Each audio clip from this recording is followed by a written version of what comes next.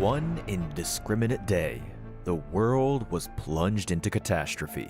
People were forced underground and had to rely on the vast subway system to survive. This is how the story of Metro Royale begins. And so, welcome! After the catastrophe, the world was changed forever. New buildings popped up all over the surface, and a myriad of factions no one had ever heard of before sprung forth. The world underground kept developing, growing increasingly complex even as danger lurked in every corner. Some areas even saw the arrival of never-before-seen monsters. To survive in this harsh environment, you must arm yourself and gear up, scour the world for supplies, and eliminate enemies or their loot. Then make your way to the return point and evacuate within the allotted time. After evacuating, you can exchange your on-hand supplies for wealth to purchase even more advanced weapons and equipment. Become even stronger. In times like these, people will do anything to gain an advantage. That's why, when you're out collecting supplies, besides looking out for the various factions, stay vigilant against other players' attacks. If you get eliminated, they'll be able to loot your supplies. However, don't be discouraged. In this place, you'll have like-minded comrades to support you. You will experience the hardships of growth together as you gradually transform into mighty heroes. Are you all ready to face this dangerous yet thrilling new world? Welcome to Metro Royale Rookie Manual. Today, we'll be introducing Metro Royale modes to help you get to know the features and gameplay of each mode. In Metro Royale, there are 4 modes: the basic map's basic mode and undercover mode, and the advanced map's advanced mode and assault mode. In basic mode, players can open crates or eliminate enemies in the map to get supplies and loot, then reach the return point to evacuate and take home the loot. Basic mode can be a great training ground to help players get familiar with the map environment and resource allocation. And if you don't evacuate safely, no need to worry. Although being eliminated in basic mode will cause your supplies and loot to be dropped, you won't lose your equipment. Activating undercover mode requires an undercover agent ID. Players don't need to bring their own equipment, as they will be undercover and disguised as bandits in the map. Bandits in the map won't initiate attacks on players. This allows players to freely travel between different areas, open crates to collect supplies, without bandits getting in your way. But if players actively attack and eliminate a bandit, their identity will be exposed. Do keep in mind that undercover equipment is weak, so stay vigilant against other players. Activating advanced maps requires a certain loadout value. Compared to basic maps, advanced maps are more abundant in supplies and have more diverse gameplay. Radiation zones can only be found in advanced maps and are full of supplies, which attracts lots of players. Many enemies are also stationed there, making for intense combat. Players eliminated in advanced mode have a certain probability of dropping their equipment, leading to high risk and high rewards. Activating assault mode also requires a certain loadout value. When entering assault mode, players don't need to bring their own equipment and will enter a match that is already underway with other players. Enemies in the map won't initiate attacks on players, but players that actively attack and eliminate them will have their identity exposed. Players eliminated in assault mode won't lose the equipment they had before the start of the match, and players who evacuate safely will obtain additional rewards. And since advanced maps are abundant in supplies, playing assault mode is a great opportunity to cash in on the low risk and high reward. That's it for the 4 Metro Royale modes. Choose the mode that best suits you and enjoy the fun of different modes. Welcome to Metro Royale Rookie Manual. Today, we'll be introducing the Frontline Confrontation map. Frontline Confrontation is a Metro Royale map suitable for rookies. This is where the Steel Front and the Cobras once fiercely fought. Members of both factions have remained even after the ceasefire. Due to the urban areas of Frontline Confrontation being relatively spread out, there is a lower chance of encountering other players when collecting supplies. The overall pace of this map is relatively relaxed. However, the terrain being mostly flat results in a very open view. Most areas only offer trees or rocks as cover. Thus, you'll need to be extra careful of enemies when moving about and evacuating. That's why, many players opt for the underground routes. Frontline Confrontation has 5 underground areas, 2 subway lines, a tunnel, a storage vault, and an armory. Be aware that enemies hiding in the dark underground areas are difficult to detect. Those who wish to safely explore the underground areas should bring a night vision helmet, night vision goggles, or a thermal sight scope to see enemies in the dark. Since Frontline Confrontation doesn't have a radiation zone and urban supplies are spread out, those wishing to collect supplies quickly can go to the underground storage vault connected to battle line. After scavenging the surface, head deeper underground to search for more supplies. Furthermore, Frontline Confrontation has 2 password-locked doors, located at Tribe and Yasnaya PD. They must be opened using password letters of the corresponding color. Password letters are commonly found in the file cabinets or file packages. The supply crates behind the password-locked doors contain valuable items that can be sold, and are important resource points. Of course, you can also challenge the bosses. Apart from the 2 permanent bosses marked on the Frontline Confrontation map, bosses also randomly spawn. These bosses have high health and varied attacks. Before challenging them, make sure to have enough ammo and consumables. When fighting a boss, utilize the cover of your surroundings or move quickly to dodge attacks. Defeating these powerful enemies provides a chance to get better equipment. That's all for this intro to the Frontline Confrontation map. Go explore it yourself. Welcome to Metro Royale, Rookie Manual. The old blockade zone was formerly a military-restricted area, but now 2 evil forces divide the land. If Frontline Confrontation could be considered as a new player's tutorial, then Old Blockade Zone would be their first real adventure into the underground. Old Blockade Zone is more abundant in supplies than Frontline Confrontation. However, accessing the Old Blockade Zone's advanced mode also has a higher loadout requirement. Old Blockade Zone is a dense urban area with tightly packed buildings. While collecting supplies, it's common to encounter other players, so don't let down your guard while exploring. Of course, you can also move around via the underground routes. Although Old Blockade Zone only has 1 subway line, it's vast and complex, connecting multiple areas of the underground. Of those areas, the deserted base is a dark zone. Dark zones have lots of supplies, but are also shrouded in danger. Night vision equipment is a must. Continue following the subway line to reach the radiation zone. The radiation zone has the best rewards, but also the most risk. It contains valuable supplies, but is full of radiation and danger. When entering, be ready to face radiation and enemies. Besides the fast procurement of supplies in the radiation zone, Old Blockade Zone also has 3 password-locked doors, blocking you from some high-value sellable items. They're located in the barracks, snake pit, and the underground garage. Password letters of the corresponding color must be used to open the door and obtain the supplies. To obtain better supplies and equipment, you will need to challenge and eliminate bosses. Apart from the 2 permanent bosses marked on the map, there are also a few points that randomly spawn invasion bosses that provide more opportunities to obtain equipment. That's all for this intro to the Old Blockade Zone map. Go explore it yourself. Welcome to Metro Royale, Rookie Manual. Today, we'll be introducing the Misty Port map. Misty Port was originally a small portside town with a pleasant climate, but a few incidents left it a desolate area that is now restricted. Only 2 major forces remain, competing for resources. Misty Port's main activity area is 1,700 by 900 square meters. It has rich and complex terrain, and although the urban resource points are scattered, there are many zip lines around the map connecting to the subway line, allowing you to get around quickly. Because of this, Misty Port's overall battle pace is quite fast and intense. The 2 boss spawn points act as gathering points for battles. Compared to other maps, Misty Port's underground isn't as dark and night vision equipment isn't as necessary. Although the subway line is very long and spans the entire map, those wanting to quickly collect supplies will have to go to the radiation zone, the mine warehouse.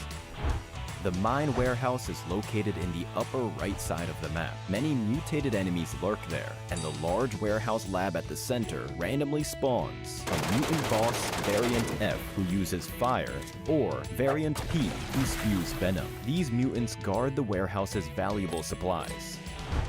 Compared to the two previous maps, the high-value sellable items in Misty Port are more common.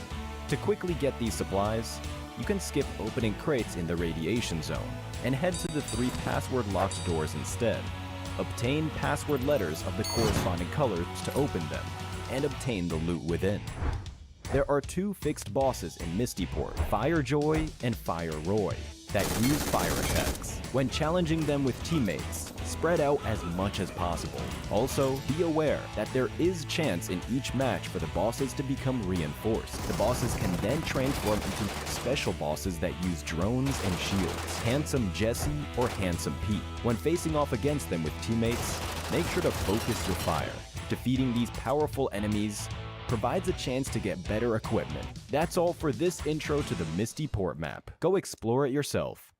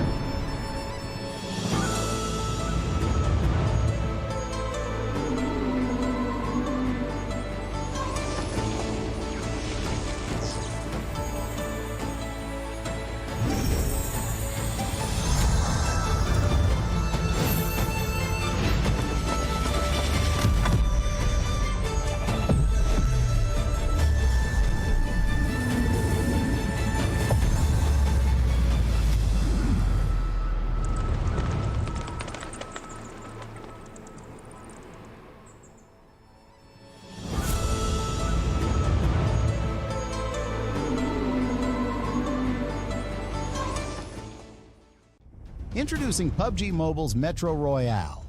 Aside from the classic Battle Royale mode, now it also includes the Metro Royale game mode. Metro Royale tests players' shooting and evacuation strategies. Make sure to load up your inventory with equipments, ammunition, and healing supplies before entering the battlefield. There are 2 extraction points on the map. Plan your route strategically to maximize the extraction of your loot and return safely to the lobby. The main objective will be maximizing the loot value before heading to the extraction point within the time limit, as the loot will carry forward for your progress in future games. There are different types of unique bandits, ranging from normal bandits to snipers and cobra bandits. Make sure to defend yourself from other players too. Survival should be your first priority, as all current inventory items will be lost upon elimination. Buy various weapons, armor, attachments, and advanced items from the merchant in the black market to upgrade your loadouts. Progress will be carried forward, which can continuously enhance the strength of your equipment.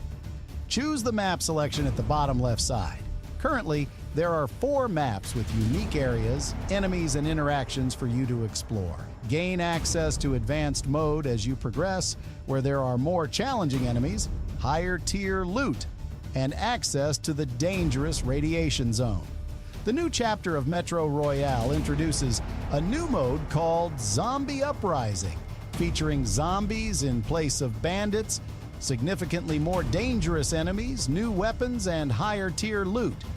There are many new zombie bosses introduced, each with their own unique characteristics. Keep an eye on the map, as bosses will spawn throughout the game as night arrives. It introduces a day and night system where nighttime exploration becomes significantly dangerous with increased mobs and boss spawns. Stick with your team.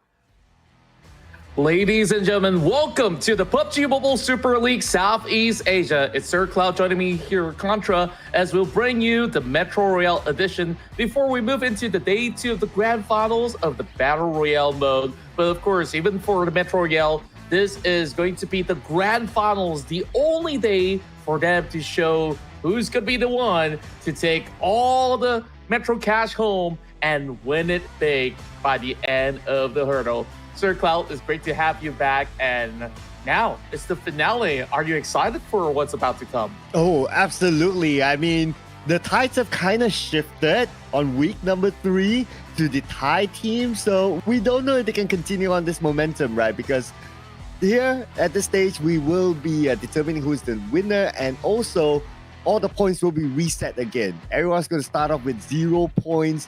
And I was also looking at like the points during the last week, and SEPT came in close to being the top 6, but it was Boom Esports at the end of the day. But this is our tournament schedule.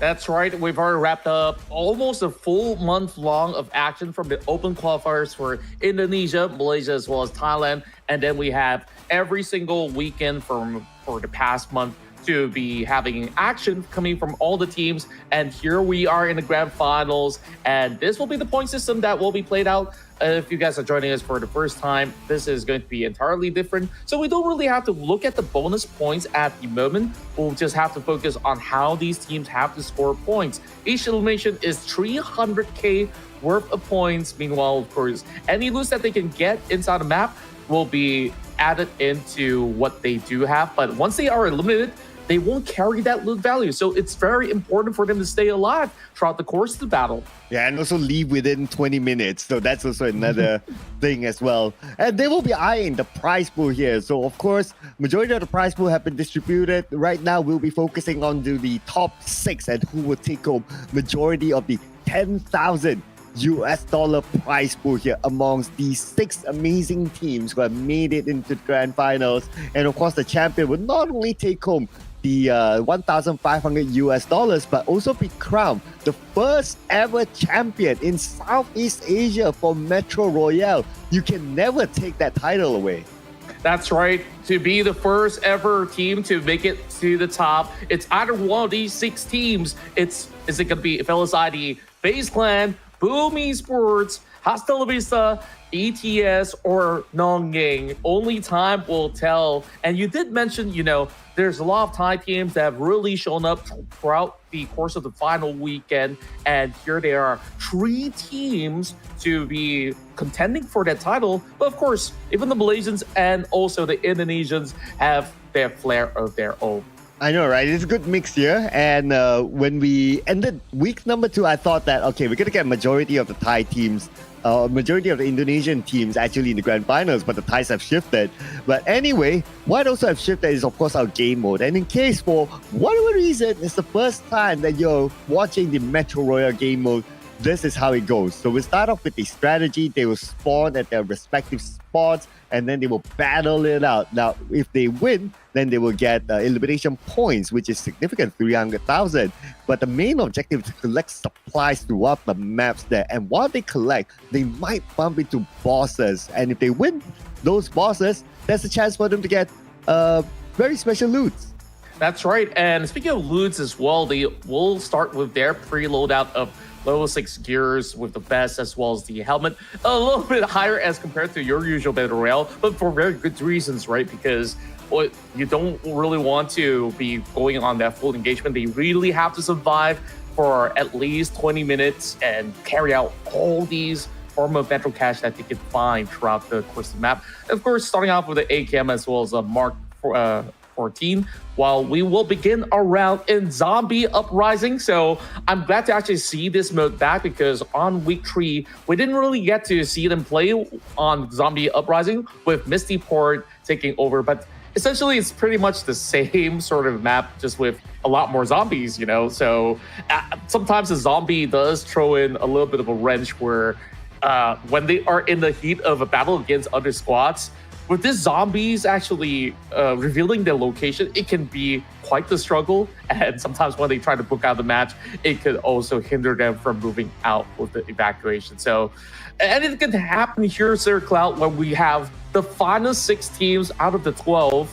You know, we have amazing names like FaZe Clan as well as Nongying, who can go both aggressive as well as to focus on the loot. And of course, not forgetting LSID, who came in from the qualifiers, and they have always backed more than about 7 million per round. But can they do so now when they are now pit together in the same lobby for 5 back-to-back rounds? Yeah, I'm not gonna lie, right? Like LSID, they are the favorites, I would say, to actually take this home based on their previous performance. And I was also looking at the social media of PUBG Mobile Esports. In case you haven't followed, do follow the social medias of PUBG Mobile Esports. I'm the only caster on the entire Southeast Asia that actually took HLV. So I'm banking on them right now. HLV to come up with a surprise. I mean, if the Thais are, if the Thais are able to come up with a surprise on week 3 to overtake the Indonesian teams, I mean, HLV can do the same. Yeah, I would say so myself, where honestly, in the current form, even judging from the past weekend, FaZe Clan, they're looking so hot. They won like, what, 4 maps throughout the course of their run? That's just absolutely amazing. So if they can carry that forward, and also having Nongying at the very same time, who have shifted their playstyle from being less aggressive into a lot more loot-oriented, it could be anyone's game. But speaking of game, when you guys log in, there's a whole lot of stuff going on, especially with the Pirate Bash now happening. Okay, so I was told that you're supposed to do the pirate gimmick. So why not? I've not heard your version yet, so I'll leave this one to you. Well, I guess you just gotta rewind with the bots, but of course, here goes. So PUBG Mobile's airdrop carnival is officially open. Ahoy! Call your friends to join the Pirate Bash and for the Ocean Odyssey new team area, Pirate Booty Island. Collect airdrop tokens and head to the airdrop carnival in-game event to upgrade your airdrop crate to level 5 for guaranteed set or emote of your choice. And during the airdrop carnival, you can get daily rating protection for 2 matches. So hurry up and don't forget to jump in the game, as you can have a great day with your friends. I'll give the starting at 8 out of 10. I'll give the middle a 4 out of 10. And the ending, a nice 8 again. Just because of the ahoy. Okay, so, okay, my turn now. Ding, ding, ding, ding, ding, ding, ding. The Galadria X-Suit plus advanced upgradable MG3 is now available. Join the event and unlock coupons and limited outfit awards from this a limited amount of time, and make sure you get it before it goes away. I will be going away right now for the next segment. Ding, ding, ding, ding, ding, ding, ding. I kind of wish we have a Sir Cloud voice pack so that when I connect my Bluetooth device, it'll be Sir Cloud's voice to be announcing this. It will sound like, you know, it could be part of a really good ad. So, you know, 8.5 out of 10, slightly higher than what I did. Well, to be fair, mine was like pretty much a mouthful, right? I'll hear a pirate voice later on, but for now, we're cheering for what is at stake. That massive chunk of 10K is on the line. Of course, evenly distributed is still a big lion's share of a few thousand US$ for the champion overall. And, all those weeks of effort comes down to this final 5 games. I'm not too sure if they will feel the pressure because, some of these names have probably played in many of all these professional battle royale rounds, even like veterans of Nongying who used to be playing in not only PMPL Thailand, but also the PMCO, PMGCs. So I feel like this is definitely going to be a fun day out for them. But Fellas ID, from a qualifying team, they have absolutely impressed. So now they have to go up against such huge challenges out there with FaZe Clan, who's looking super coordinated. Honestly, do you think that you're going to be changing your predictions here? Because Hasta La Vista, they look pretty good, but are they as good as these guys? Nah, man, I'm going to show my love to Hasta La Vista, right? Because no one has shown love to them. Come on, guys. You gotta show some love. Gotta be fair to these teams. I mean, they are also a qualifier team that made it here, right? So you gotta give them that benefit as well. Though they do have one advantage, which is Ate, who has professional experience. Other than that, no professional experience, but that doesn't mean that they can't shoot. That doesn't mean that they can't play objectively, because the objective of this game is going to be really different. But over time, we have seen like the meta sort of shifted from like some teams playing super passive, some teams play overly aggressive, and there's so many things that happen, right? But according to what I've seen, looking at the VODs and looking at the results as well, I would say that being able to shoot and take out your opponents is still a very, very high required skill. Yeah, it definitely is something that they will require to in all these emergency situations, especially the last 5 minutes of the game is where you need to win those battles and in a quick manner as well. I believe that was one game where even some of these players of Boom Esports were stuck with a few names like Nongying and also Fellas ID. And during that specific round, some of these guys, they don't really walk out with any points and unable to even find that evacuation point. So it really goes down to how many points that you actually acquire through those elimination points, which is rather interesting. And I'm also glad that, you highlighted that HLV is also another qualifying team. That makes it that each region that participated from Malaysia, Indonesia, as well as Thailand have their own qualifier teams that make it to the grand finals. Is it fair to say that, for teams like ETS, HLV, and also Fellas ID, having more games to play have given them this form of benefit of not only practice, but to really get accustomed to the tempo of play compared to some invited teams who are, pros as well as semi-pros? I would say that makes sense, right? So you mentioned the keyword practice, right? Because this is a new game mode. I mean, even if you feel like a G9 and all these legendary names, right? Yeah, sure, they can shoot, no doubt, right? But can they adapt to the game mode? Because it's not only about shooting. Cool if you're able to take out your opponents, but if you can't loot or if you can't adapt to the 20-minute timeline, then it's also pretty tough for them, right? So I guess for teams that came from the qualifiers, I would, in theory, give them the benefit because they have played more games. They're able to shape up their strategy and how they play and so on.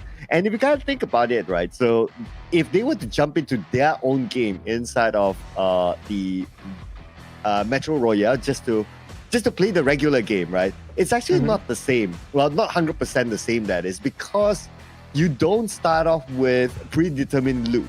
Predetermined, what do you call them? Spawns? Whatever that you have on you, right? Like the weapons and all that. You have to purchase them. So you won't get the absolute feel of the esports mode, right? So the esports mode is the only way where they can truly train and test out stuff. And the fact that they had more games in the bag, I would say that will give them an advantage. Yeah, I do think that with their wealth of experience as well, that will definitely be some of the core strength coming for a team like Nongying and for even Hasta La Vista. Now that they've also had multiple types of threats that they can oppose to some of these teams, certain times when they are desperate or they don't really have enough loots to book out that match, they are really smart by really going dumpster diving, hiding into some of all these really cheeky angles to ambush teams. That's what we all want to see, and that's what makes HLV such an exciting team to watch. And on top of that, I feel like ATS, they're not as cheeky, but their firepower can also match up to even names like Nongying and even at times Fellas ID. I remember there was that one game where Fellas ID was the only team remaining because they have wiped out half of the map, and FaZe Clan to be the other team to wipe out the other portion of what to be Misty port. So these two teams are looking absolutely scary. So we probably will see perhaps these kind of stances to happen. Like if they want to go aggressive during the first few minutes to try to take out some of all these players' backpacks, they can absolutely do that. But I doubt that, on the first game we'll be seeing it too explosive. Perhaps somewhere in the middle of the course of the tournament, when teams get a little bit more desperate, they're definitely going to have targets on each other's back. Yeah, but that one team that I believe all the other teams want to avoid, at this stage especially, is going to be Nongying. I mean, do you really want to go up legends like G9 and all these players? I mean, not to say that you can't beat them, but let's be real, right? They have absolute experience. These are championship winning teams, and they can definitely have an edge when it comes to shooting. But let's see if the shooting will bring them that actual edge as we head on to game number 1. It will be Zombie Uprising. Here we go. First match of the grand finals, like you said. And my Sir Cloud, I don't know what to expect here. Nongying is starting by the edge, and they're running towards the direction of ETS. Fellas ID, on the other hand, they're going to be having that open space to move up to school if they want to loot up, fight the boss right there, and continue their journey to Garden Zone. And then to the radiation zone of Mine Warehouse, they could do so. Speaking of which, Nongying, they found themselves an early target already as they charge towards ETS. SOZIP, he runs out in the open, and immediately the response comes through. Sonhai drawing blood, knocking one down. Oh, from afar, they fire back though, and SOZIP is currently down. But his other teammates are dead together with him. I believe he should be able to be picked up because we don't see Sonhai really pushing in just yet. Probably waiting for his other teammates. But okay, I noticed a flank that is happening now. So Nongying playing with legends like Godard, legends like G9. They'll need to find a way to fight back. But it looks like the recovery will be happening as SOZIP crawled back into the building, and he should be able to survive that. Yeah, I do see a change in lineup for the side of Nongying as well. This time they're not feeling Nardin, and it's going to be a new name on the board. G9 also getting salted from the back. Whoa. What a flag coming in from Sphinx. And now they have to turn tails and run. They're slowly losing members after another. Foster tries to trade back. It's only him as well as Esso, which is pretty scattered away. All right, I'll put in a theory for these pro players, right? But I'll put that up in a little bit more as we continue on the fight with SOZIP fighting back. Sphinx will be knocked down.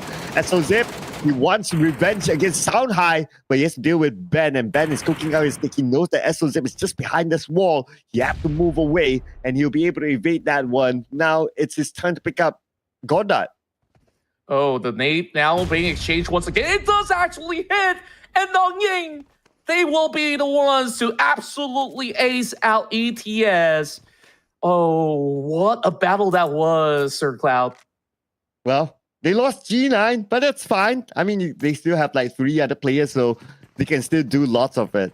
All right, so I want to point out this other theory, right? So although you have like great players like G9, oh man, I have to hold my thought again because now we have HLV against Boom. Yeah, it seems like they do set up their barricade right underneath the passage of the underground very early on. Boom. They also have a smokes here to cover themselves. HLV, how are they supposed to approach this? Do they turn back and run and maybe hold longer against Boom Esports? The nades are flying in. It connects onto Zinnies. So they really do need the help of Ate in order to recover. I mean, with the smoke still active, it's not going to be that easy, right? Just look at this. The entire tunnel is covered by the nade. Blind nade tossed to the side of Boom Esports, knocking down I Am Jago. This will buy them some time. look at how many resources being expended. I think that they're slowly emptied out in the form of smoke grenades, and the Molotovs are just to deny the entirety of Hasta La Vista, but they still want to charge in. The revives will go through. Amjago still trying to get himself healed up, but the Molotov now set right in will burn some of these health bars coming in from the side of Ate.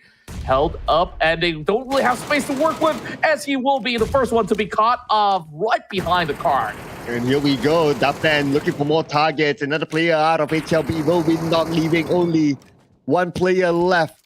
And it's going to be Fixed Bay. Fixed Bay better fix this situation by surviving at least. At least if he survives. At least if he gain some loots elsewhere. And he's able to get out within the 20-minute mark. He's still able to bring out some points. Yeah, but he's also walking towards another direction of two other members of Fella's ID. I don't think he actually knows about this because Fellas, they take a little bit of a late approach and now they're walking to another trap. This is not going to look so good for Hasta La Vista. Well, it's a really tough ordeal. When we stack the best 6 teams all together, this is what happens. You know, I thought that the action will come in a little rather late, but in the early game, we're already seeing them go all out. No. Now, look at this. No matter where he turns, there's a member of FLS waiting around the corner. Wait. Arya? Arya was below the stairs. And Fixmate didn't notice it. Okay, now he turns and he got surprised by Arya. If only he saw Arya first, then maybe he could have landed first shot. But Arya was ready for it when he turned back.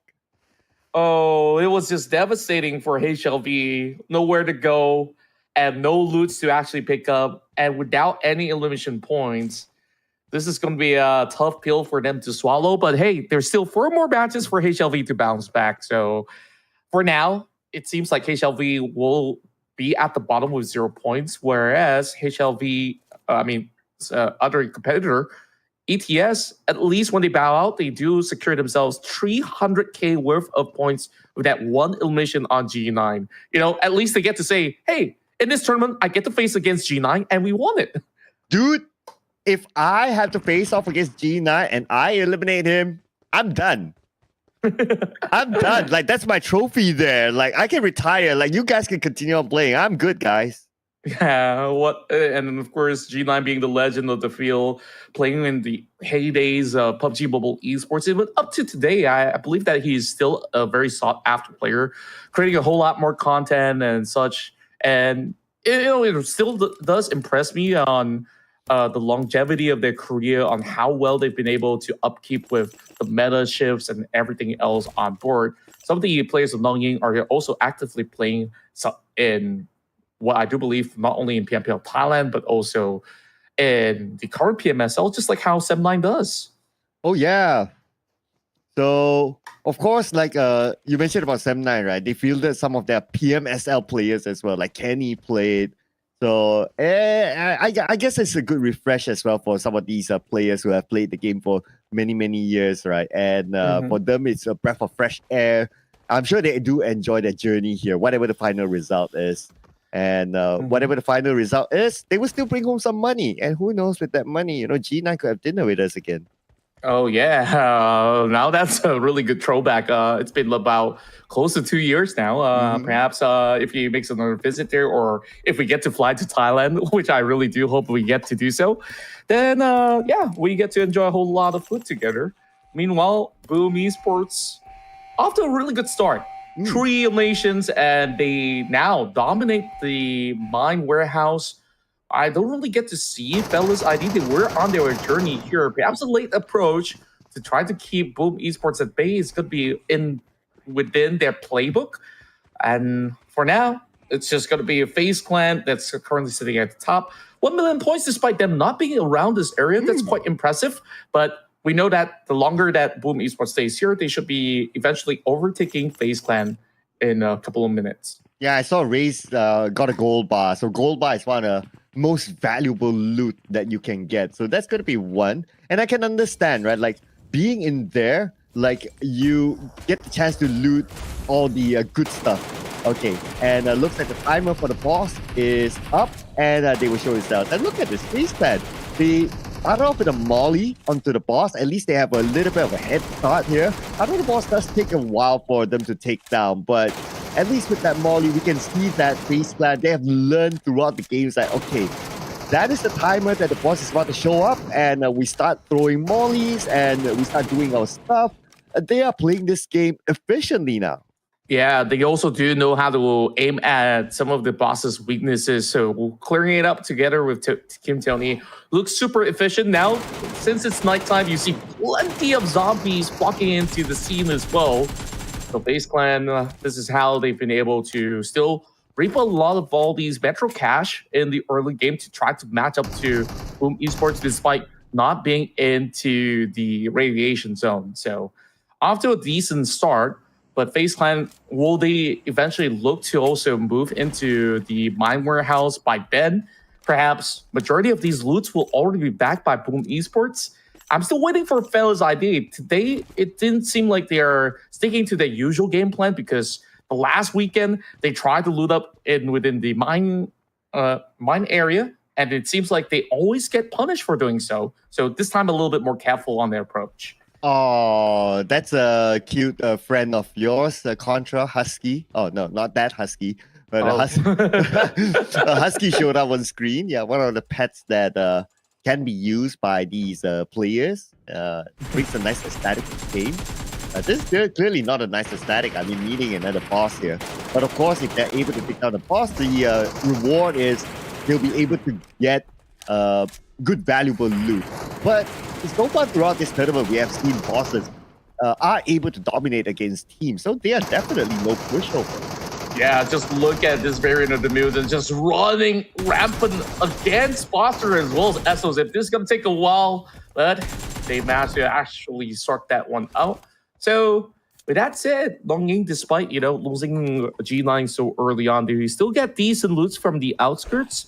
But always have to be careful. The zombies could still be at least tickling them for now. 1 or 2 won't be too scary, but if there's more than 10, I guess they either have to run or just try to face off against it. So, yeah, interesting approach from what we are seeing here in the very first game. Now there's only 9 more minutes before the game concludes.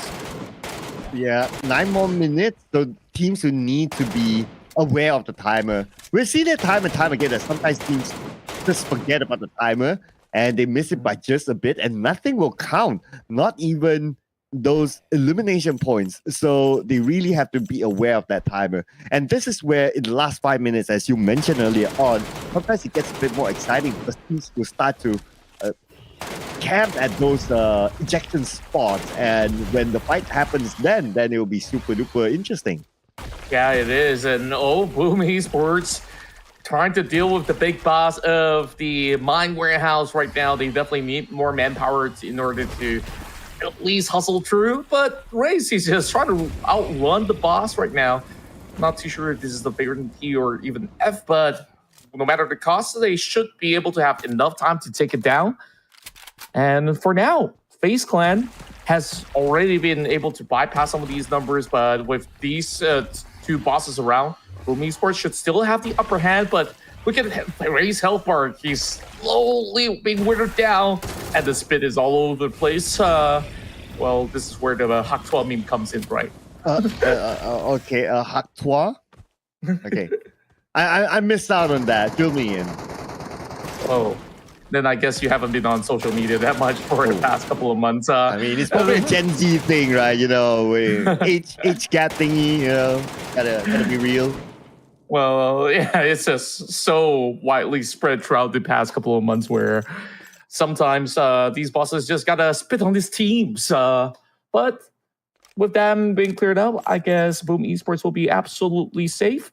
Now they will be able to rack up close to 3 million, but here comes Fella's ID. There for the challenge, and boom, they're absolutely occupied. Fuya is the only front line of defense. They are now notified. So what can Boom Esports do? Is there an evacuation point within the radiation area? We'll have to find out. Dude, if Fella's ID do take out Boom, Boom is carrying 4 million right now.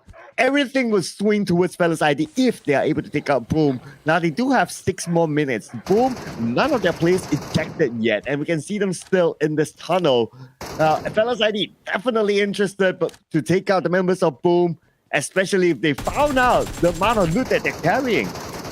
Oh boy, that is part of the massive game plan of Fellas ID. Why do all the hard work of clearing all the bosses when you can just take out 4 players, get those elimination points, and also steal everything that they've been able to make throughout the course? Could be efficient, but these zombie hordes are just buying a lot of time for Boom Esports.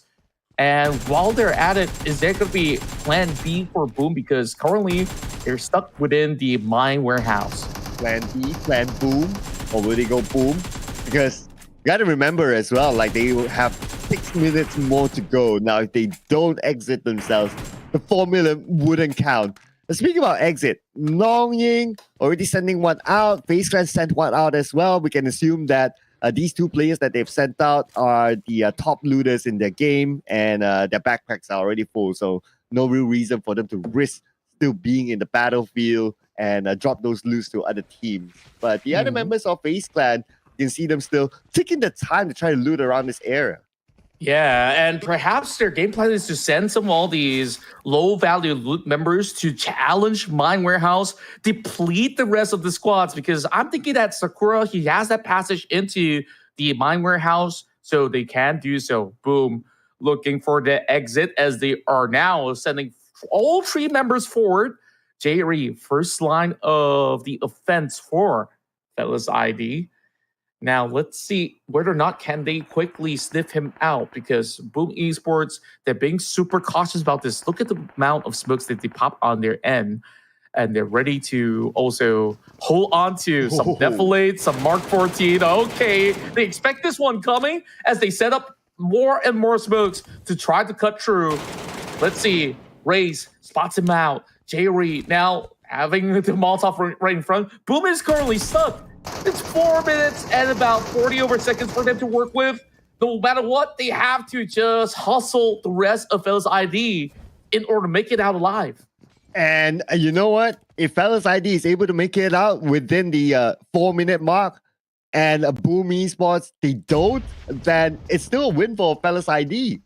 Right now, that could probably be the strategy, right? Buy enough time just to block out Boom. Don't allow them to eject within the 4-minute mark, and job is done. But of course, they themselves need to leave as well. And now they're dealing the psychological damage, the emotional damage towards Boom Esports. And Boom Esports is not really pushing through.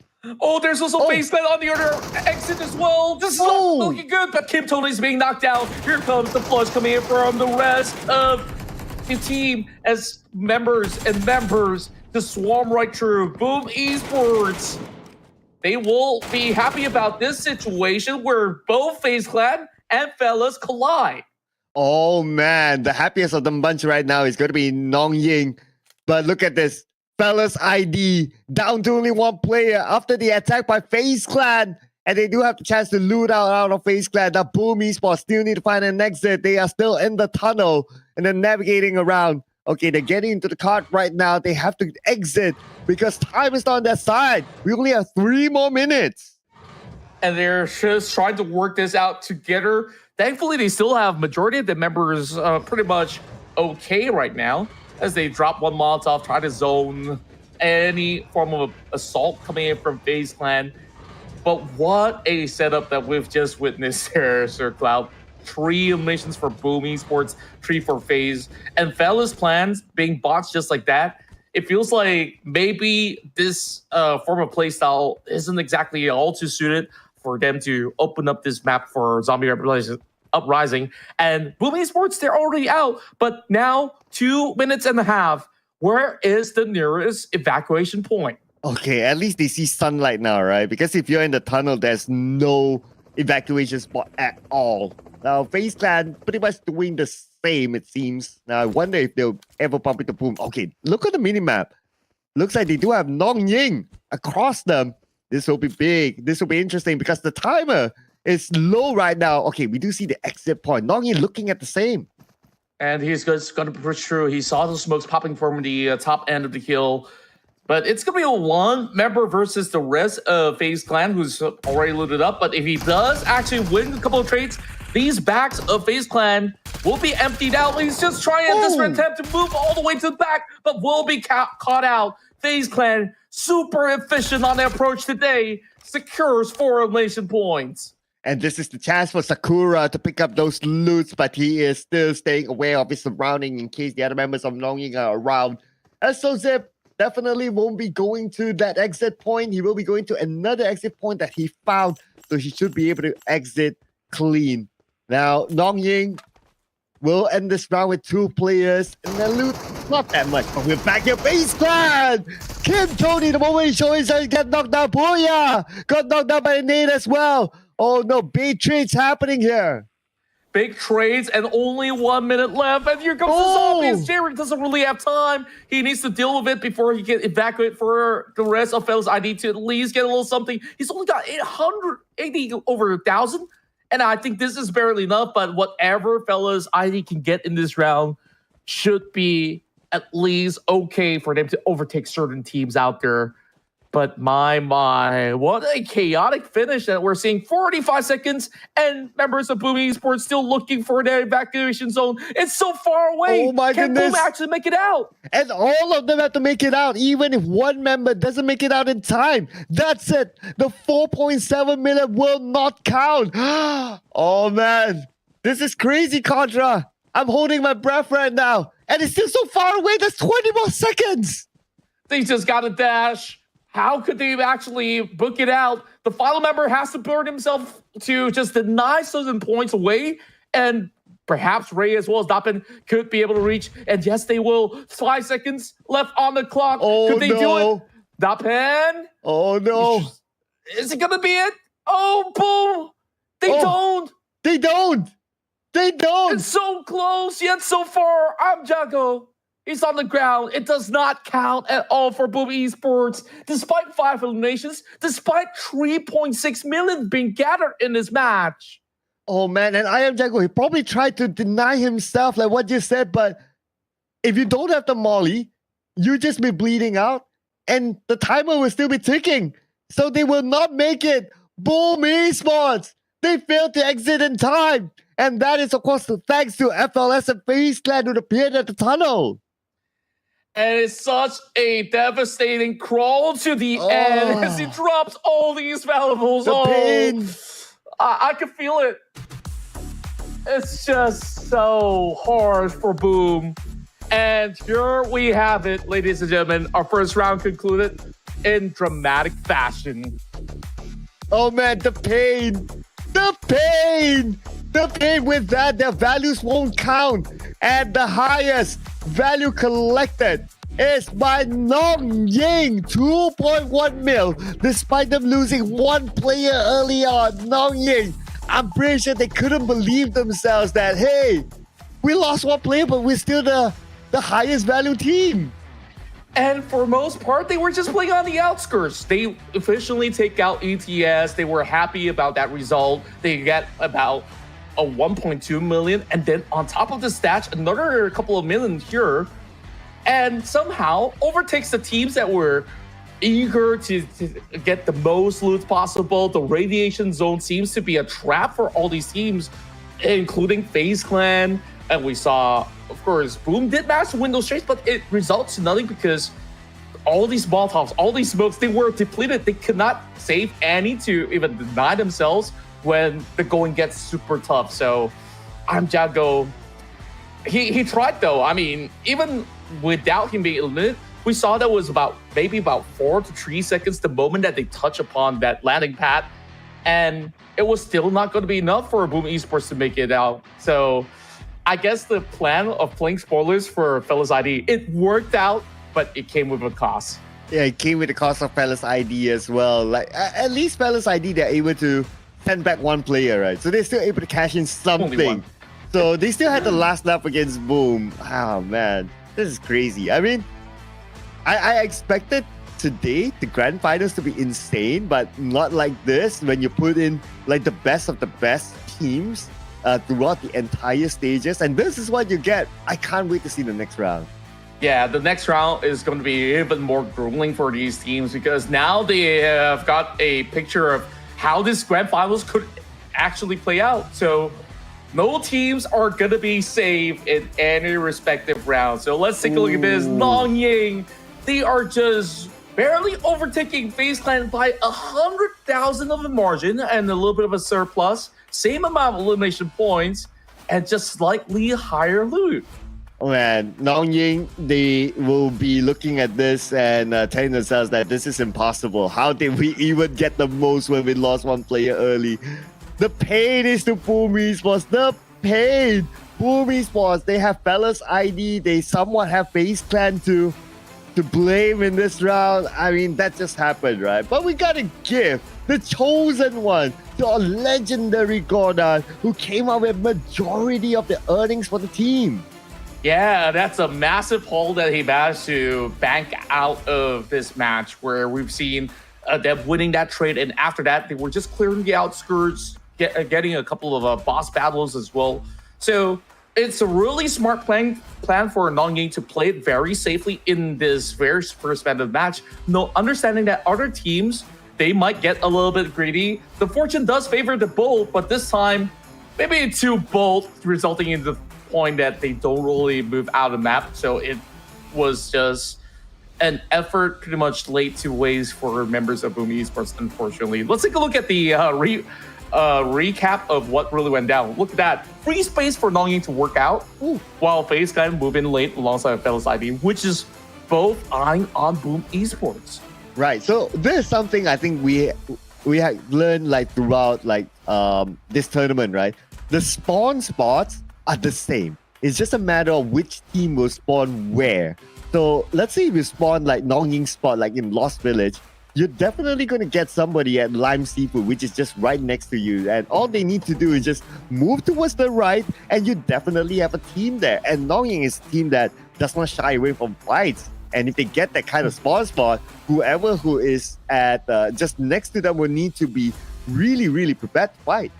Yeah, and speaking of fights, you know, this is the best place to actually witness plenty of battles because according to Chuchu, this is a donut map with Missile Silo fielding all these loots directly in the center, and everybody's definitely looking to at least have a taste of the cream of what the donut offers, right? So with all these spawns, like you said, pretty much fixed, Longying can always go aggressive on the outskirts and then slowly journey their way in. But I think this time around, maybe all 6 teams will be directly in the middle and settle all these form of dispute. Whether it's through the underground passage, whether it's inside of the missile silo itself, I think this is where it will be the most intense of action. I could be wrong, but of course, we'll be leaving the players to show us what they actually got. Longying just absolutely outsmarted all these teams by playing the way that is less favorable in certain situations, because back in the group stages, certain teams, they were super passive and they only walked away with like what 800k, but because Longying also won those battles on top of whatever boss that they managed to take down to get even bigger rewards like the gold bars so that they can find, they just barely overtake FaZe Clan. So I still think that FaZe Clan still has a chance at this. And what's going to be Boom's Esports call this time around, because they were one of the earliest to move into the zones. Are they going to move into Missile Silo early, or are they going to play it just like how Longying did in this match? Yeah, I mean, right now they have to play catch up, right? If not, they won't be the champion. So they have to take some level of risk. So thinking about the risk, I would expect them to be charging in and prepared to fight. And the risk, of course, is you need to prepare to fight. And you're up against all these teams who have amazing firepower. They are very good with their utilities, just like how we saw in the tunnel area, right? You can see how smoke bridges are created. So when they create the smoke bridge, at least that allows them to advance forward, get as close as possible to your opponent and try to take them out. Now, whether it works or not at the end of the day is a second story, right? But Yeah. at least you can see them like being smart with their utilities to kind of do something rather than like you just put all the smokes into one area, maybe just in front of you, and you don't move, and you're just stuck there forever. Yeah, and looking back at that situation, I want to highlight what you just mentioned as well. Being smart with the utilities. I think that teams will also need to consider keeping at least one Molotov than to toss all the Molotovs, because there's a chance where they don't make it out. And for your teammates that can actually look for evacuation zones, and if you happen to be that last guy out there without any place to evacuate, you got to do what you got to do to get your team up ahead. So whatever value that they do carry may be lost, but hey, at least some stash could still be carried out. And here we go once again, Sir Cloud. And within the span of 10 seconds from now, we'll move into our second matchup inside of Arctic Phase. And I've been waiting for an entire week to see how they fare here in the grand finals. So let's begin. The donut map it is. The only donut that the teams don't want is a donut score on their own name by the end of this round. Looking at the spawns, right? So this spawn, you're going to get a lot of teams on the northern side and 2 teams on the southern side. Now, the big hitters are at the north. You kind of think about it. Nong Ying, Boom Esports, and FaZe Clan. These are arguably the heaviest hitters of them all. And for them to be potentially moving into the middle where Mr. Silo is at, the northern side will be a very interesting battleground. Yeah, and over on the south side, it's great to actually see the teams that did manage to get that many points out of that matchup to have a little bit of a reprieve in the early rounds, such as HLV as well as ETS. So they can finally get a decent start. It's more about what do they make do with such an approach in the early game where you have all that space, you can quickly just attempt your way to the underground passage to move into missile silo, or just play by the outskirts as well and try to gatekeep certain other teams, just like how some of these members of Fellas ID was actually plotting up ahead.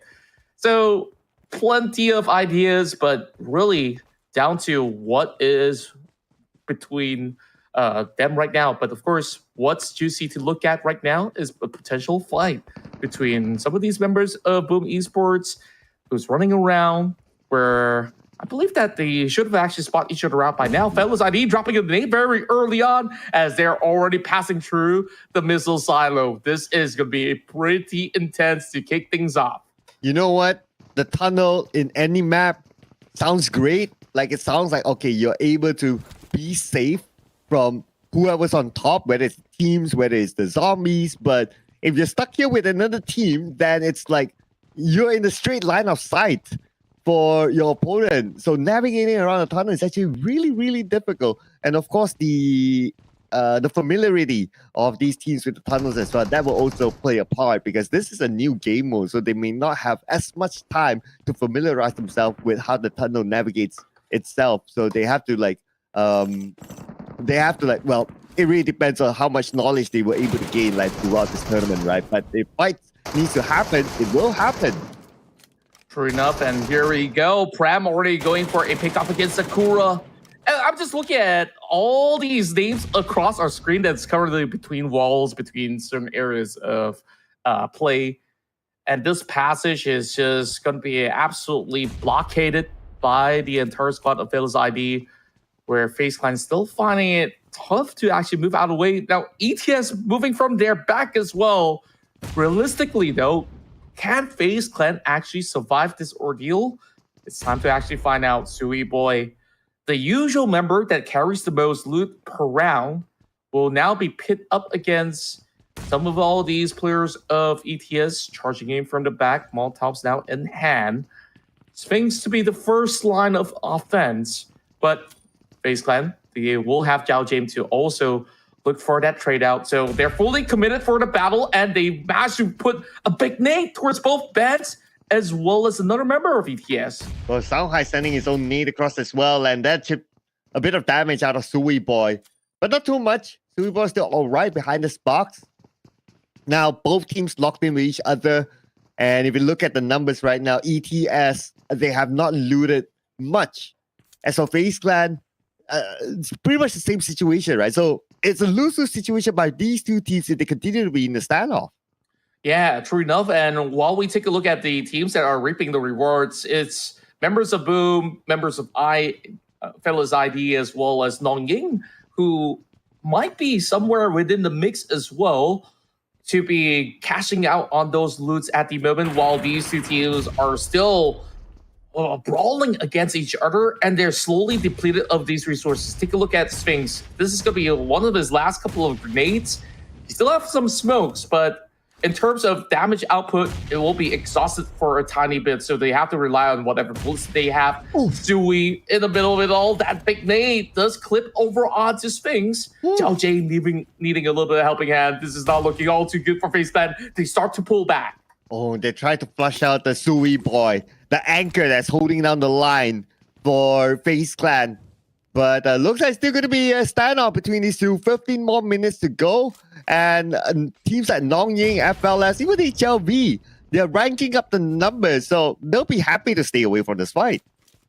Yeah, they're just going to be keeping themselves pretty much busy with their hands, opening up whatever crates as well as some secret doors for them to add all these points on board. Nongying super efficient now, hitting the 5 million mark soon, just by looting over on the north point of the radiation zone. So Missile Silo, we'll see these couple of teams who have already made themselves inbound to be having plenty of stash. So the ones who are right underneath the passages, like FaZe Clan, are they going to stay longer to try to catch them out? They've already depleted so many of all these resources of grenades. And oh boy, the Commando super tanky. Should be able to eventually take him down. And there we go. Nongying will add more to the table. Yeah, I mean, a pro like him to be able to land the headshot, it is expected. But it is unexpected for HLV to come in as well. So it looks like we're going to get a party here. Yes, we do. Well, they do take a very defensive setup for the side of Nongying. It's not going to be easy for HLV to catch them all out. So it really depends whether these grenades will be able to connect. HLV still have plenty of their arsenal of artilleries. So here comes the commencement of the grenades being lobbed in by G9, already taking Alex to 50%. Surprise, surprise, when G9 is up and ready, he's always going to be able to put the damage numbers up high. Yeah, and Ate as well, since he has a professional experience, I'm sure he wouldn't want to shy away from opportunity to take out the members of Nongying. But whatever it is, Nongying, they have looted 5 million in the pocket right now. They in the driver's seat. HLV not really moving from the spot yet because they don't have an advantage. But look at the spread by Nongying, right? They have different angles covered. Whereas for HLV, they're all stuck in together. So that's sometimes not a good idea because FLS might come in from behind and surprise them. Yeah, they managed to squeeze past some of all these passages and now find themselves in the mix. And FLS is the current team with the second highest amount of loots, while LAN also keeping a watchful eye throughout these rooftops. There's plenty of space for them to play out here inside of Missile Silo, but every step that they take in the open is going to be super dangerous. HLV, if they do win this fight, though, they will see themselves scoring potentially upwards of 7 million if this is going to be a battle that they win. But if they drop, it's just going to be all for the taking for Nongying, who's being very patient with this. So, fellas ID, when are they going to decide whether to either take up a fight or siege more area of this missile silo? Because these two teams are keeping their hands busy against each other than to actually loot up for now. Yeah, I'm sure they're pretty happy with the loot. So they wouldn't mind being a defensive spot. For now, that is. But I also want to point out that Boom Esports, they actually lost one player. Then they might lose another one with Benz. Long range now, putting pressure back on Boom Esports. And they try to take out Race in front, as well as another member of Movie just behind that tree. But the fight will continue on, or more like the standoff will continue here inside of this era where these two teams are really not moving. But look at who has caught up in the numbers. It's FLS. Oh boy, FLS, despite, being held back for a slight bit right underneath the passages, it's great that they managed to also spot out FaZe being locked right in so they could take that alternative route. Now, plenty of all these chip damage being done across the board. Fellas ID, I think they've already known where exactly these two teams are. They're just making sure that they will pass through safely. And if they evacuate now, fellas will just hold the most amount of points, and they don't really have to commit to any of these fights. Smart measures, and it could pay off. But Prem, he's making sure that he will at least sniff out any form of engage, tries to take the underground passage. He's not the one with the most loot, so he can set up the ambush against all the other squads looking for an exit. Oh, Contra, look at this. Both esports have been eliminated. So it's 2 rounds of zeros for them. Oh, man. But look at the spot where G9 is at. This is a great spot to try to take out the members of HLV, but he is not taking it lightly, though. He's not going all in to commit because he knows that he's alone. But he tries to dampen the advantage that HLV has right now by coming in, and the other members of Nongyi is going to come in as well from the other side. And now HLV, they are in big, big trouble. And yes, they are all clumped in within that tiny area of the room. Then the Molotov will burn them all down. Nongying, super efficient on their approach as they will eliminate the Malaysian squad. And here we see their rise and the fall of Hasta La Vista.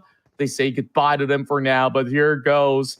FaZe Clan recommits this time as the Thai squad wants to take out the superstar roster of Nanyang. With 3 players against Nanyang, don't do it, FaZe Clan. Don't do it. Don't look into the light. Don't look into the light. But now, I guess they might not have a choice. I mean, okay, they are super close with Nanyang, and Nanyang having the numbers against them, they could go in for the chase. And Nanyang, after eliminating HLV, look at their loot, 8 million. If they take out FaZe Clan, well, FaZe Clan is not carrying that much, but it'll definitely bring them those elimination points. Indeed, it does. And for now, Nanyang with more than 2.4 million in their back just by securing that elimination point. That's at least a little something, even if they were to lose a couple of members, they should still be up ahead, but they want to go in for the full commitment against FaZe Clan. FaZe Clan's got nothing to lose. They charge up against Foster. Foster as well as got it hiding right behind as they will still annihilate Kim Tony. Now there's only 2 members left.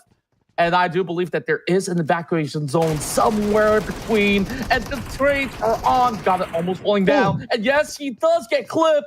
Oh, here comes the flank. Zhao Jane barely surviving. Same goes to one member of inside of FaZe Clan. So those members will have to keep themselves alive. Sui Boy, he's already got that recovery done. Nongying now goes for a pickup as they send more members. G9's on the outskirts. He tries to go in for a wraparound, and they will annihilate FaZe Clan as well. That's 8 elimination points for Nongying. Well, ETS will say, hey, I don't want any part of that, all right? Although I haven't looted up much. But I'm out of here. Nongying is on the rampage mode right now. Don't risk bumping into them. No. The only next contender right now is going to be FLS. And I wonder if they're close enough. Even FLS is like, okay, we got 6 million in the bag. We saw the elimination feed. We're good. We're out. Wow. What a game it is so far. 7 more minutes and take a look at the top 4.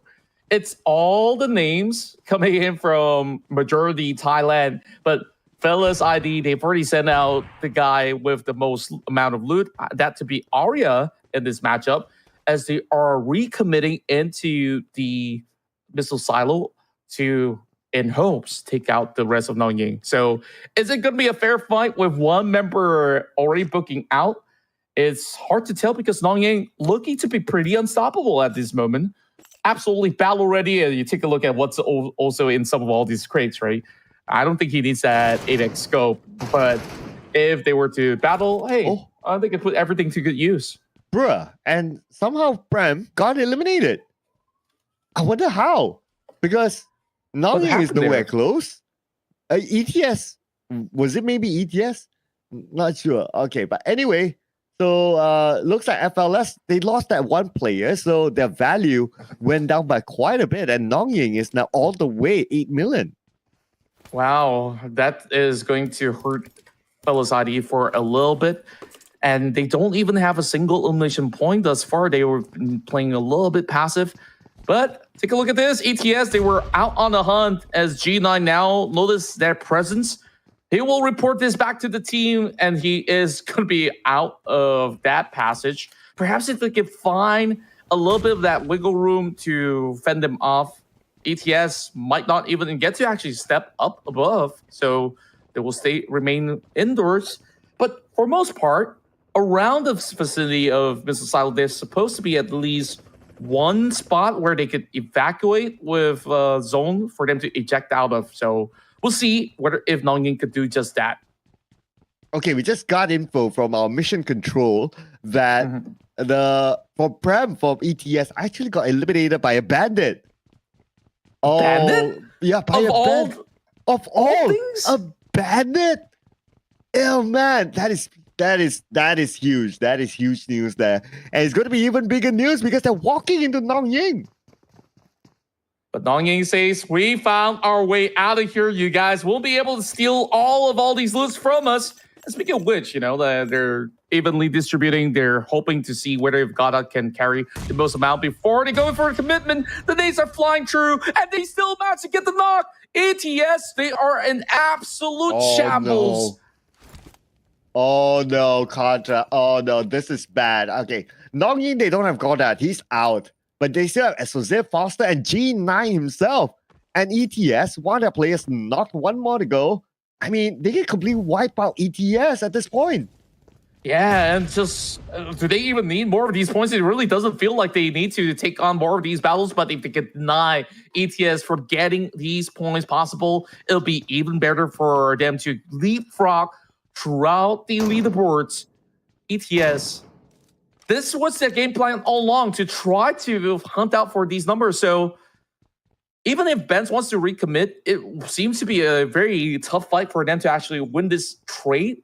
So perhaps pulling back, maybe use this final 4 minutes to look for an evacuation zone is still going to be rewarding for ETS if they want to do so. Nongying, they already found a spot, so I don't think that they need to worry too much. It's more about whether if this push is coming true from the side of ETS. I mean, at the end of the day, Nongying can also play the HLV, right, or the FLS of the previous round against Boom. Just buy enough time for them. Don't allow them to exit with the remaining amount of time, and a job is done. But of course, if they can secure those elimination points, it will be a sweet 600k for them to bank in as well. Now, Gina is saying goodbye to this round, leaving only SOZip and Foster to still hold down the line. They're just going to push through. If ETS is not pushing in, they will just go out for the hunt because they already cashed out most of the value. So we shall see, as ETS is still by the staircases.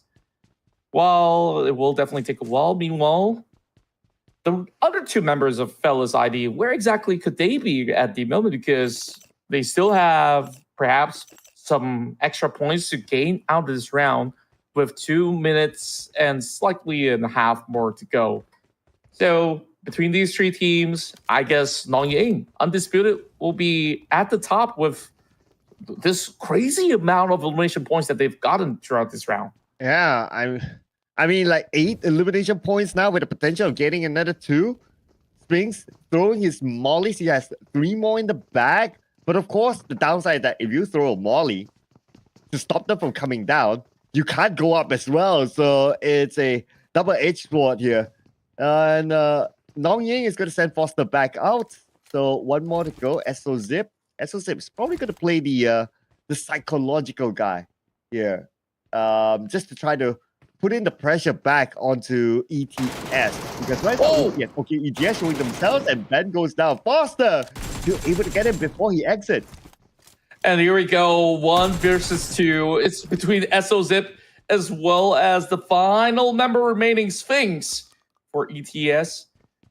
And look at this, like, Nongying, despite the high value targets to be out of match, SOZip still has 200k, so he's going to go out for the hunt.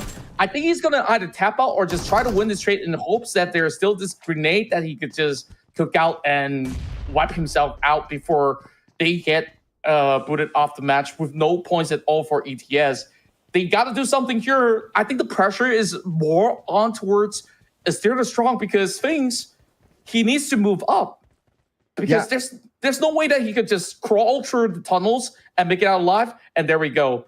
only one member left for the side of Nongying, and that's Esso. He can just move out of this match without needing to worry for much more. 9 elimination points and 9.8 million. So therefore, they should be the number one team. Now, Sphinx, can he also use this point to get out of this match? Okay, this is going to be big, right? He has about 40 more seconds to go. Now we're looking for the exit point.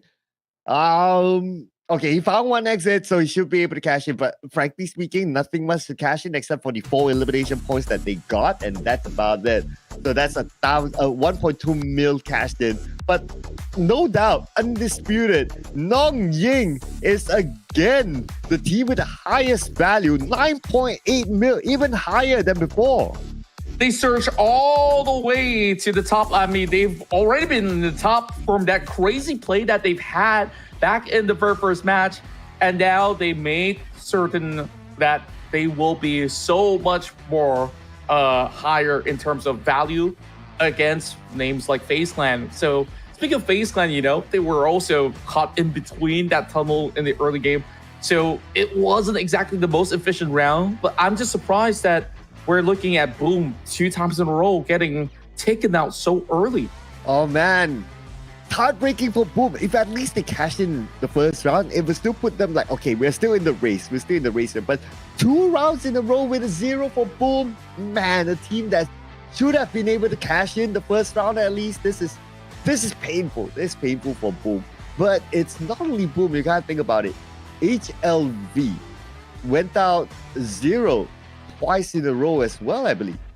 Yeah, it's been really rough. And when we take a look at how teams were basically hoping to gain advantages through elimination points, HLV, they were already late to the scene, and they were also one of the early ones to be locked right through with, if I do recall, some members of FaZe Clan and also eventually Boom Esports.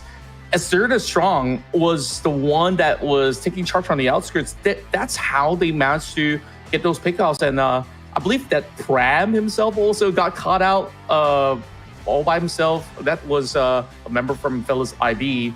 And that was what, by taking on some of the commandos, it was the toughest pill for them to swallow, because they don't just need to deal with players. These bosses, they're no joke. You can't always deal with them alone.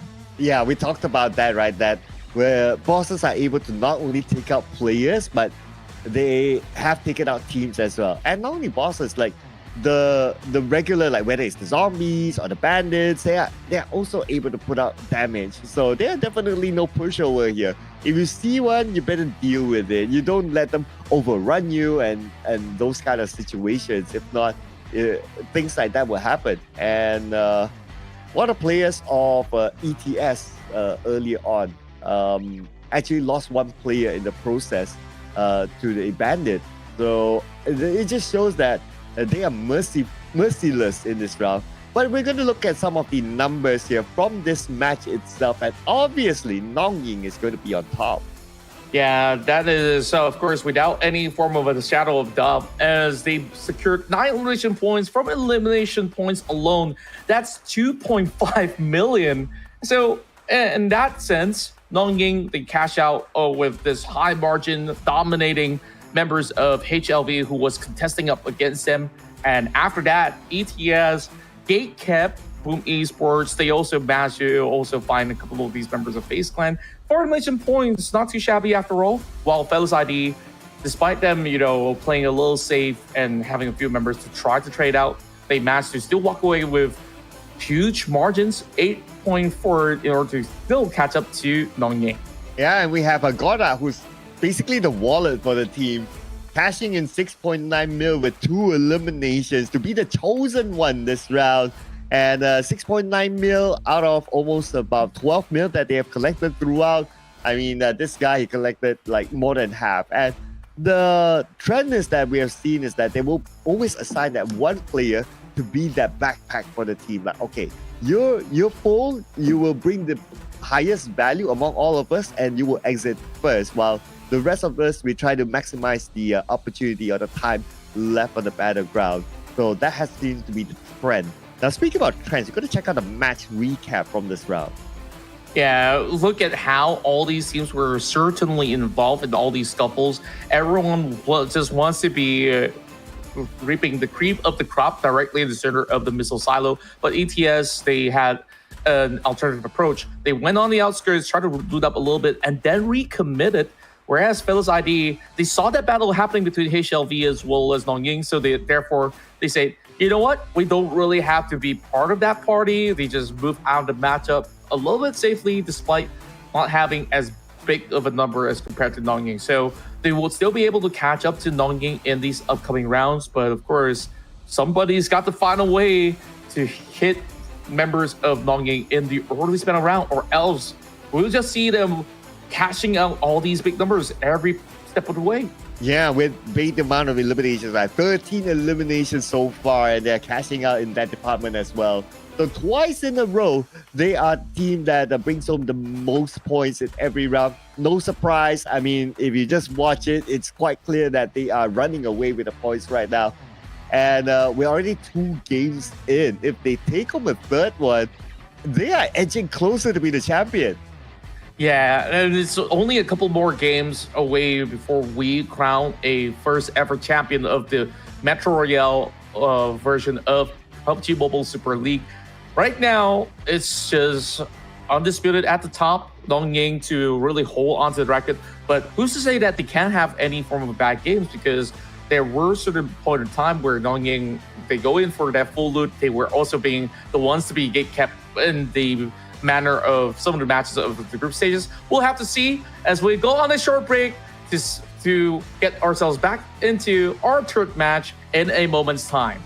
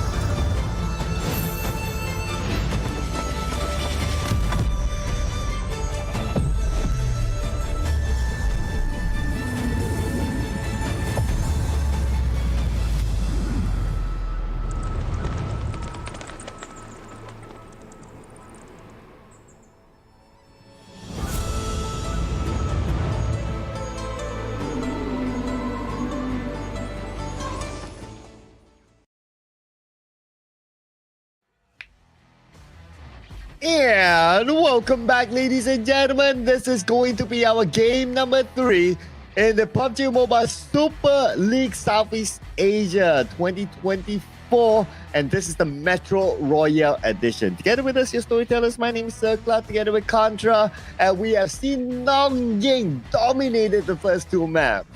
That's right, and somebody's got to stop these guys before the entire run ends with Nongying sitting on that throne. There's still possibilities of FaZe Clan and also all the other squads to be able to catch up. But, you know, we do have a lot of stuff for you guys to check out in-game as well.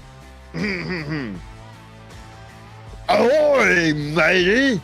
This is your Metro Carnival airdrop, officially open now!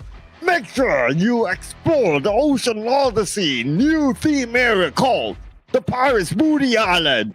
And when you're in there, make sure you collect all the airdrop tokens because it can guarantee you my treasure, my One Piece. That is the emote of your choice. So make sure you get it and claim it before the time ends. Wow, what a voice that is. And this time, we do have the Galeria Excerpt that's currently available till the end of September, as you can get your first draw at only 10 UC. And with that, you can also get your hands on the upgradable Sky Hunters MG3. So get it while it lasts. Well, I didn't expect that kind of sound coming from you, Sir Cloud. Like, oh, that was tremendously huge, as we will also look for a huge round in the Misty port for our third match in the grand finals of Metro Royale. Well, that reminded me of my parents telling me a bedtime story way back in the day. Which one? Oh, your voiceover. Okay. Which is soothing, I must say. If it's the theme. But it will definitely not be soothing in this new map, in this new battleground here, now that we have a lot of teams. Okay, 4 of the teams to be exact on the left side. And Nongying, as usual, they start off with Loot Village, and they know that if they move towards Live Seafood, they're bound to bump into another team. Yeah, I guess that's going to be the game plan after all, to eventually hunt out maybe members of the side of Fellas ID. They could also move towards school to eventually greet members of FaZe Clan and also ETS. But ETS, now that they're stuck in between, they might be caught out by members of FaZe Clan. Speaking of which, damage now being done upon Ben already, as the nades are come flying through. Now James is hoping to actually catch him over on the corner of that tree. It doesn't seem like Sphinx can actually run anywhere else, so they will cut their losses there. ETS depleted to only starting off with 3 members healthy and alive. Oh man, the fact that Sphinx got eliminated by a bandit in the previous round, this time by another team, well, it's even worse by another team because you gave away 300k. So FaZe Clan will be happy to pocket that. And they're looking for more though. So Soundhigh, as usual, he's the one to hold down the line. And he'll open up that space for his teammates to maybe go in for a flank. I noticed that Hoser is actually moving behind. So I wonder if he's looking for an exit or if he wants to surprise FaZe Clan by coming in from the side. I think that they're looking for another setup for them to eventually move into school right after FaZe Clan does so. So it is definitely a very tricky situation, especially both noting that they are around. But take a look at this. Goddard trailing right behind Ben. So we have a 3-way battle taking place in a moment's time while Goddard unleashes a couple of bullets throughout these corners of the compound. So perhaps the position will also be noted by the members of ETS. So they got to continue to move on for the moment while FaZe Clan already fighting off against the Commando. This is going to be a tough one. With the flamethrower. Thankfully, Sakura has a little bit of cover as they manage to take it down in time. Man, that was like in the face. That fire covered the entire screen. But great for them. I mean, they won against the Commando, so that's going to be a decent amount of loot here that they're determining. Is it going to be worthwhile for them to carry it? And speaking about carrying loots, right? So Boom Esports, they came in twice with 0 points, especially the first round where they missed out on ejecting themselves within the time limit. So this round, they have to come out really, really big.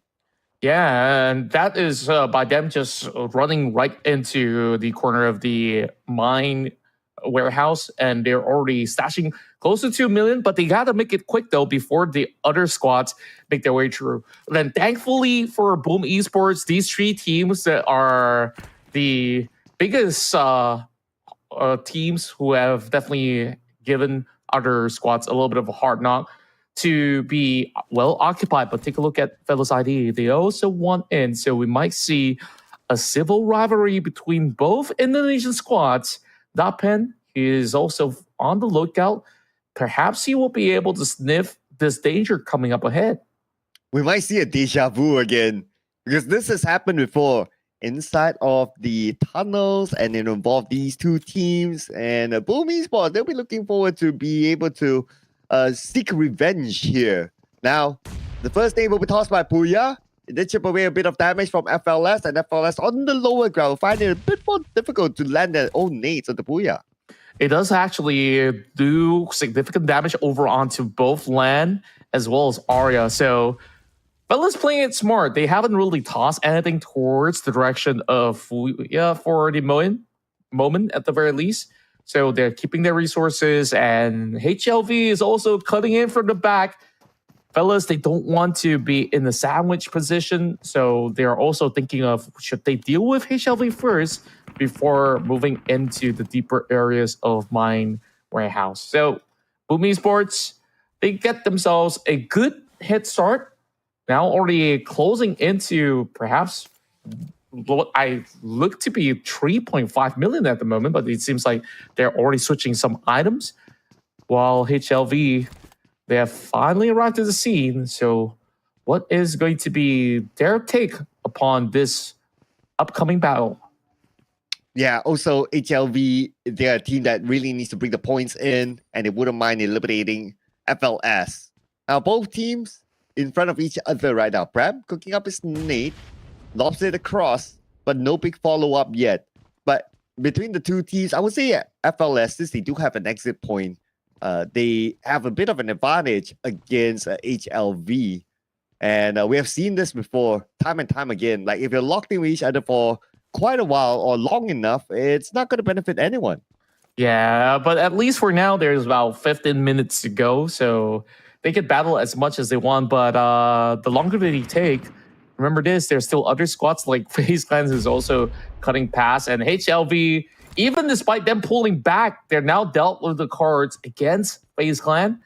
So they cannot be all too funneled into this position. Alex almost getting chunked down. And realistically, they can only stay here for a little bit longer.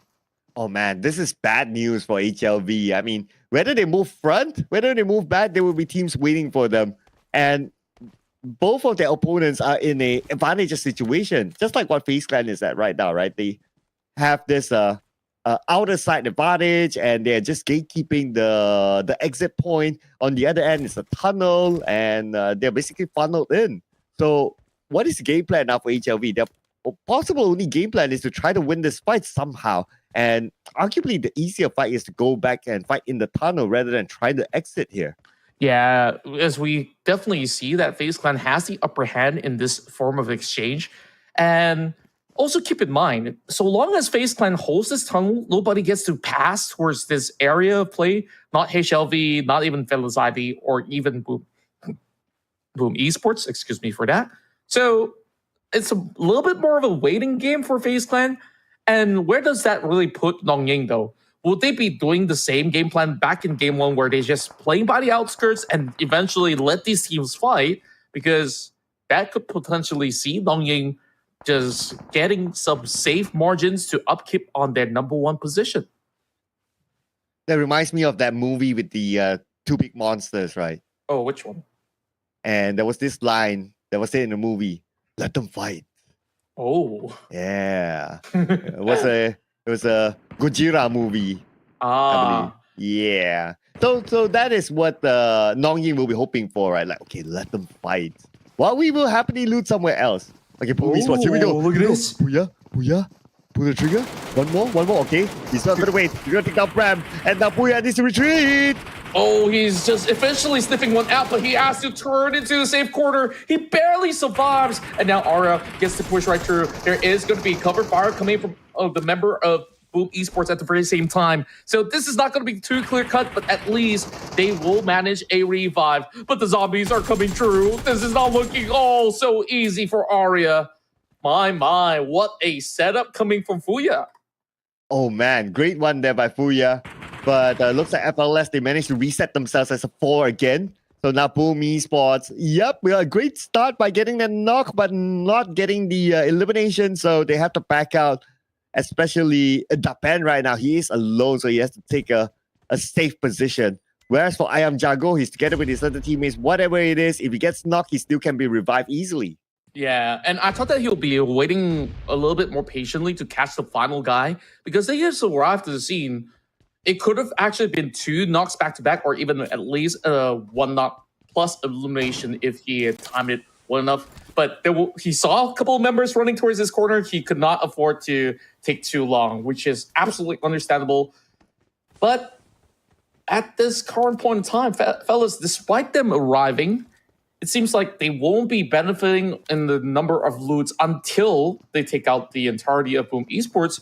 And look who's here, HLV. They finally make their way through to be the 3rd team within the radiation zone as Alex holds the door.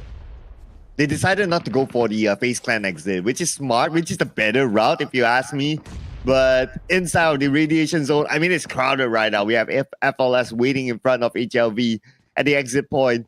So they have to find a way through anyway because we're down to 10 minutes and HLV, they've only looted out 40k. So with the current standings, that's definitely not a good number. But for Boom Esports, look at this. They're trying to make a big comeback and 9 million in the pocket now. And on top of that, there's also Fellas who's moving in through the caves. So we will have 4 teams locked right in. Oh, this is looking to be like some sort of a Rumble Royale, while Boom Esports happily cashing whatever they have. And perhaps the waiting game might pay off for Boom Esports. They don't really have to make anything too drastic. Wait out for these teams who have just arrived to bump into each other while looting up. And that could be a really solid game plan, while they also will have to wait for the right time to exit. Usually there will only be 1 extraction point inside of the mining warehouse. So I'm uncertain who's that team going to be. But for now, Boom Esports, they're happy enough that they managed to get into the carts already. So they should be well on their way off with that 9 million. Yeah, I mean, they are on the clear right now. Nobody's really stopping them on the other side. And they're pretty happy to stay away from these fights. I mean, no eliminations is going to be okay for them. They're happy to cash in the 9 mil. But on the other side, we do have ETS now against FaZe Clan. And Bans gave them a surprise for the back. Sakura will be eliminated. And there was cover fire coming through as well. Beautiful stuff coming from ETS to catch that 1 member of FaZe Clan off guard while they carry on with the highlight of this area, mine warehouse. HLV taking the direct center, making things hard for our fellas. They're not even looted up just yet. They've managed to at least book 700k at the moment against HLV. This is going to be a tough one. While members of fellas playing from that lower ground won't really give them much of a brief, but at least it's going to be a defensive cover at the moment. And look at that. There's a boss right underneath that will give some information back to HLV that they're going to be around this corner. What's going to be the game plan here? Nate's now being tossed out. And Land, he gets clipped. Nice side shot by Alex to get the knock. And now all he needs to do is to follow up. If they can eliminate FLS, this will be a great start for HLV. But they have to be careful because Boom Esports is behind them now. Alex is going for it. I mean, at this point, HLV, they have nothing to lose. Nothing at all. Meanwhile, Lan is limping. He will eventually be taken out, while the nades are also denying them another form of passage. The zombies are definitely getting in the way. And Lan, he's in the water, slowly bleeding out. He will be left for dead, unfortunately. As Fellas ID, they cut their losses. Alex won't be able to at least find that crate. So I think it's a smart move coming from Lan. as that player will be eliminated here in the early span of the bout. So 3 versus 4 still could be a tough one to book out, but Amjack also getting picked up. ETS, they have been the gatekeepers for any teams moving out of the mine warehouse. Oh man, of all the teams, not Boom Esports. They need a big comeback. They lost one player. And with that, their value drops down by about 2 million to now 7.9. And FaZe is going for Nong Ying. Okay, G9 is the one that they want to eliminate, the heavy hitter. One of the heavy hitters for Nong Ying, and Zhao James will be happy to take him out. Yeah, great catch out there from the outskirts, as we will still focus onto this big eruption of a battle. HLV now draws to a close, tries to climb up against Pram, but I don't see this to be an upper hand. He's just trying to get whatever info so that FaZe can toss a couple of grenades. While the Gargoyle watch these two teams collide. It will be a tough push. So what exactly is going to be the case where HLV could regain that tempo despite, having the man's advantage right now? They need to find ways to eventually seek out these players up above. Yeah, I know, right? And time is not on their side, though. Look at this. Everyone's trying to take out each other. Arya almost got Genie Boys. And Genie Boys down to the last stick of Fel. We managed to find a bit of cover but from the other side, he still got knocked down. And this could be the end for Genie Boys. And Alex also get knocked. Only 2 members remain. They're all funneled into this corner of the map. Pram sees this as a golden opportunity as he's hoping to take a leap of faith. Is he going to have the entire fellas with him? Yes, he does. Here goes Pram. He's going for the push. Now there's no space for Fixed Fate to even go in for the revive as the nade sets in. Fellas ID takes over, and HLV slowly crumbling. A big bounce back, but potentially if they do get a couple of miraculous knocks, they could still find ways to crumble Fellas ID as they try to push right through in the tight space, but it will be denied. HLV eliminated once more. And they cash in at least one elimination point this time, but when it comes to the overalls, it's starting to look pretty tight here for HLV. But the round is not over yet, though. We still don't see another team eliminated. And the big one is going to be Boom Esports. We're still monitoring their situation. They have not exited anyone just yet. ETS looking at Foster, one of the members of Nong Ying. And Nong Ying, they have managed to eject one player while they lost G9 in the process. In all these battles here in Zombie Uprising as well as Misty Port, it has always been this chaotic. And Songhai, he's just guarding this extraction point with his life. He's like, yeah, I'll just wait here while I dance and shuffle my way through till somebody comes by. FaZe Clan now chasing onto the Boom members. Oh boy, Boom. They finally get their way to the cart. Are they going to make their exit right here, right now? We'll see. Is Kim Tony's going to continue to give chase, but look at how fast they go. They're just sprinting out of here. Yeah, I mean, if I were Boom Esports at this time, it's like, okay, just cash in. Just cash in. I mean, 8 million is not bad. In fact, it's great now if they can just cash in. And they would at least have this gap with Nong Ying, assuming that Nong Ying cash in with the 1.5 million that they have in hand right now. The time is not on their side. I mean, they have about 3 more minutes to go. And Boom Esports is hoping to not make the same mistake. And they did manage to put Dapen as the final member remaining to try to fend off against FaZe, but I don't think he knows that Kim Tony is still around his quarters. Oh boy, he unleashed a couple of shots, so Kim Tony knows of his position, but the footsteps will be heard. He knows that he's right here. It's just going to be a point-blank battle. He's taking the mark for it in up-close personal, and he wins it! Whew. Oh, magnificent stuff from Dapen. Much needed win by Dapen there to keep their hopes and dreams alive. But time is not on their side, though. Less than 3 minutes to go right now for Boom Esports to make an exit. They have to find their next exit. Okay, Ray is going to lead the charge right now, but he has to be aware of his surrounding because if we look at the overalls right now, there's still a lot of players on the ground.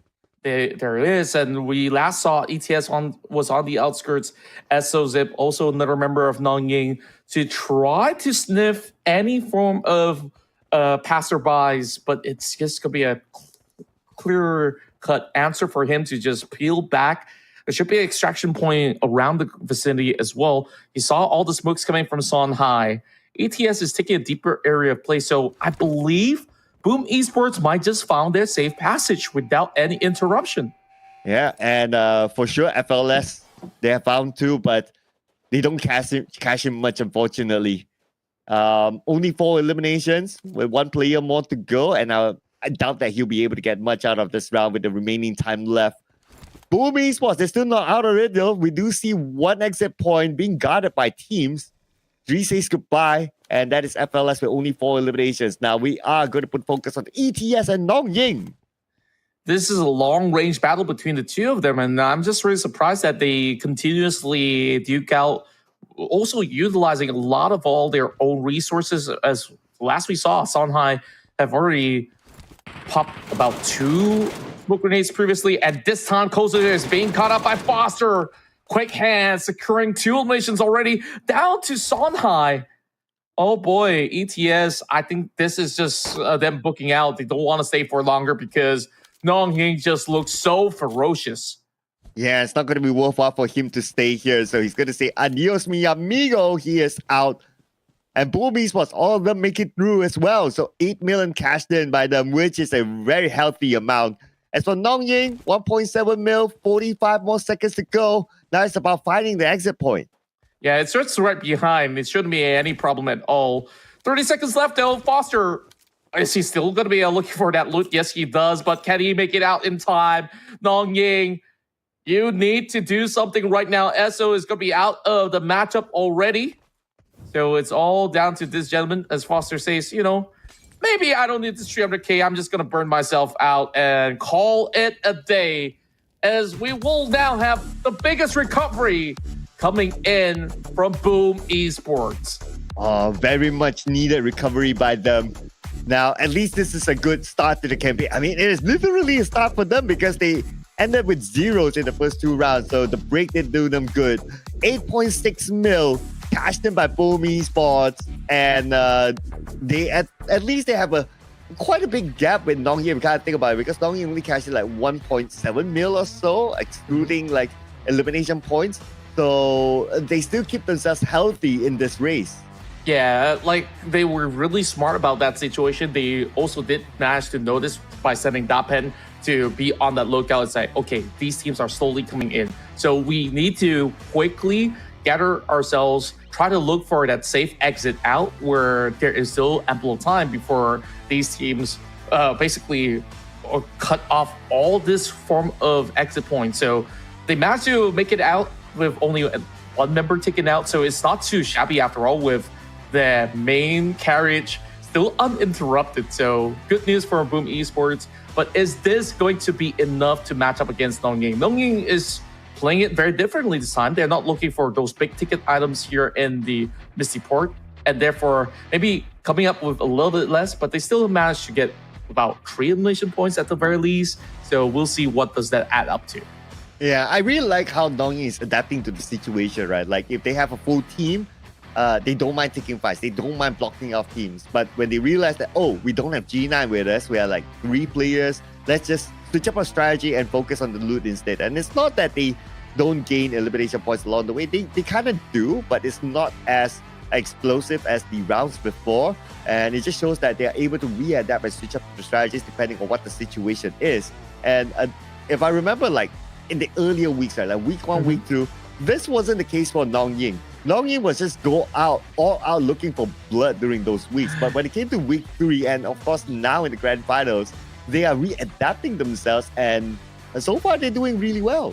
Yeah, it was beautiful execution all around. And despite, you know, the roster change where Martin probably is busy on the week over this course of the weekend because he also has to prepare for a lot of things happening, while Foster came in really showing a lot of strength throughout the course of the battle, where it really didn't feel like Nongying has lost that same form of firepower or even any form of added advantage, while G9 have been the aggressive one, although he has been caught out in these couple of games that he played out, but it didn't really affect Nongying overall. So it's also interesting to see how this dynamic played out perfectly for Nongying despite all these changes. Whereas, you know, you take a look at Fellas ID, I think that the pressure is starting to get to them where they couldn't really stick to their same game plan to really go for those major loot and still get out alive. And there were times where fellas ID, when they are being pinched,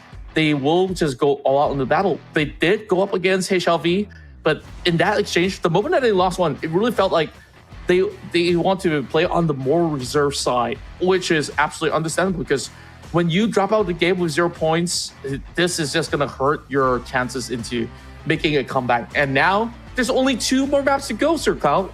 Quickly as that happens, I guess like right now, FaZe Clan is still up in the contention. Same could be said about this win coming from Boom Esports, but how far away are their points compared to Nangying in these format match? Yeah, that would be the big question mark, right? And if we look at the points, right, they come in millions. So when they come in millions, some people might say that, oh man, the gap is so big and all that. But actually, millions is not really that big of a gap here. It's easily catchable. So if we look at like the match rankings here, right? So Boom Esports is ahead by Nangying by more than 5 million, and that is quite significant. Yeah, it definitely is, and it does definitely give them such a much needed boost, especially with them not garnering anything throughout the course of the past 2 rounds. So Boom, they need to be super efficient. They need that perfect rounds. If they win 2 more, they can actually overtake Nangying. So it's really down to not losing members in the early game, playing it safe, getting all those loots, and same could be said about FaZe Clan. This time, perhaps with a couple of members to go in for those pickoffs early, and ETS also disrupting their pace, it allows Boom Esports to cash out magnificently as the Fortune's favorite. The Fortune's chosen one will be none other than Raze. Yeah, so obviously this is the first time that we see someone outside of Nangying to score the chosen one. So great work here by Raze, 5 million, and that's of course more than half of the team's collectible loot. And who needs player eliminations if you can cash in 5 million? So great work here by Raze, and this gives them a chance to be in contention for the title still. But the worrying part right now is going to be for HLV, because it's another 0-point round for them. I don't know how much they can come back with the remaining 2 games.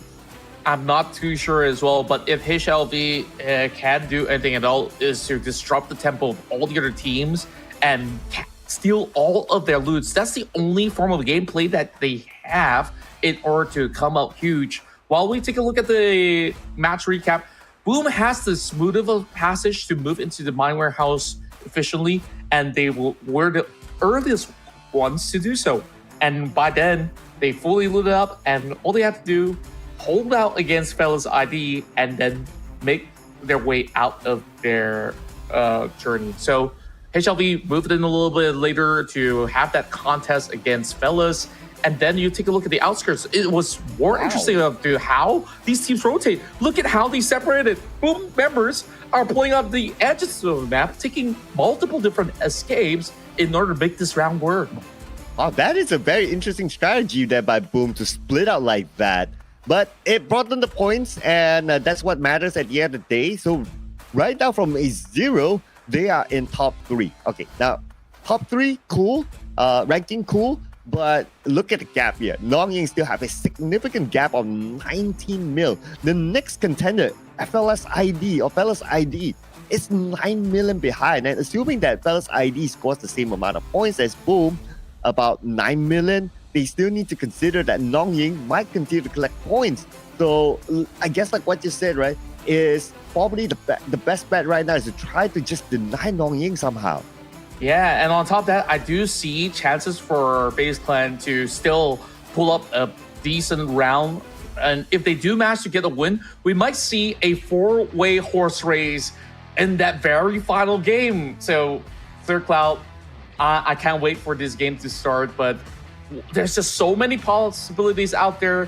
And before we talk about those possibilities, we will now, of course, introduce you guys once again to the Airdrop Carnival, where you can have a pirate bash with your mateys and explore the Ocean Odyssey new team area powered by the island to collect airdrop tokens and head to the Airdrop Carnival in-game event to upgrade your airdrop crate to level 5 for guaranteed set or emote of your choice.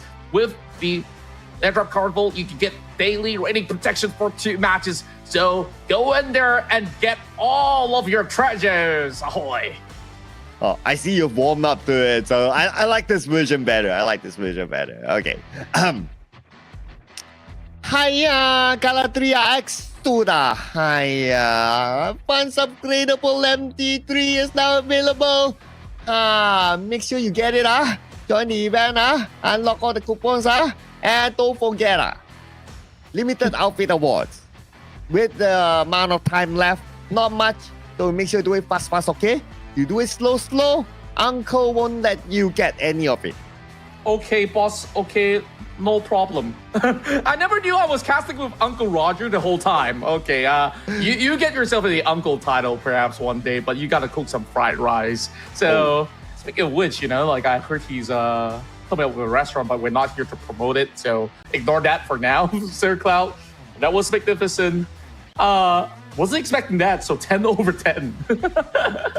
I give you a 10 out of 10 as well. I like this one. Like 10 out of 10 flat across the whole thing.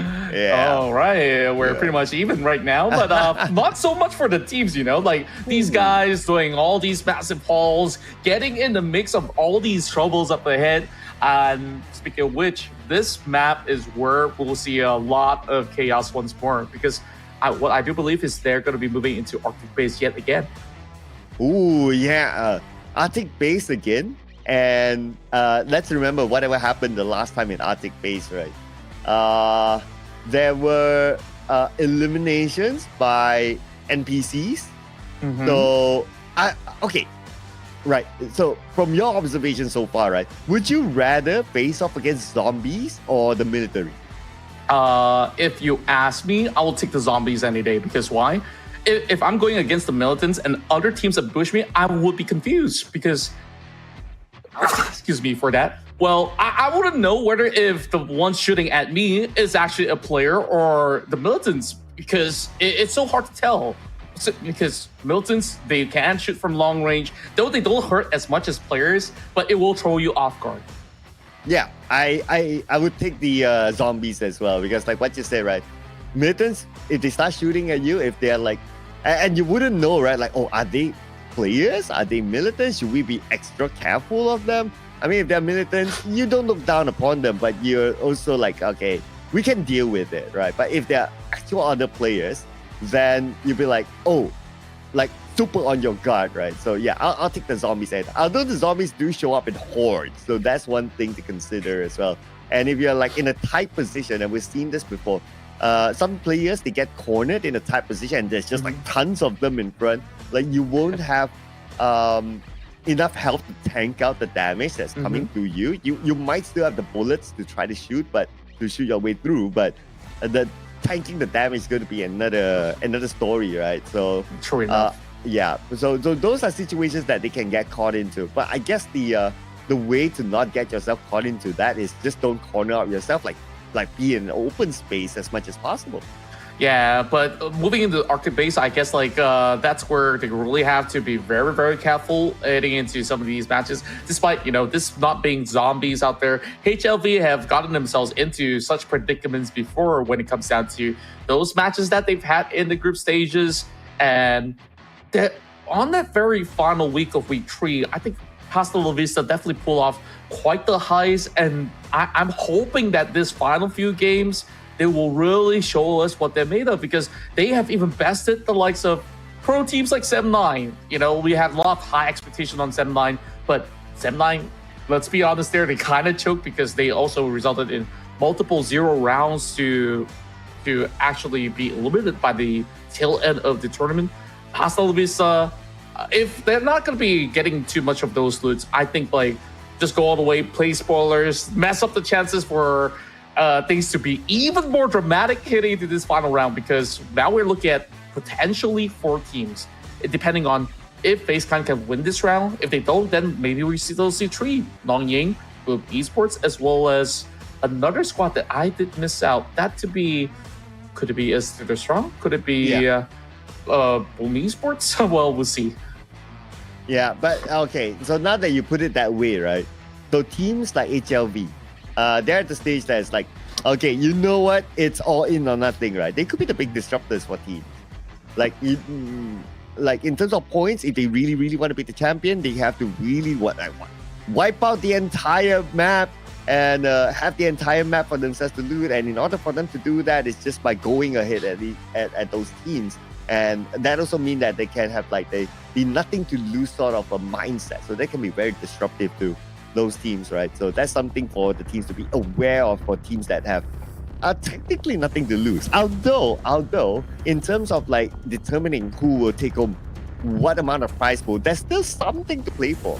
That's true, and I got confused with the final map as well. This time we're going to be moving into Zombie Uprising. So yes, we do see more zombies heading into this map as we're closing into the final 2 rounds. This is the penultimate matchup with Fellas ID spawning up by the edge. They're already looking for Boom Esports. Whoa, okay. And if FLS is able to eliminate Boom Esports, the happiest of them all is going to be Nong Ying. But FLS, they need to do something with the team that's currently on the rise as well. Currently, one of their players, Puya, is knocked down, is crawling towards Dapan. And Dapan is just right in front of him. But the pickup is going to be hard to happen. Oh, make that not going to happen at all. As that nade from FLS actually landed. But look who's around the corner. It's going to be ETS. It's a 3-way battle so early into this match. They're out for blood, and they had enough already of getting close to 0 points, but the position for the side of Boom Esports is rather dangerous, especially with some open space against ETS. This is why they pop all these smokes early to try to run out, but they get clipped. I'm Jago with chicken feet, not really getting the best out of that situation. And now that allows FLS to go in for the full push. Pram now going for a hit-to-hit between ETS as they go 1-for-1. Pram now taken out. Donghai so sharp on his shots, and it could be anyone's here to take. We're looking for more eliminations, right? Oh, and here we go, Dree. Plus one out on the side. It's going to be Soundhigh. Currently on his knees. And Ben's behind this tree. They know exactly where he is. Now, tossing the Molly to try to flush him out. And Molly a little bit overshot, but it's still all right. I mean, they do know exactly where he is. That he has nowhere to run, and Ben's will be knocked. Oh boy, now we only have 2 players apiece. And somehow, Boom Esports, they find a little bit of a margin to try to lob one back to his shoulder. He connects it. ETS, Woo! They're wiped out. And now there's only 1 member left from Boom Esports. It doesn't seem like anyone's the big winner here other than Fellas here that have secured 4 elimination points. And guess what? Boom Esports only has the pen left. And Boom Esports, they won the rise. They cannot afford to lose this round just like this. And they cannot go out at this stage. They cannot to only have 1 elimination point. There's only 300k with teams like Nongying still in the game. And FLS, they're still looking for Boom Esports. They are coming up with preemptive smoke grenades just to cover their tracks for a little bit. So now Pen might have actually lost track, but he's using this opportunity to peel into the compounds. J-Ree over on the top end of the hill will try to spot him out as Pen gets a little bit of clearance. But how far off can he run from the grasp of Ella's ID is going to be the main question. Meanwhile, we'll take a look at this. HLV, they're taking the lead right now. Yeah, they'll be like, okay. Oh, but not only taking the lead, they just took out a mutant. So that's going to be a boss out. That means that they will be able to gain significant amount of loot. But inside of the radiation zone, we have the 2 big boys, FaZe Clan and Nong Ying. The Thai Titans now duking it all out. FaZe Clan needs this win in order to keep their hopes of this championship alive. Big nades coming in from the top end, but that will be tossed out far too wide coming from Goddard. SOZip trying to give a little bit of firepower of a helping hand to G9 at the very same time. It seems like they are very well fixated to taking down FaZe Clan before they go in for the massive haul of loot. Well, they did manage a knock, but the rebuys will still go true. The gargoyles now put into place. So this is still going to be a difficult round for the 2 teams as they throw nades after nades against each other. And oh, a boss is just arrived on the scene. Oh, say hello to the boss in between these 2 teams. I'm pretty sure they will ignore the boss for now as they try to eliminate each other. Gorda is going to be the one to hold down the line while SOZip has an off angle. And Gorda so far doing okay. I mean, he's just managing random zombies that spawn around him. But this is the annoying part, right? Like, you got yourself a good spot. You're locking in baseline just for zombies to appear. Yeah, with his shots, it also gives away his position. So members of the Side of FaZe clan, they definitely know the whereabouts of all the members of Nongying at the moment. It's just that from that lower ground angle, it's just a lot harder to challenge G9 for the moment. So perhaps what they will do is to split out for a tiny bit and perhaps carry a little stash of loot in between. God's going to do the same. He's going to waste no time as the teams are being kept busy. He will just continue on with whatever haul that he can get. But that nade looking pretty good. It did manage to clip one of the members of FaZe clan. SOZip so far really domineering over onto the top end alongside with G9. But for how long more before all the other teams are making their way into the mining warehouse? Dewey Boy over on the corner of the wall, as this will be them just locked into place, find themselves in pretty much the same predicament as compared to the last round FaZe clan played out. I'm going to give a by the way, right? By the way, the extraction point normally appears on top of this warehouse where Nongying is at. Oh, true enough. Yeah, so you can't think about it, right? If push comes to shove, it's like they can say goodbye. So the losing team would definitely be FaZe clan with the amount of loot that they have while they're being held back by Nongying between these two. So Nongying, as long as they can hold on to this spot, they're doing actually all right. Yeah, and as a matter of fact, they're doing so well that now they are also wrapping around and found a passage into the warehouse. Ooh. And this could make things a lot more interesting. So Nongying have to be very much on their toes. Well, definitely a lot of bosses to battle right within. Some of these stash could still be stolen away by Nongying. So even despite them holding over on the high ground and having that form of escape plan, it's still too early for Nongying to exit because they're carrying less than 1 million. Ideally, you want to get at least 3 million in the back. So they're definitely well aware that they need to eventually take on the entire squad of FaZe clan. Well, FaZe clan seems to be maybe doing them a favor. Imagine this, right? FaZe clan doing all the dirty work now, looting while trying to hold down a Nongying, and Nongying might find that right moment to like, okay, they did the work for us. Let's go find them, take them out, and just take the loot around them. And while they're at it, they already managed one knock against Sakura. So this is going to be a good opportunity for Nongying to push through. But they're kind of scattered, which is going to be a tough place to be. G9 trying to come up with those cheeky angles. Was he the one that actually knocked out the Sakura from that gap? It might actually be the case, but the revise will be set right in. If God's not careful enough, FaZe clan could still be on a decent approach to pretty much clip them, holding onto different spots inside the warehouse. And so many of all these deflates have been thrown out already. I think they're running out of utility. Nongying has to really look out for their resources. Oh yeah, that's a good point there. So looking at like Goddard, he's out of throwables except for smokes. Now they're going for the hunt. They want to take the frontal approach now. The only thing that he has now is bullets in his weapons. And looks like they're going in for it. FaZe clan Sakura knocked down Stewie Boy, 50% of health. He managed to heal up to 80%, but he's the last member of FaZe clan. This is what Nongying have been waiting for. Yeah, just so efficiently done from Nongying. Now he gets spotted out, and SOZip will secure it with a clean tap. Nongying now dominates the mine warehouse for themselves. So we'll see who will be the next challenger to go up against the Tide Titans. And somebody has to move in, because if Nongying wins this round, there's only one more match to go. And I'm afraid that that will be too little too late for all the other teams to catch up to the side of Nongying. Yeah, like what? Who? Their closest contenders are FaZe clan and Boom. Oh, sorry, FLS and Boom. FLS only has 2 players, and if you look at the amount of loot, it's nothing.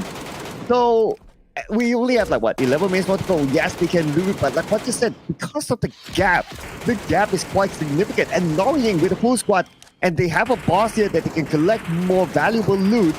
I mean, they will run away with this. The last map might not just matter for Nongying. They might be crowned champions in this map itself.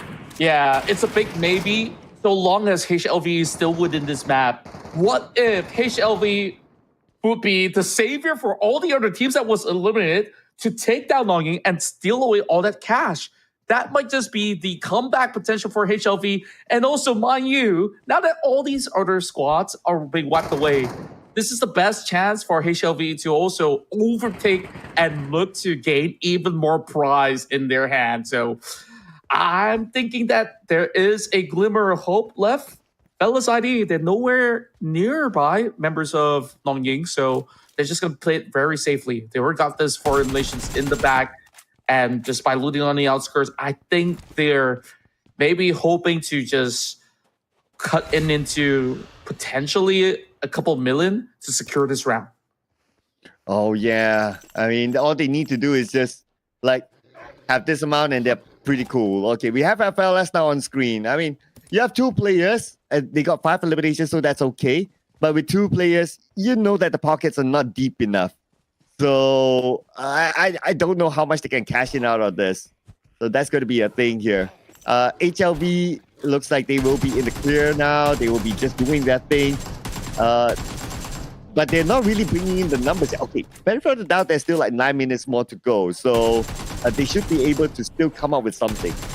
Yeah, true enough. But if HLV doesn't move into the mine warehouse, you did mention that there is potentially a extraction point inside of the radiation zone. So there might be a chance where they just walk away scot-free. After that one battle that Nongying takes, winning out against FaZe Clan, it might just be them just running away with this crazy lead that they've been able to actually cash out from. But by spending in the zone, they already stacked up to 2.3 million. I believe that should be even more. So it really depends if Nongying feels a little bit more greedy to even loot from the outskirts. And that is the only other potential where we would see either Fellas or HLV to take them down. Yeah, right now, Nongying's objective is just to have that gap in the overalls to make it almost impossible for any other team to catch up to them. If you think about it. Okay, what is the biggest number to the best of your memory that you have seen? To the best of my memory, is perhaps like 13 mil or 14 mil, something like that. I've seen 17, I think. 17, 18 maybe? All right. Okay, if it's 17, 18 is the biggest, then if they can have, in theory, if Nongying is able to have a 17, 18 mil gap, then that might just be it. Yeah, that could be very well the case in point to just really secure it. But for now, Nongying is just on a steady pace. But this being, Zombie Uprising, I think probably you will still be able to achieve 10 million. That will be the close margin, or like you said, 13 million is more than enough for any of these teams out here. And it's going to be an early exit for Fellas ID. They say that we don't want to take any more form of risk. So it's just between Nongying and also Hasta La Vista of Malaysia. But somehow, take a look at this. Nongying, they're still being so careful about this. This is going to take their sweet time. There's like 7 minutes to go. Yeah, do they really need to be this careful? Come on, guys. All right, just go around the map. At this point, they can just go around the map. Now, even though they don't know where HLV is at and maybe even other players, but I mean, they have the firepower to do so. And they're allowed to take that risk because they have that gap. Whatever happens in this round, assuming that the worst case scenario happens to them, they go out 0, they will still have like, a 9 million gap. So I wouldn't be too worried about Nongying at this point. Yeah, and it's been super surprising on how these results have churned up in this matchup. To see HLV to be the only other team that's currently surviving, Nongying really have shown strength throughout all the matches to be played out. And there was not a single match where we actually see them being in deep trouble as well, other than, maybe the past round where 1 or 2 members gets knocked out. But there wasn't a point where Nongying ends up with 0, which is the way that they've played out so efficiently throughout the match. Yeah, the evolution of Nongying, right? Back then, they had 0s, eliminated by other teams, going overly aggressive, not being objective, and so on.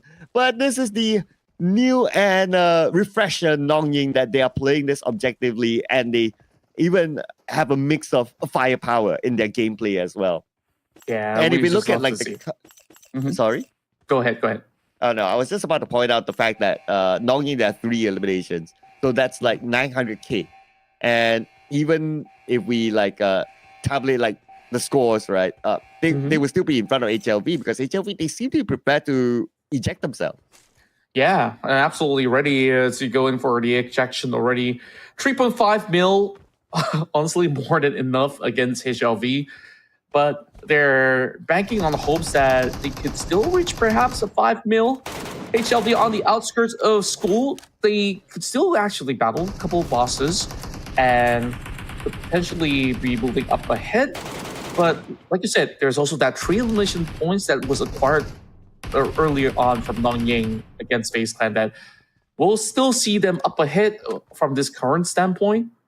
So I'm not too sure how much more can HLV make out of this.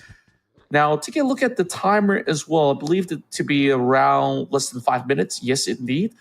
As to be specific, 4 minutes, 45 seconds and less as the countdown draws to a close. Nongying now looks for the exit. I see Ate nearby.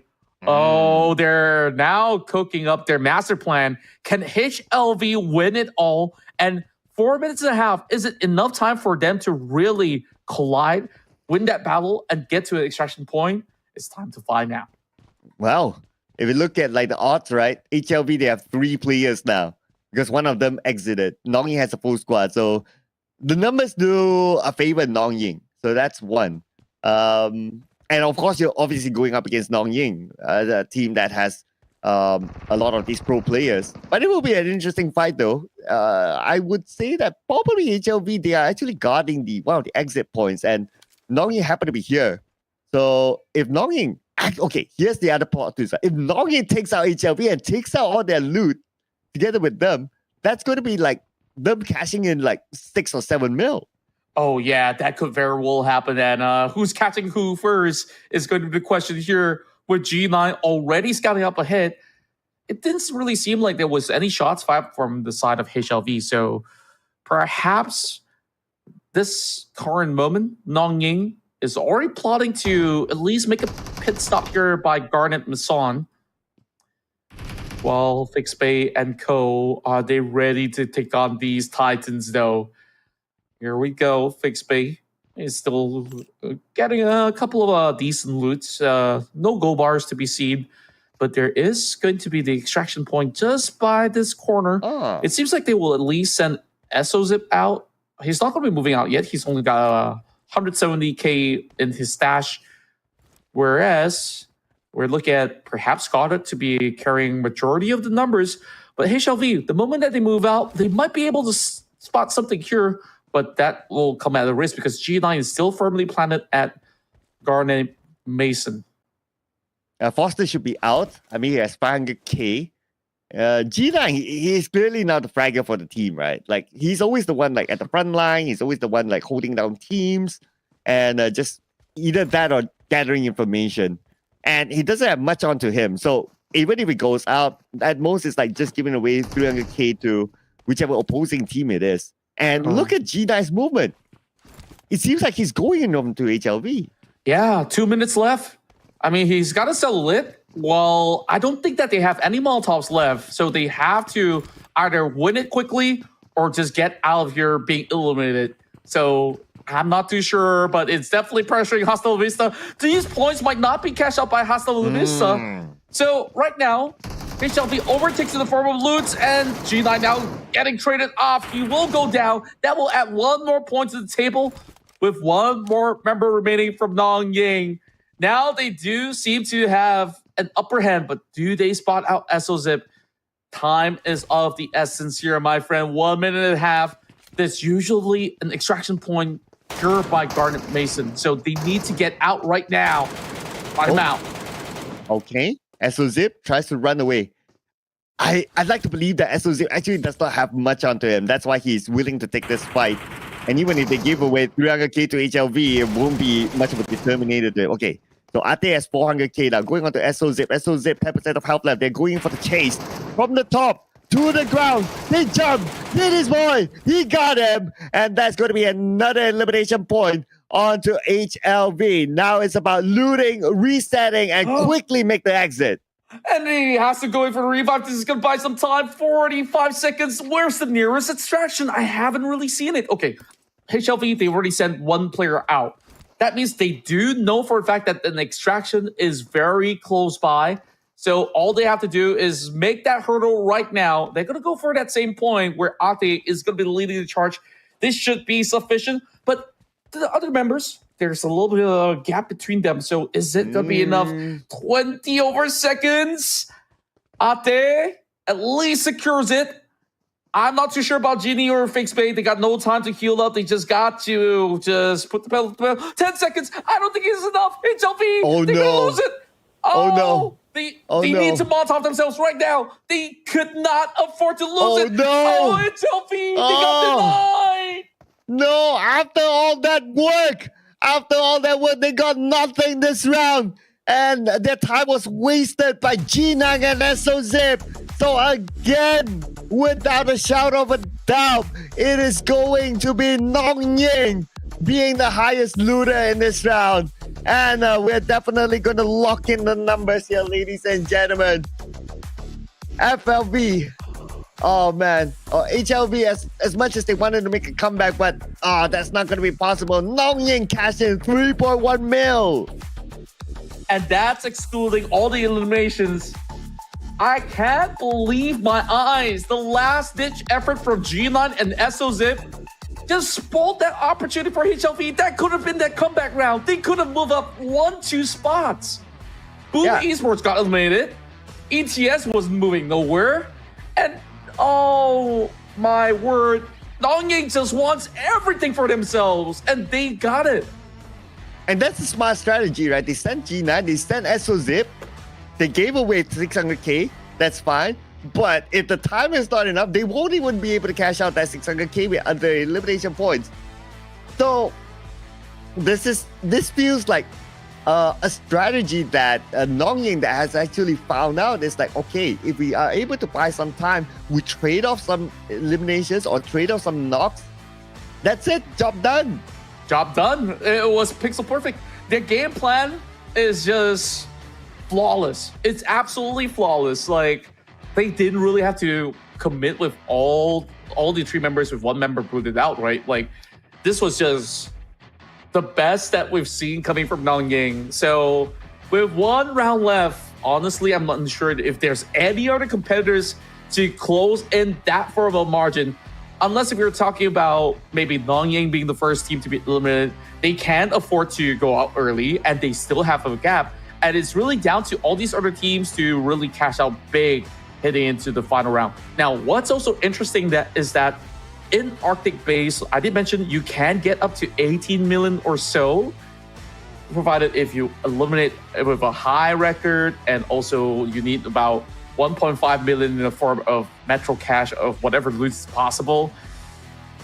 Could anyone pull off that insane heist in the last-ditch effort? That's going to be too much of an ask if you were to tell me, but we've seen this happen before. So down to our very final game, or it could just be Nongying once again trampling against all these other 5 teams that didn't seem to have had the strategy set into place as efficiently as they do.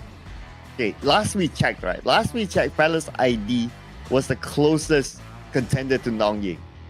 We're going to get the numbers again soon, right? We're going to go through some of the numbers. But let's remember, FLS is the closest contender to Nongying. Look at the match ranking this time. Okay, Nongying, obviously they cashed out the most. Combining their player eliminations is going to be 4 million plus.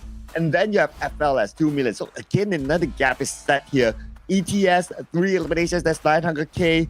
Boom Esports, 1 elimination, 300k. But FaZe Clan, supposedly another team that's able to contest for it. 0 points, HLV, 0 points again. I mean, this is just Nongying running away. And the closest contender is still going to be FLS. Yeah, and Fellas ID, they were smart enough to play it really safe. And, you know, the usual hallmark play for Hostile Vista was to camp on all these extraction points, which this time they didn't. It could have actually been Nongying having struggles to move into that extraction point. They did send that one member out, which is why Ate knows that the extraction is right there. but they were not too careful with that approach, and Goddard gets to walk away with 2.9 mil in this match, once again being the Fortune's chosen one. Got that again. Every time they score like the most cash in, it's always got that. So he's clearly the pocket. He's clearly the wallet for the team. And he always got one elimination point in the process as well. So now after playing 4 rounds, 3 of them went to Nongying. But we're going to have a recap here of how they navigated through.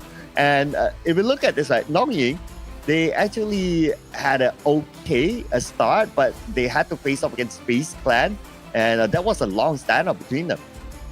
Yeah, it's been a while for them to really settle scores, but it was an absolute clean one where Nongying didn't even lose a single member. And I thought that Fella's ID will eventually get clipped by Hostile Vista, but they managed to also spot some of these movements, which is why they booked out rather early. And that's a good plan, right, fellas? They walk away with those numbers. And this is what we were talking about. That fight in Garnet Mason that cost them super heavily. So HLV, unfortunately, up till now, have not even scored a single digit. That could have been them to really put the fight up against ETS. Okay, right now, the gap between Nongying and Fella's ID is about 11 mil. And you did talk about like the possible highest amount of cash in that a team could get. So it's still mathematically possible for them to do that. But in order for them to do that, they also have to stop Nongying from gaining those loots. Yeah, so all the target needs to be pointed over on the side of Nongying in this very final batch. In order for any of that to happen, the moment that Nongying cashes out with 2 million, you could already think that this could very well be over. Like any form of points that they cash out right now in this final match is going to really set a higher bar as to what these other teams will do. And knowing Nongying, they're not going to make it all too easy. And of course, what's easy for you guys to gain is to also join in the party in the Pirate Bash. Oh, matey! The PUBG Mobile Airdrop Carnival is already open! Step inside and get yourself a drink while you call your friends to join a Pirate Bash. Make sure that you collect your airdrop tokens because they're scattered all around the island. And by collecting them, you can get a guarantee set of an emote of your choice. I have no idea what an emote is because in the pirate era, we don't have such things. We don't know. We only have coins for you to collect and make sure you cash in them within a certain time limit. Have a great day. I never knew Sir Cloud was from the Caribbean, but you know what? There is the beautiful X-suit that is set in the Edo period where you can get the samurai helmet. You can get the amazing MG3 Sky Huntress, and of course, the suit can be yours with the first draw being 10 UC for your first spin. Get it now until it all will be booted off of the client, as you have until the end of September to make claim. So with that, make sure you check out the Gilderia X suit. Wow. Contra going sexy voice with that. I had in my mind is that if I were to do this, I'll probably go Japanese. Unfortunately, I would butcher it really badly in Japanese. Like, I'm not that kawaii. I don't think I can do the ara either ways. And yeah, that will be a pure embarrassment on my end. Well, no pure embarrassment for these teams because they have to get on with it in a final round inside of Arctic Base, the donut map this is, and expect the center of Arctic Base to be the biggest clash point for all of them, because some of them might think to themselves again, like, we have nothing to lose, let's just go in and make a name for ourselves. Here we go, the final matcher in the PMSL Southeast Asia of the Metro Royale Edition, and there can only be one champion. There's still Lifeline being set for FaZe Clan, ETS, Boom Esports, as well as Fellas Indonesia up against Nongying, who's currently sitting at the top. So it's all about every single move, every single hurdle from Nongying to see will they be the undisputed kings as they quickly move directly into the tunnels to get their passage into Missile Silo. Boom. They are trolling onto Hostile Vista. They're looking for those pickoffs.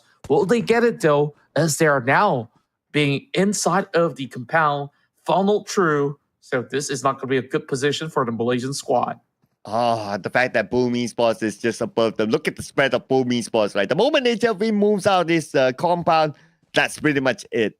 And HLV, okay, they send someone out behind, and hopefully they find a different exit point, and that is where they will head to, not to the high grounds instead. But it's going to be Raze starting off with his first shot against HLV. So now they're alerted by the presence of Boom Esports. This gives them a hard time to get out of here.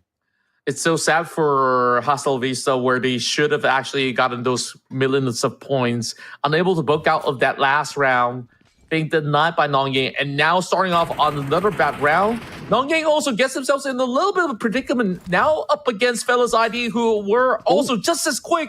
Here comes the Molotov, as it does zone out G9 for a slight moment. But he has the cart, he can actually move directly out of this passage. So they are slowly being denied for the temporary measure. Whereas Foster can move deeper into the field, the smokes as well as Molotov. Also, not allowing Fellas ID to just go through the passage, and G9 just barely dodges that Molotov.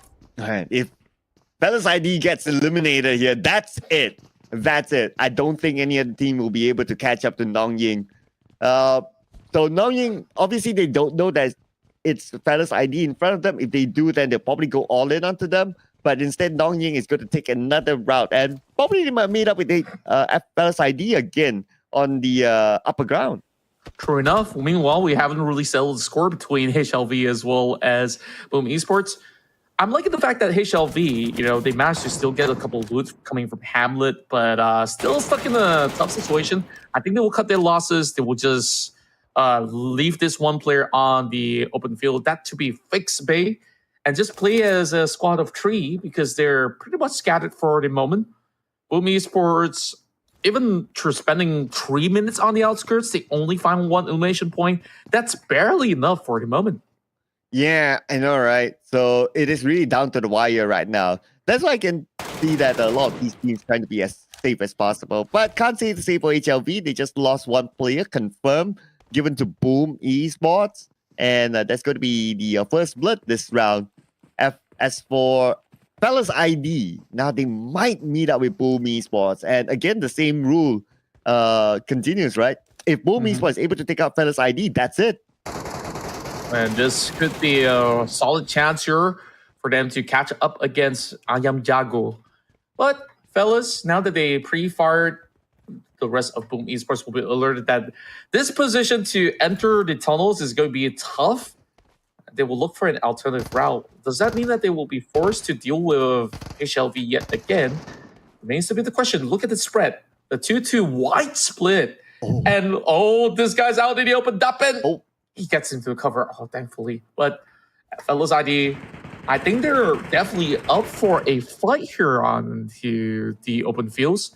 Doesn't seem like there's anything stopping them, as the scatter is really not resulting in Boom Esports to have an upper hand.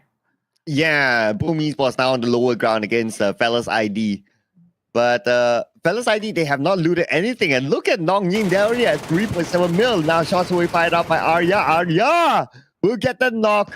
Okay, that's a beautiful start here for Fellas ID. And they're looking for more right now, but smoke is blinding their sight. Yeah, they're just trying to make the passage for them to congregate into that tiny little compound. But that's not really the best of idea because Jerry has been holding it through. This nade might be able to connect as they try to drop it right in. IMJago's got to move out of the way as it's firing a hole from all directions. Arya closing from the back. Is he going to be able to catch all of these members of Boom Esports? Fellas, they're playing on full aggression. If they lose members, they might even see themselves lower chances in order to secure some of all these points. But good news for the rest of Boom Esports. Few of them have been able to traverse into the tunnels, but not so much for Fuya on the outskirts. He's trying to squeeze past, but he will be dropped. Oh, here we go. Fellas ID coming in onto PMSL Esports. They took out one. So not like it's big news for Nongying because they know that they have that gap against Fellas ID. So I guess right now, they're pretty realistic with themselves as well. It's like, okay, if we want to catch up to Nongying, we have to come out really, really big and they have to do it fast as well. So I guess being realistic is just to like get a second place and they'll be pretty happy with that. Yeah. And while we were focusing on all these battles, it's currently a tie of 4 million between FaZe Clan as well as Nongying. And of course, a couple of 100,000 to make the difference here. But FaZe Clan remains to be in the lead. So the spoils are being split between these two teams. It's more about all the remainder of these squads that comes into the scene of Missile Silo a little late to see if they could just catch them one after another. ETS... I believe they're still playing on the underground. We haven't really seen it loot up yet. They're the first one to come up with these form of tactics. And who knows if Boom Esports might be also be caught up just like this by ETS. Man, I like the fact that this map is the last round because this map is like the map where everyone wants to go to the middle. So we're going to see a lot more action. Although it's like, okay, kind of like an urban area that teams will need to navigate, but still it brings everyone to the middle. So it's a bit more exciting of a round for us to end the tournament, right?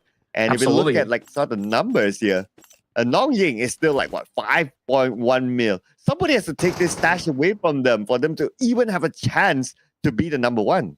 Yeah, the moment that Goddard gets out this match with 3 mil or more, it is over. You can safely say that they are going to be the champions of this matchup. So until then, I mean, more and more of these crowd are flocking through. Fellas now getting bombarded. Now we have all hands on Missile Silo. Genies now trying to trade right back. They did lose fixed pay rather early, but they're not really keeping their hands busy with the loots just yet. Shots now being fired. It does alert probably the two other Thai squads, but they remain to be unseen, hugging onto those far corner of these warehouses, probably dealing with a boss of their own. But these two teams, it seems like they haven't been fully setting the scores, but with the back start, Aria makes it look a little easy, but GDs tries to trade back. Aria now needs to heal up. There's going to be nades to be exchanged as well, fellas. They will look to secure it. The fire are being set right through. Aria's now on the ground. 1-for-1 trade. Aria usually is the wallet for the team. And now there's only 3 members left for fellas. And Alex have been eliminated as well. So HLV has 2 players left. Nongying is on the other side, probably monitoring the situation while PMSL was waiting for them to make big moves before they come in as well. Now Prem has this nade and Genie Boys is pretty low. Start healing up. He's probably out of healing utilities. That nade will not reach him. So that is a save for him for now. But it's really not looking good for HLV. I mean, they're still at a 0. Yeah, and this is where it really will be a tough pinch for them to try to make this one work out. Whereas in this game, it was not just the number one spot that will be vied upon on where teams could look to overtake one another in this very span of the match. Really, that goes down to the wire on how this battle will commence. Speaking of which, Diago that walks towards the direction of SOZIP. That's not where he needs to be right at the moment. Boom Esports will have him take down. And only 2 members remain for Boom Esports. Looking rather tough for them to make it out alive. And Nongying, now they've activated their fighting power and they're looking for targets now. Okay, but most of them are on the other side. So G9 has this high ground to try to gather information, but being in the radiation zone is going to be hard to see across. So that's the disadvantage of being in this area. But of course, the advantage is that the radiation zone is where the best of loots are here.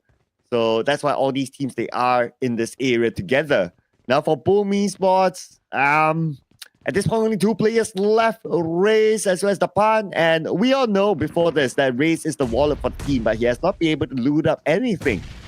Yeah, and with so little spaces for them to work with, as well as really with the middle entirely being intersected by all the other squads, we absolutely understand why. But Ate is just going to go for the Hail Mary play against Jerry. Jerry wins out that trade.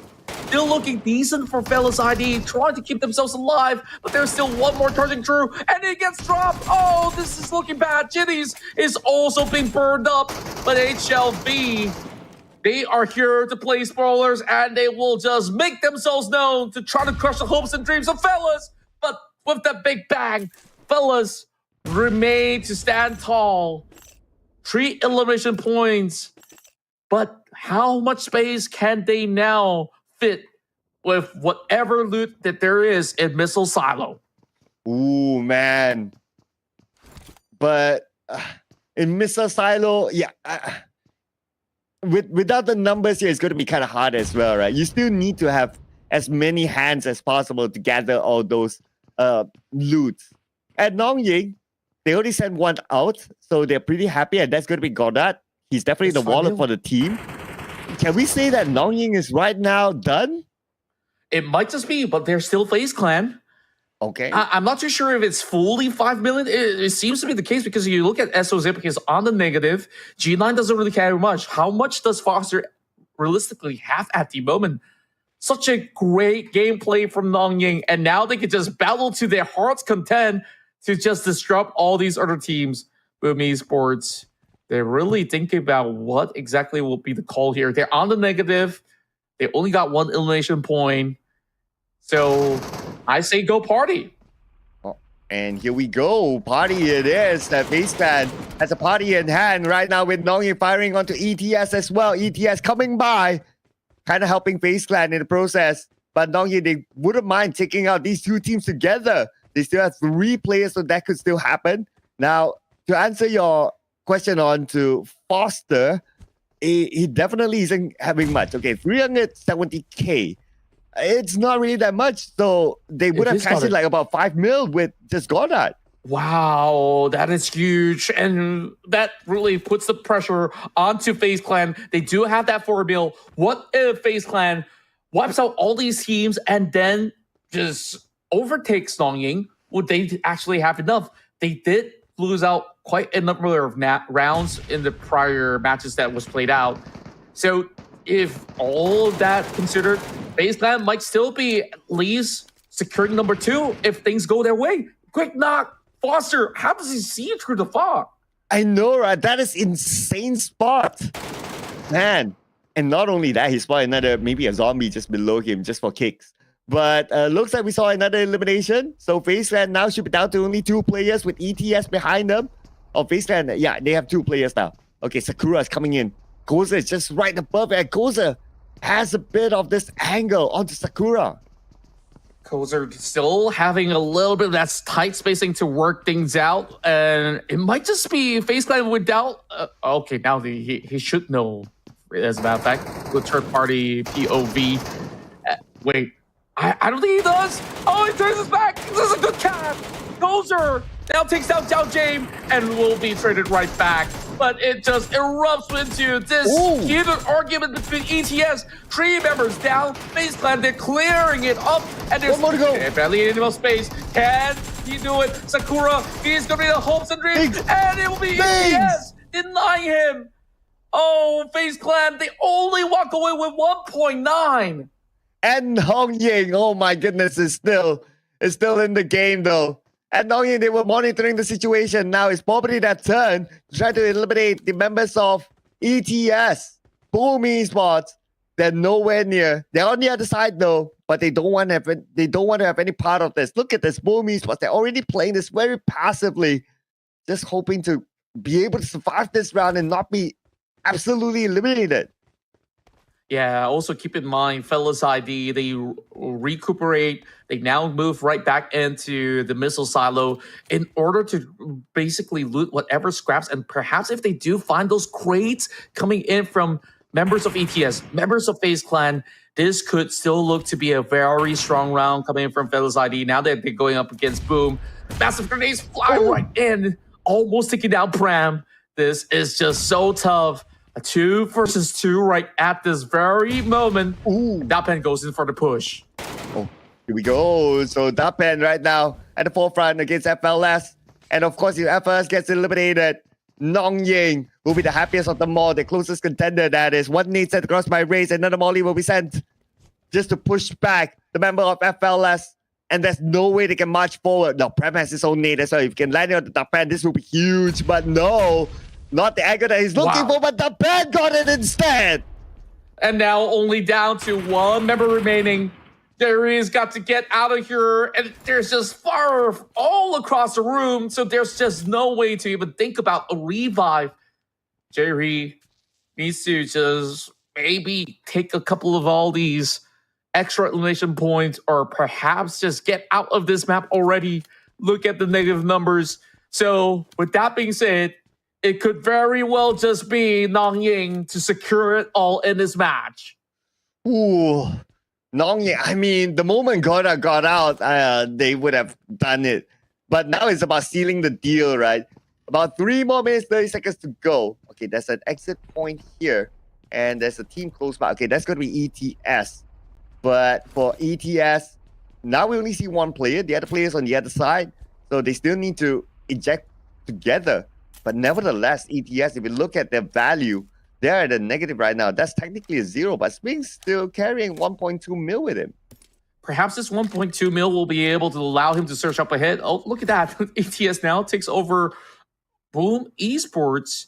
So Boom, while they're still being busy in the middle coast, is not clear. Benz, he barely has enough loot, so he'll be sent to take on this battle. Foster, but by the outskirts, Raze might have actually spotted out Foster. And whatever stats that he has right now, this is going to be a head-to-head between these two players. But Raze, he turns his back. I think he has a clue, but he's not willing to commit.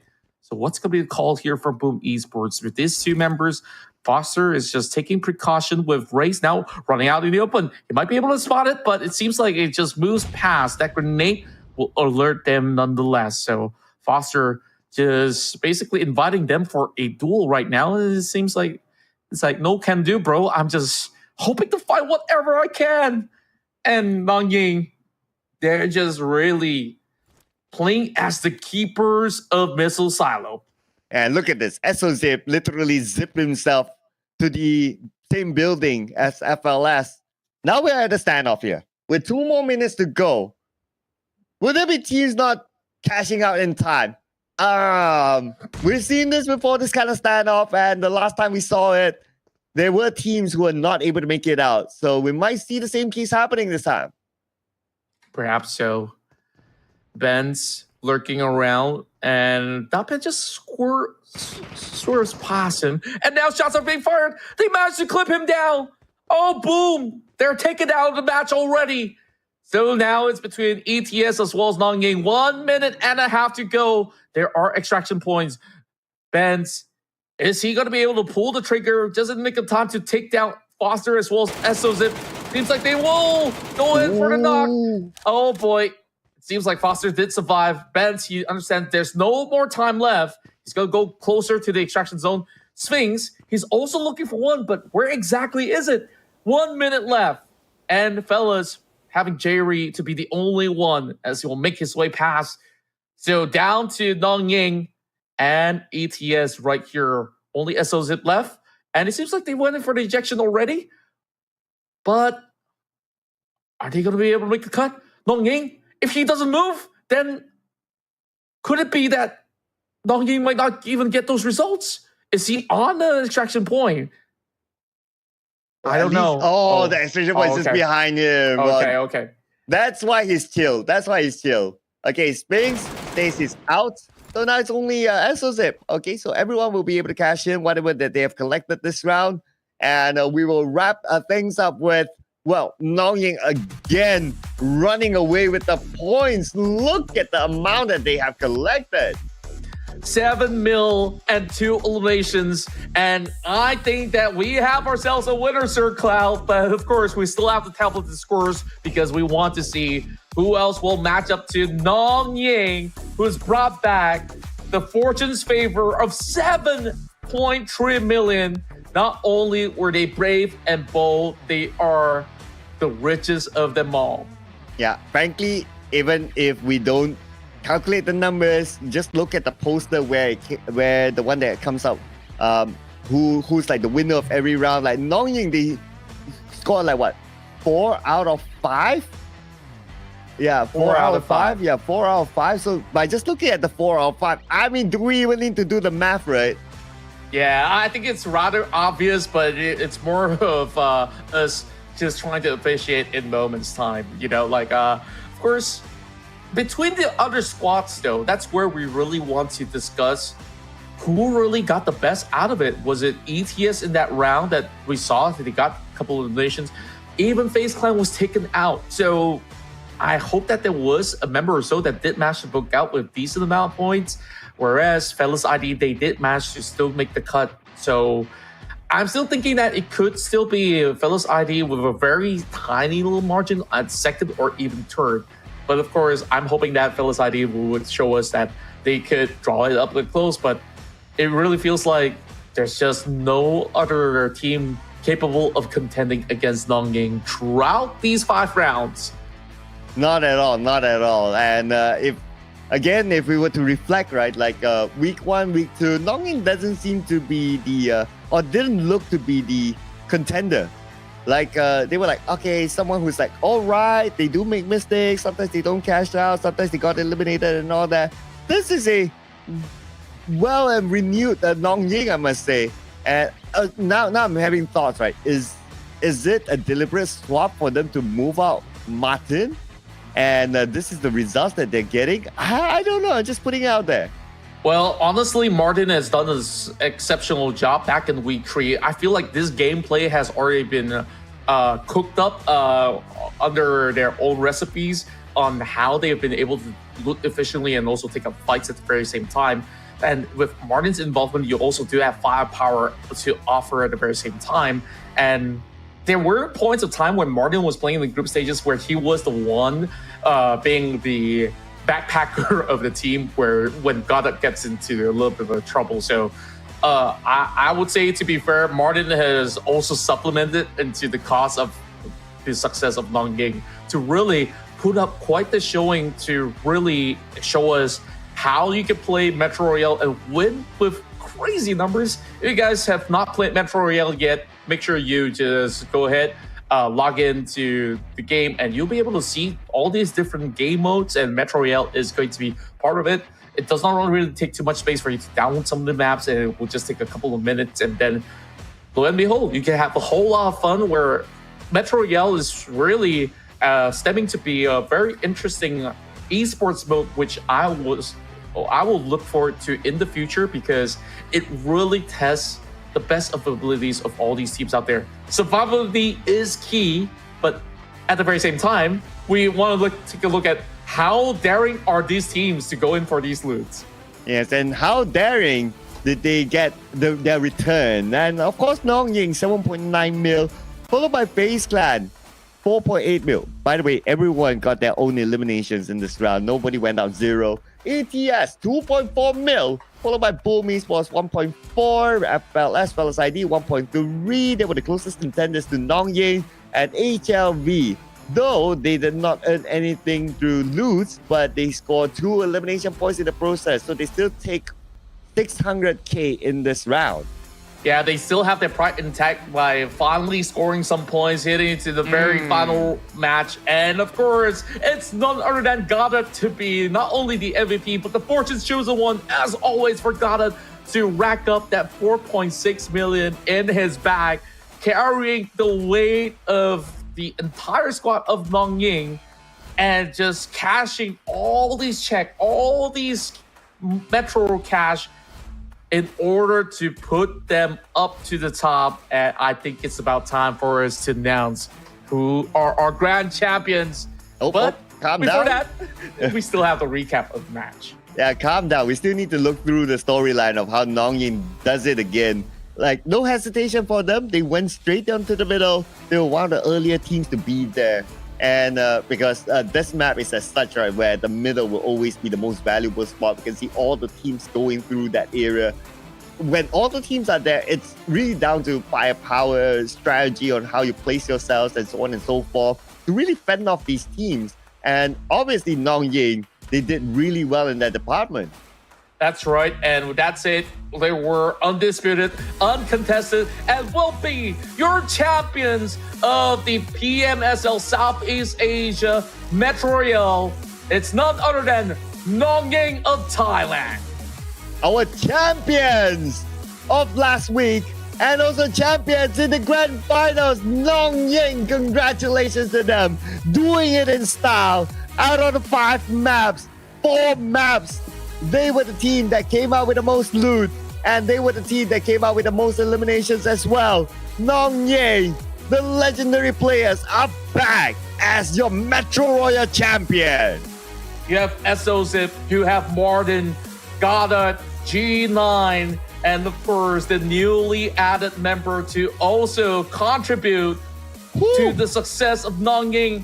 And it was not close. If you were to switch that number of 13 mil to 31, then maybe FLS will be able to actually get there. But congratulations also to fellas for claiming the second spot, as well as Boom Esports to make it to the second runner-up, third place with that 10 mil. But it was so close for FaZe Clan. They were 1 million shy to catch up to Boom Esports. But remember this, everybody walks away with a little real cash other than Metro cash. So of course, we thank all the teams for participating. It's been one hell of a show right here, Sir Claude, and I can't be more happy for all of our participating teams throughout this grand finals.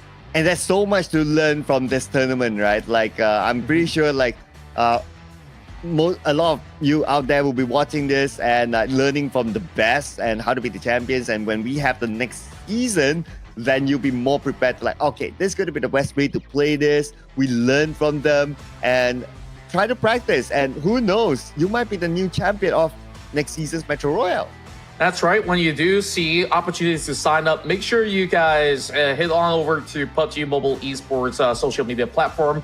Follow them, drop a subscribe or even a like if you will, so you can keep up to speed. And who knows, you guys might be able to be bagging not only Metro Cash, but up to $10,000 richer. So with that being said, Sir Cloud, it's been a great journey so far. Now it's time for us to witness history in the making as we carry on with the Battle Royale rounds in day 2 of the PMSL Southeast Asia, as we will bid you good evening.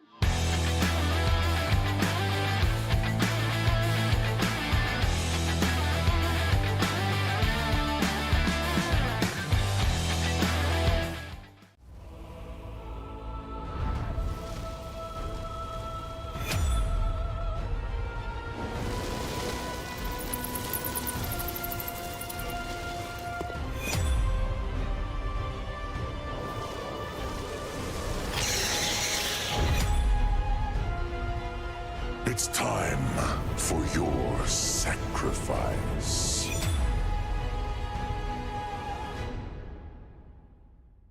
A 1,000 years ago, vampires, werewolves, and humans coexisted. Under the Dracula's tyranny, an alliance rose against him.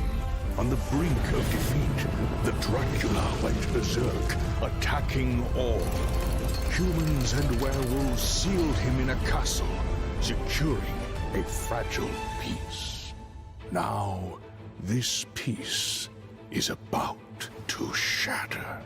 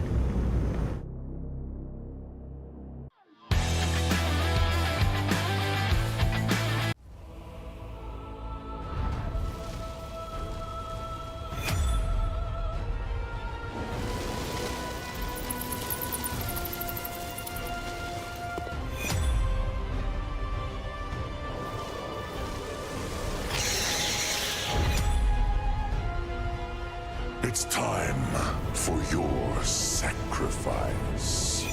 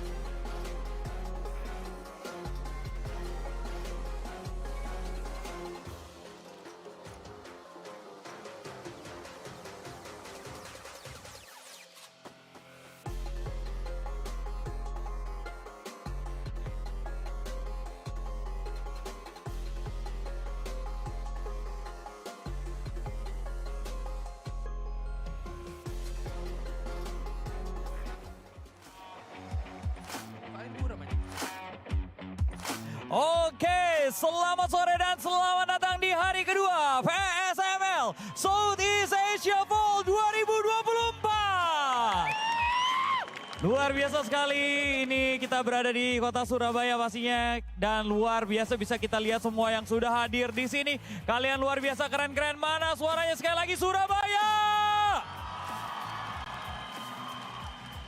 Wow, oke. Dan untuk memulai acara pada sore hari ini tentunya di PMSL Southeast Asia Fall 2024 ini sudah ada 2 player nih. Luar biasa banget dari VOIN Donkey ID. Kita kasih tepuk tangan dulu dong. Sudah ada Zeta dan juga Potato saat ini, and we're gonna start the interview first with these both 2 player from VOIN Donkey ID. We have Zeta right beside me. So, hi Zeta. Hi. Zeta, I have several questions I'm gonna ask to you. Last year, you didn't even make it to the finals, but this year you made an impressive comeback. Not only reaching the grand final, but also outperforming the Indonesian team after day 1. So, what has changes for your team this season compared to the last year? Jadi pertanyaannya adalah, kan tahun kemarin nih kamu nggak berhasil masuk sampai ke final ya kan? Tapi kali ini kamu berhasil masuk ke final dan bahkan bisa dibilang tim kamu meng-outperform tim-tim Indonesia lainnya saat ini. Mungkin bisa cerita nggak apa yang berubah nih dari tim season ini dibandingkan dengan season atau tahun lalu? Mungkin yang tahun kemarin nggak ada potato ya. Kalau sekarang kita ada potato kan mungkin ya lebih pede lah. Lebih pede ya, berubah karena ada potato ya. So, Zeta said because this year the main changes is they having potato right now. So maybe potato is the key player, they change the whole things. Okay. Pertanyaan kedua, our second question. Going into day 2, how do you plan to maintain your momentum and keep ahead of the competition? Especially with the Indonesian team being one of the strongest contenders in Southeast Asia. Di hari yang kedua ini, rencana kalian apa nih untuk mempertahankan momentum kemenangan kalian dan juga menjadi yang paling depan di kompetisi ini? Apalagi bisa dibilang tim Indonesia merupakan kandidat yang sangat kuat sekali di Southeast Asia. Ya nggak ada planning apa-apa sih, tetap main have fun aja mungkin. Okay, so they said that they didn't have any specific plans. They only want to have fun and play what best they can. Jadi memang cuma pengen, yang penting have fun aja ya, enjoy the game ya. Yeah. Okay. Now going to Potato. Potato, hi, how are you? Hi, I'm good. Oh wow, okay. Pertanyaannya adalah, Potato, you were previously a member of the championship team, Alter Ego. And you've competed in the grand finals. Now you are facing the former teammates on this prestigious stage as an opponent. And you're currently leading by a large margin. Do you have anything you'd like to say to them? Kalau kita lihat ya, waktu itu kan kamu sempat bermain di tim pemenang yaitu Alter Ego, betul ya? Dan sekarang kalian atau kamu harus menghadapi mantan teman-teman kamu nih di Alter Ego. Dan bahkan bisa dibilang VOIN Donkey ID juga memimpin dengan jumlah angka yang lumayan jauh dari mereka. Mungkin ada yang pengen kamu sampaikan ke teman-teman kamu tersebut? Silakan Donkey. Semangat lah buat mereka, masih ada 2 hari juga dan juara terakhir mereka juga comeback di hari 3, semoga bisa ngulangin itu lagi. Okay, so yeah, keep up the good spirit yeah, and they still have, this is still day 2, they still have the day 3 and hope they can perform well as well in day 3. Okay, Potato, next question. Do you have confidence that together with your new teammates, you can claim the championship titles once again? Apakah kamu yakin saat ini punya kepercayaan bahwa kamu dengan teman-teman yang baru saat ini bisa kembali merebut kemenangan tersebut? Yakin banget sih, karena mereka juga saling percaya satu sama lain dan percaya saya. Jadi kemungkinannya besar banget buat dapatkan titel juara itu lagi. Wow, kasih tepuk tangan dulu dong buat Potato. Luar biasa banget. So Potato said that he very believe with their teammates because their teammates as well believe in each other and also with Potato. So they believe they gonna win and get the championship titles today. All right. Anyway, Potato, you are coming from Surabaya. So this is your home soil as well. And now you're playing here and the crowd is supporting you. What does it feel? Kan kamu dari Surabaya nih, ya kan? Pasti banyak dong di sini yang hadir tentunya untuk mendukung Potato juga. Dan kamu lagi main di kota kamu sendiri, yaitu Surabaya. Menurut kamu bagaimana rasanya bisa bermain di kota kelahiran sendiri? Rasanya senang banget sih, dan ini salah satu cita-cita saya juga main di Surabaya. Dan semoga bisa memberikan permainan yang terbaik lah buat rumah sendiri. Amin. Kita kasih tepuk tangan dulu dong juga buat Potato. Amin ya, kita mendoakan yang terbaik pastinya. So this is one of his dream as well, to play in his hometown as well and to able perform the best for the hometown. Okay, Potato, last question. Is your family and friends here? And do you have any words for them? Kamu teman-teman atau mungkin keluarga ada yang datang nggak ke sini? Dan mungkin kalau ada yang datang, ada yang mau kamu sampaikan mungkin? Minta supportnya sih dari kerabat ataupun keluarga, doain terus biar VOIN dan GEEK bisa memberikan permainan yang terbaik lah. Oke, tapi datang, teman-teman atau keluarga datang? Datang semua. Mana tuh? Ada kelihatan nggak di sini? Tapi datang ya? Itu tuh, ujung mana? sana. Keluarganya Potato mana? Keluarganya Potato. Wow. Coba yang mau dukung Potato sekali lagi suaranya boleh lebih kencang. Wow. Alright. So we have a lot of supporters here supporting you, rooting for you, Potato. And what Potato want is please keep supporting him. Also supporting VOIN, Donkey, ID as well. And hopefully they able to get a great score on today's match. Oke, sekali lagi boleh kita kasih tepuk tangan dulu dong untuk kedua tim. Yang luar biasa sekali, dua player ini ada Zeta dan juga ada Potato. Dan kita doakan yang terbaik tentunya untuk pertandingan hari ini, oke? Semangat ya teman-teman ya, good luck juga nanti di match berikutnya. Dan kita sebentar lagi akan segera mulai, tapi sebelum itu, sekali lagi Surabaya, boleh kita dengar suaranya? Alright, dan nampaknya di sana juga di bawah udah ada Sanskuy ya, udah ada Dona, udah ada Jelly juga yang mau membantu meramaikan. Mungkin boleh dipimpin Sanskuy sekali dulu. Coba.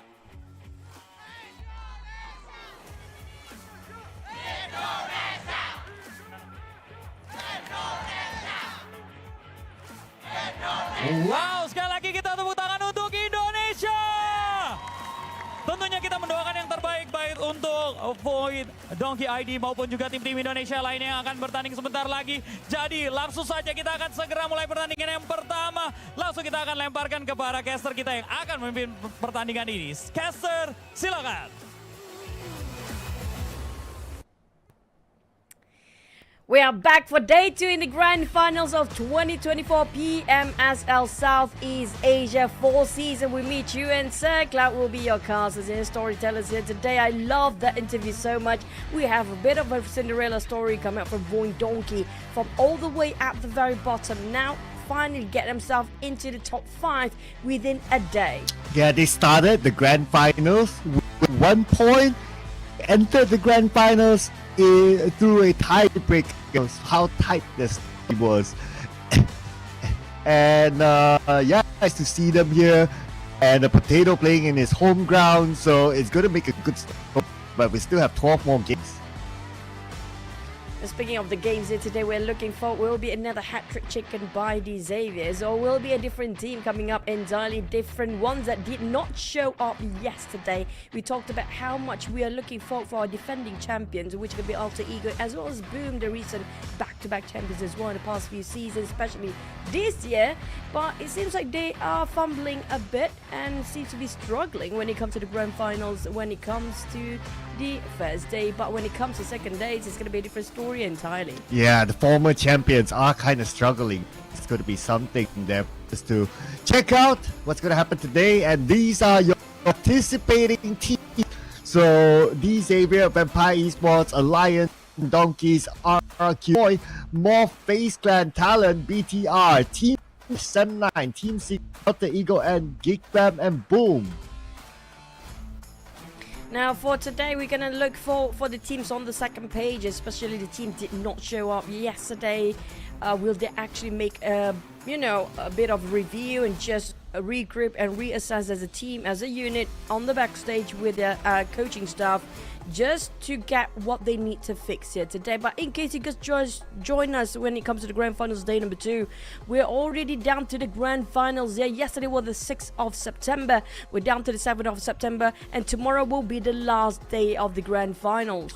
And tomorrow is the grand finals, but today is going to be day number 2. And yesterday they started with a finals hit start points. So do know that some of these had a good start, some of them did not, but it's all about equalizing the points now.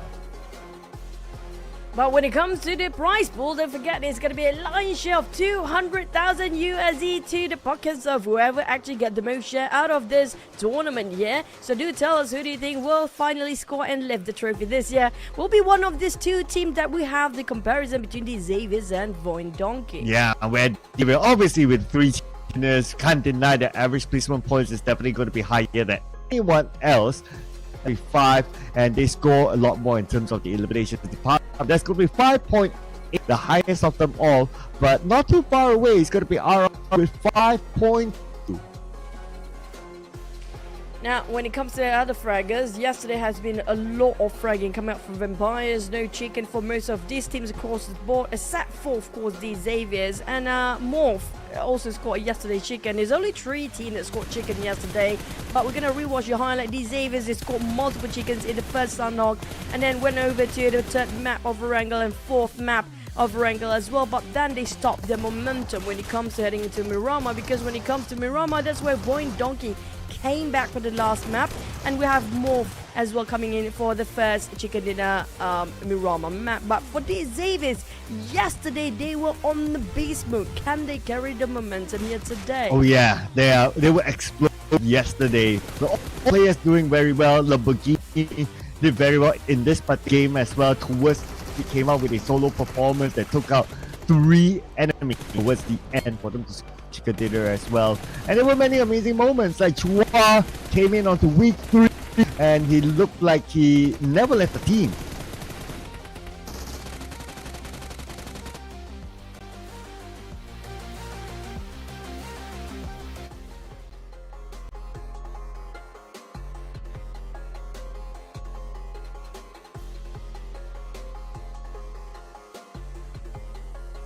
Well, if you look at the overall rankings, from the Xavier, they are top, but the gap is not that big. It's about 10 points from them and Vampire Esports. They have Alliance, who's doing pretty nice as well. Currently at 3rd place with 56 points, and let's all remember that only needed 2 weekends to come into the grand finals. Now, when it comes to Boom, we talked about them before. It's going to be Boom at the very bottom right now with Alter Ego. Plays himself 14, plays out GEEK Fam, placing at 15 in between these 2 titans here. I just hope they will have a wake-up call and will come back stronger. But fortunately now, we're just done with day number 1. So it means the gap between the teams are not too significant at the very time being. But starting off our grand finals day 2, GMT +7, it's going to be our time zone, so make sure you fix your time schedule accordingly. We're starting off with Sunhawk and triple Erangel, then we're going to head into a double Miramar. But don't forget, in between the 2nd and 3rd Erangel, we're going to have a bit of a break for the teams to have a bit of a breather and maybe just try to have some reshuffle and reassess with the coach in case he needs some changes on the second half of the day. Yeah, and also to remind everyone that Sunhawk, these Xaviers got the chicken dinner yesterday, and it wasn't the king of Alter Ego. In fact, went out with 0 points inside the Sunhawk match. So it's not that they were expected to do well, but they did not. So we got 2 more Sunhawks, including Sunhawk, that will be played right after this. So Alter Ego, if they want to fight, they have to start it right now. Here are teams to focus, and Choo Choo's going all the way here. I mean, these are the teams that deserving triple chicken mention here. Just to put up a triple chicken, perhaps another here today for the coming up the Xavier's performance. Why not? I mean, like, if they can actually 2 days in a row score themselves a hat trick, that's something, a record breaking that nobody able to actually do it just yet. So maybe the Xaviers, you can put it up with the challenger. Yeah, so the Xavier will be interesting to see if they can maintain their momentum, because there was one season earlier this year, Alliance, they scored 3 chicken dinners in a day, they did very well. And then again, when it came to day 2, day 3, they lost steam. So hopefully these Xaviers not being put in that sort of situation. But who's in the situation? I know that FAZE is playing. Oh wow, a bit of Misty spray to have a fresher start for the day. VOIN, Donkey really gonna have it going. I'm loving the fact that, you know, they definitely want to make it better, and it just making feel good about yourself. You have to have the confidence against all the other 60 players out there, and to have those spray. I think that was Razak or Mineral Story. I didn't catch that person just now, but yeah, but he definitely needed a better start for the day, and we do know when it comes to getting feeling good, it's always going to end up good as well. But for the other teams who don't have any major shuffles based on yesterday's player lineup, unless we're going to have the second half of the day, but we're going to have to wait and see will they have the same lineup as they did yesterday as well, because I'm looking for especially, like, I'm not really just focusing on one team, but I personally do love a lot of Red FAZE in the game, and TALON, I don't know, will they deploy, because Red FAZE played for the last game, very last game yesterday coming up for TALON, and it changes so much. It just reflected based on the numbers too, and TALON, when they have Red FAZE, their fragging power is way more than the 5 maps prior to that, because before then they didn't actually put Red FAZE in the lineup. So I'm kind of questioning what is the main strategy coming up from the coaching staff, or even and as a talent lineup for now. Why did they deploy one of the players that can bring so much numbers in the very last minute? Well, we do have Vampires as the usual lineup. Nobody can replace Tony K, of course, for now, but sometimes, you know, he needs a breather, and we get to see that Fluke will actually coming in later on, and I'm loving the crowd, the energy there. So in case you guys happen to be in Surabaya, Indonesia, don't forget to just casually drop towards the venue and make yourself at home and just enjoy the game as well. Well, we have Alter Ego. It's going to be Alva playing in the first map as well. So there will be some swaps according to the maps here. Yesterday the trend was Sunhawk will be having some players, like in the case of, I think it was probably RIQ, that they have Asa play the first Sunhawk, and then later for the last two Maroma they put Asa back, and or maybe No Mercy or Snape. And yesterday Snape was taking away the MVP for day number 1 grand finals by the end of day 1. So I'm questioning if RRQ will try to put Snape all day long here, or will they put him at bench side, because right now they cannot afford to put aside Snape, because we are talking about the grand finals.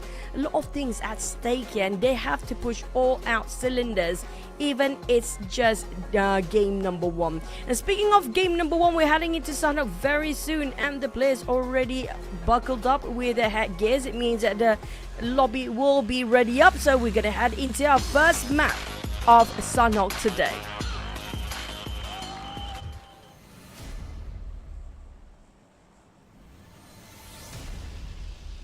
Now flying into Sunhawk from the very south, we're gonna drive all the way, or fly all the way towards Camp Bravo, coming up from Sami. Yesterday we saw a couple of teams having early skirmishes, very scrappy fight indeed when it comes to Sunhawk. It all depends on the circle, and yesterday's circle comprises of all 3 islands, so will be another generous circle coming up for Sunhawk. Generous circle for Alter Ego will not be generous for anyone else. So if a generous circle, let's see who will get the generousness of it. I'll be looking forward to seeing early fights. Okay, we're gonna see again. So we saw this yesterday, Sem9 and MORPH, and yesterday Sem9 won against MORPH. MORPH did not take home any points at all, and we're gonna see round 2 now. MORPH always going to be the first few teams that engaging in early fights here, based on Sem 9 drop as well. So I'm not surprised it's going to happen once more. And we do know when it comes to Sem 9, they love to take the fight as well. They never back up for each other. When it comes to MORPH, don't forget about Hazel. Yesterday has been quite a performance by this player, making so much work for the team to score himself that chicken dinner. But Sem 9, they're just aiming for those elimination numbers. Here comes first contact mate. They are dropping the bullets to the side of Hazel. Yeah, we can see that MORPH, they're pinned down to a corner based on the minimap, while Sem 9, they have the space to continue to loot. And Fear is going to be the one to guard MORPH while his other teammates circle around, continue to pick up valuable loot, and maybe even enclose onto MORPH later on. But MORPH, they're making a move. But look at this circle. Oh, man. Okay, came out for a circle, but lots of water. This is going to be a rare one indeed. Usually we're going to have a very northern side of circle, but this one a bit more to its left. Not a bit more, very much more to its left side. But one knocked down the side of MORPH for the rest of Sem 9. Right now they barely got enough arsenal, but enough to get himself covered. Just a tiny bit. A level 1 helmet, no vest for the side of Boo. But for Sem 9 they slightly stocked up better than compared to MORPH. But here comes the corner. It's going to be a corner throws between these two players. But if UI can score this one, it will be big entry for Sem 9. Oh yeah, they got the first knock though. They just need to follow up. But there's one player for MORPH. Looks like he wants to go for the flank instead. Bobohu will finally score first blood. 3 more members for MORPH in this area, and they don't have the circle, so they have to make it quick. UI cooking another one. DBS double down on the side of MORPH as well. They didn't manage to save Flippy. That's going to be first sacrifice, the first blood into Sunhawk. Toyo coming up from behind. Barely got enough ammunition, but both sides seem to be struggling to stock themselves up. Oh, but looks like it's not much of a struggle for Sem 9. So far, so good for them. They continue to pin down MORPH. But then again, we are 20 more seconds till the zone starts to close. We have seen that sort of situation before. If both teams are still stuck here when the zone comes, it's for the most part not a good sign for either side. But we can see Sem 9, they are making the proactive move. They know they have the numbers, and they may execute their plan, so they're just on the next building now. And UI trying to find all the corners down. Slowly pushing himself in, but we do have another visitor coming up very soon. Team Flash seems to be closing the gap and in distance. They definitely heard these audio cues coming up from the players in the crossfire. Sem 9 will have to wrap things around quickly before another visitor come in. And here comes double down by Furen with a DBS. And next he's trying to clear the corners by one more player, and MORPH will be the first one to be ousted again. Feels like a 2-0 right now as Sem 9 won another skirmish. Early scrappy fight against MORPH. Yeah, same like yesterday. MORPH failed to come out with anything at all in this fight. Sem 9 now has the entire area for them to loot, and they can navigate around the outskirts of it as well to move towards the circle, which so happened they are in the same island. So at least they don't need to worry about the choke points for now. Speaking of choke points, there's not plenty of time for the teams to actually get into the circle here. We do know how the circle heavily dependent on the side of Sunhawk map, so each of every single IGL right now reconsidering about their rotations regarding of how the circle just happen to be in one direction only. There'll be a lot of scrappy fights in the center too.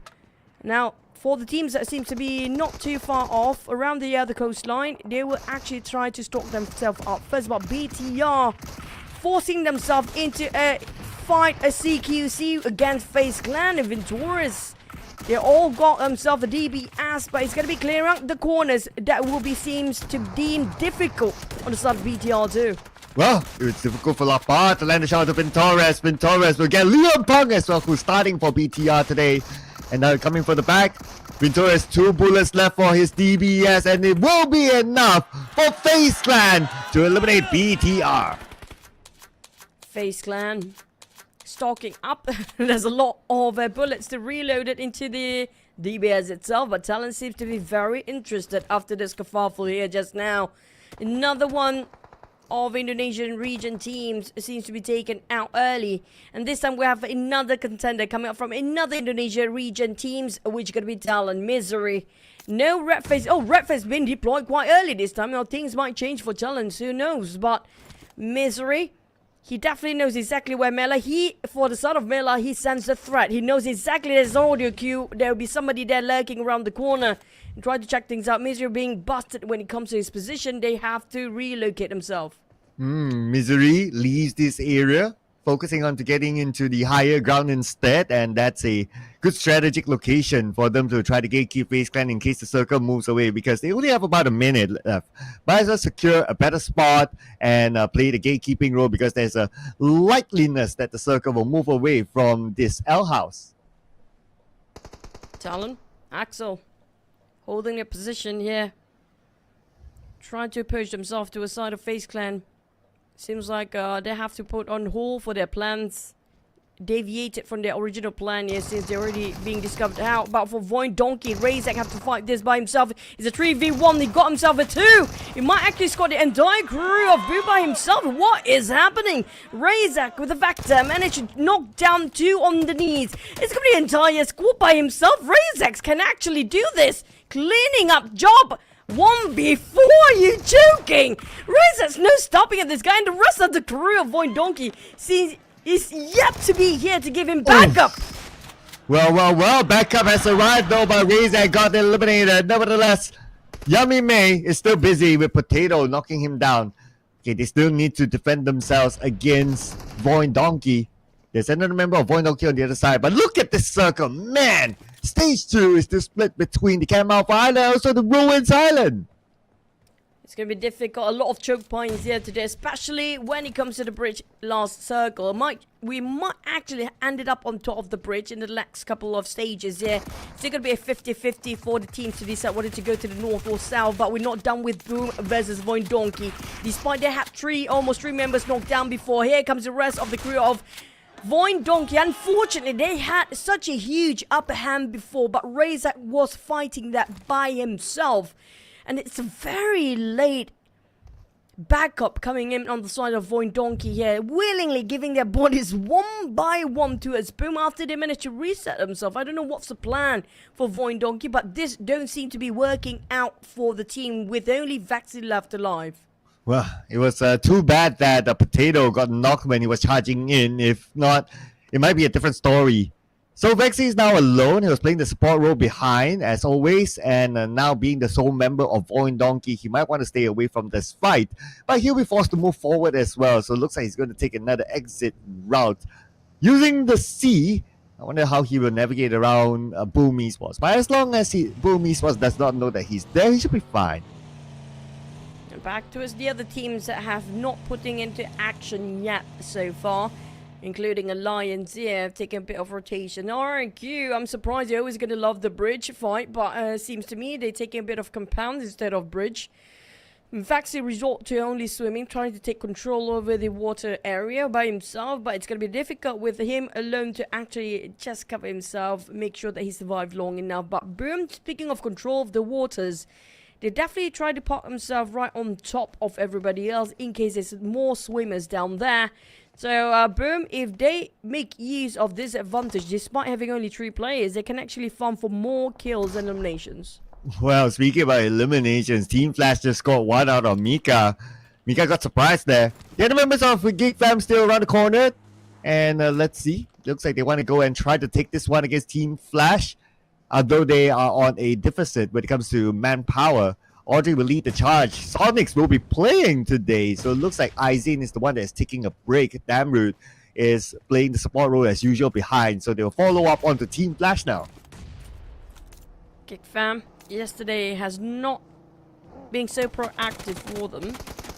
But here comes the challenge, taking a bit of an awkward angle. Audrey still managed to shoot from below upwards. It's going to be a next one, 2 different angles. He needs to swing this big. But here comes the Nate sprouting up with also a support cover fight from the back row by the rest of the teammate. But Team Flash is slowly being pushed down all the way towards the lower ground here. And Audrey managed to take covers and take control of the elevation with a couple of rocks as the hard covers. But on the side of GEEK fam, things seem to be difficult for them to work out as as a team. Yeah, the moment they spot Damroot, that's it. No support fire. So now it's only down to Sonics and Audrey. Audrey's pretty low. He's healing up. He managed to heal up, but Audrey knocked down by Batman from the side. Nice flank by Batman. Now it's only Sonics all alone. And the Blue will continue to put pressure onto him. And he's still surrounded by the members of Team Flash. But look at this ridiculous circle. This is the most insane Sanhok circle this season. One of the most rare mythical circle coming up for this Sanhok. And when it comes to that, it's just super rare, extremely rare at that. And it's going to be pulled all the way down south to Tambang. And it's going to be, really tough for the players to cut across those bridges because a lot of teams already got themselves on top of Cam Alpha already. But Team Secret, they might actually spot out Vaxi. I think Trunk can sense a threat around the corner. I think, unless if they were taken by surprise, and it was a surprise attack. And Vaxi trying a bit later to realize there's somebody there. He was actually taking the front line, but it's gonna be an innate finish of a VOIN Donkey. Vaxi last player, but fortunate enough for him, still managed to secure another 2 eliminations. Yeah, he still managed to get away with something, right? So not too bad considering that he was the lone ranger for the team. But for Alliance, looks like they are falling to the hands of D Xavier while we have Roy now on screen against Talon, and both of these teams are in the blue. But of course, when we talk about advantage, Talon has a little bit more advantage since the exit point is just behind them. The pressure is on to Roy right now, but they managed to get a knockdown onto Misery. The other members of Talon looks like they left this area. Roy spotted out the players of Talon here. It's going to be easy work, not breaking any sweat for Khan. It was a beautiful spray, by the way, but the problem is they have to just tank out the blue for a bit much longer. For Alliance, I don't know what happened, but it didn't work out for their rotations as well. This awkward circle make it so difficult for the players to get used and adapt to this, because we never had this sort of circle inside of this very few Sanhok map that we actually get to play. But on the side of Roy, they need to know if there's somebody else around the corner. They have to check those elevations just to cut across into the safe circle and safe zone. But on the side of teams from the inner side, we talked about Tambang might be the hottest spot right now for these Xaviers. They tried to cross over, they managed to do so. And we saw last time I saw as well, RIQ seems to be bridge camping. Now I'm gonna have to wait and see. I'm curious regarding their POV right now. Yeah, so far RQ so good, so I wonder where they are as well. Probably gatekeeping other teams. But what we're sure is that FaZe Clan is trying to gatekeep D Xavier. Now, nice long range there by Parajin, spotting out another movement, but there's movement here by RRQ. So it looks like no bridge camping for them. They want to take the high ground instead. Parajin. These Saviors, as per usual, when it comes to how they actually play the game, they're going to keep very calm, as cool as cucumber at first, not making too much noise. But when it comes to stage number 4 onwards, that's where they start to prowl for their praise. But next is going to be Vampire Circle all day long. Northern side of Tambang, where the circle hits right on top of that compound. It's going to be a good place, a very sweet spot that Vampire secured themselves. Not just they managed to get a good view to us, whoever tried to cross the bridge, but that's pretty much one of the most solid hard covers you can actually work with as a team. Yeah, and this is a big one here for Vampire. They have to make it work. But for the other teams, they're definitely not happy with this sort of circle. It's still like, what, 40% of water at stage 4 circle? And they have to make it work somehow. But anyway, Alter Ego, unhappy that they lost the circle. Now they have to fight through Boom Esports, but they got the advantage. Alter Ego trying to fight through the smoke. Yummy May, here comes the CQC with Alva and DBS. Yummy May used to be known as master of DBS. He got himself a good matchup this time against Alva based on his yesterday's performance as well. But for Alter Ego, they lost Rosemary early on, but no problem for them. But they need to deal with Team Secret and Boom at the same time. There's a huge swing on 2 different angles with 2 different, very different levels of terrain. And in the meantime, they have to think about how to cross over the other side of the circle, because right now we do know Vampires are gatekeeping whoever tried to cross on the northern side. Well, these areas having a hard time crossing past FaZe Clan. It's been quite a while since we last saw them actually face off, but now we're going to see FaZe Clan still trying to hold their ground against D Xavier. here we go. Levi's with the DBS. Chua. He does have S12K on the left side. There's somebody there. There's going to be Mela trying to hold his ground against two members of D Xavier. He's pretty low as well, and he will be naded now by Levi's. Nonsense, finish off the job, and the rest of these Xaviers, unfortunately, will be eliminated early this time. Look at the crowd cheering as our triple chicken dinner teams. That seems to be still at number 1 spot right now, with Vampire barely got any scores here. Being eliminated, eradicated by the teams when it comes to FaZe Clan. But for Roy, unfortunately, it's going to be another difficult height for them too as a center. They have to fight against TALON. FaZe repositioned himself all the way towards the outskirts at the back row entirely. But problem is, he couldn't actually reach out to help his teammate who's bleeding out right in front of Roy. And right in front of Roy, there's still Redface there. And Redface, pretty much the final member of TALON. He still has the circle for now, but the circle will shift in a little bit more, and it goes again towards Vampire Esports. Vampire Esports, man, still the best spot possible in this kind of circle. But look at the elimination feed. Vampire Esports, they are in action right now. They just took out Razy, who's the final player for Boom Esports. To get out from ruins, there's a lot of structures in between. We talked about a bridge before, and it's going to be a lot of teams that are resorting to swim here.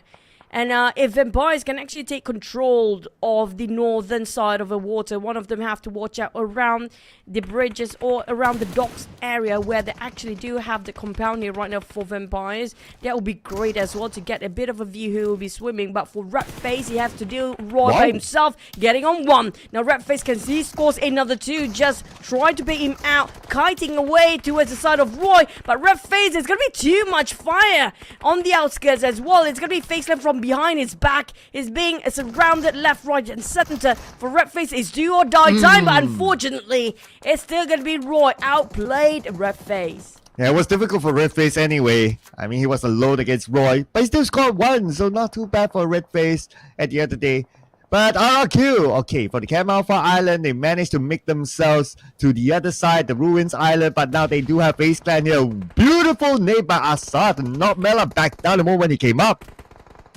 Oh, he needs to prep the nade to perfectly be exploded in the nick of time. We have Tony K. I talked about the coastline of the northern side of where they're actually standing right on the outskirts of Ruins as well. Across the other side. Tony K, keep an eye out towards all the swimmers down there. Vampires got full control of the waters here right now, but Tony K cannot afford to get knocked down. And when they have Tony K down, that's going to be a lot of loopholes for Vampires to be breached by the teams that are crossing over from swimming or from the bridge side. Whoa! Wow, that was almost a blind nade there by Onsens. Beautifully landed onto Roy. And now looks like FaZe Clan, they're going to charge in. They know they got the knock against Tony K. This is their chance, but Schweppes will try to stop Vintores from coming any further forward. Vintores has the higher ground advantage with the DBS. Close quarters combat will be an advantage for him. But he has to spot out Schweppes, and he will knock down Schweppes as he was distracted on the right. Outplayed, outmaneuvered by Vintores here just now, playing around the rock. What a strong rock. FaZe Clan utilize it well. Vintores now down two players on the side of FaZe Clan. 8 elimination by Vintores himself only. Something is up for FaZe Clan here with Onzen score himself a 3. A double-digit elimination across the board for FaZe Clan. Taking it strong for the first map of the day in day number 2 grand finals here. While Vampires has got himself a 5. They lost Schweppes, but at least they managed to revive Tony K. Now, unfortunately, the moment Tony K get knocked down, they have to prettily sitting indoors because there's no way for them to get out now. It's a bit too late, but they don't really necessarily need to go out of their way here. Even though they might get breached by the dockside area of their left side of the circle. But at least they got themselves quite centralized into the circle as well. Solid compound, hard covers, that's all what they need here, including Team Flash, who's sharing the neighborhood alongside with Vampires. Oh, well, Alter Ego haven't found that circle yet. Still in the water. But the moment they dock themselves, there will be a risk that they will be found out by Vampire Esports. Lucy's looking at the shoreline. He probably saw both of them there. But he's no longer pointing his crosshair, so he probably missed that. Trying to scout out for any swimmers down there. Roy and Team Flash seems to be having a go. There's also Sam 9 with Team Flash. I feel like Team Flash will be focused all onto them right now. Vampires on the other hand will be left to just salvage whatever they can from the sideline. They will try to steal the kills there. And the one that actually winning it big is going to be Vampires. Despite the lost reps early on, they're still going to be A-OK because all eyes on to Flash with all the audio cues towards that side. And Alter Ego barely docked himself on the shoreline. It's going to be Alter Ego exploited by Tony K as well. As Stone spotted out Firen. It's going to be Sam9 focusing on towards a different area. They're looking up the wrong way here for the other teams. Oh, at least for Vampire Esports, they're looking at the correct way to try to stop Sam9 from coming in. And Sam9 having a hard time. Okay, Kenny got Gosu at least. But they're still now out of the crosshairs of Vampire Esports. Still a solid compound since they have the circle though. But for Sam9, now it's their chance to move forward. They create that smoke bridge and they move on to the next building. Speaking of building up into the circle, well, we do have Vampire still holding and controlling the circle here for now. In the less than 3 seconds to go, we get to know whether the circle will shift away or not. It's still Vampire circle all day long here for Flash. They being skirmished left, right, center. There's no way out for Team Flash. They're totally being hammed down by Sam9 and FaZe Clan at the same time. While on the side of Vampires, they've been controlling the circle since the start.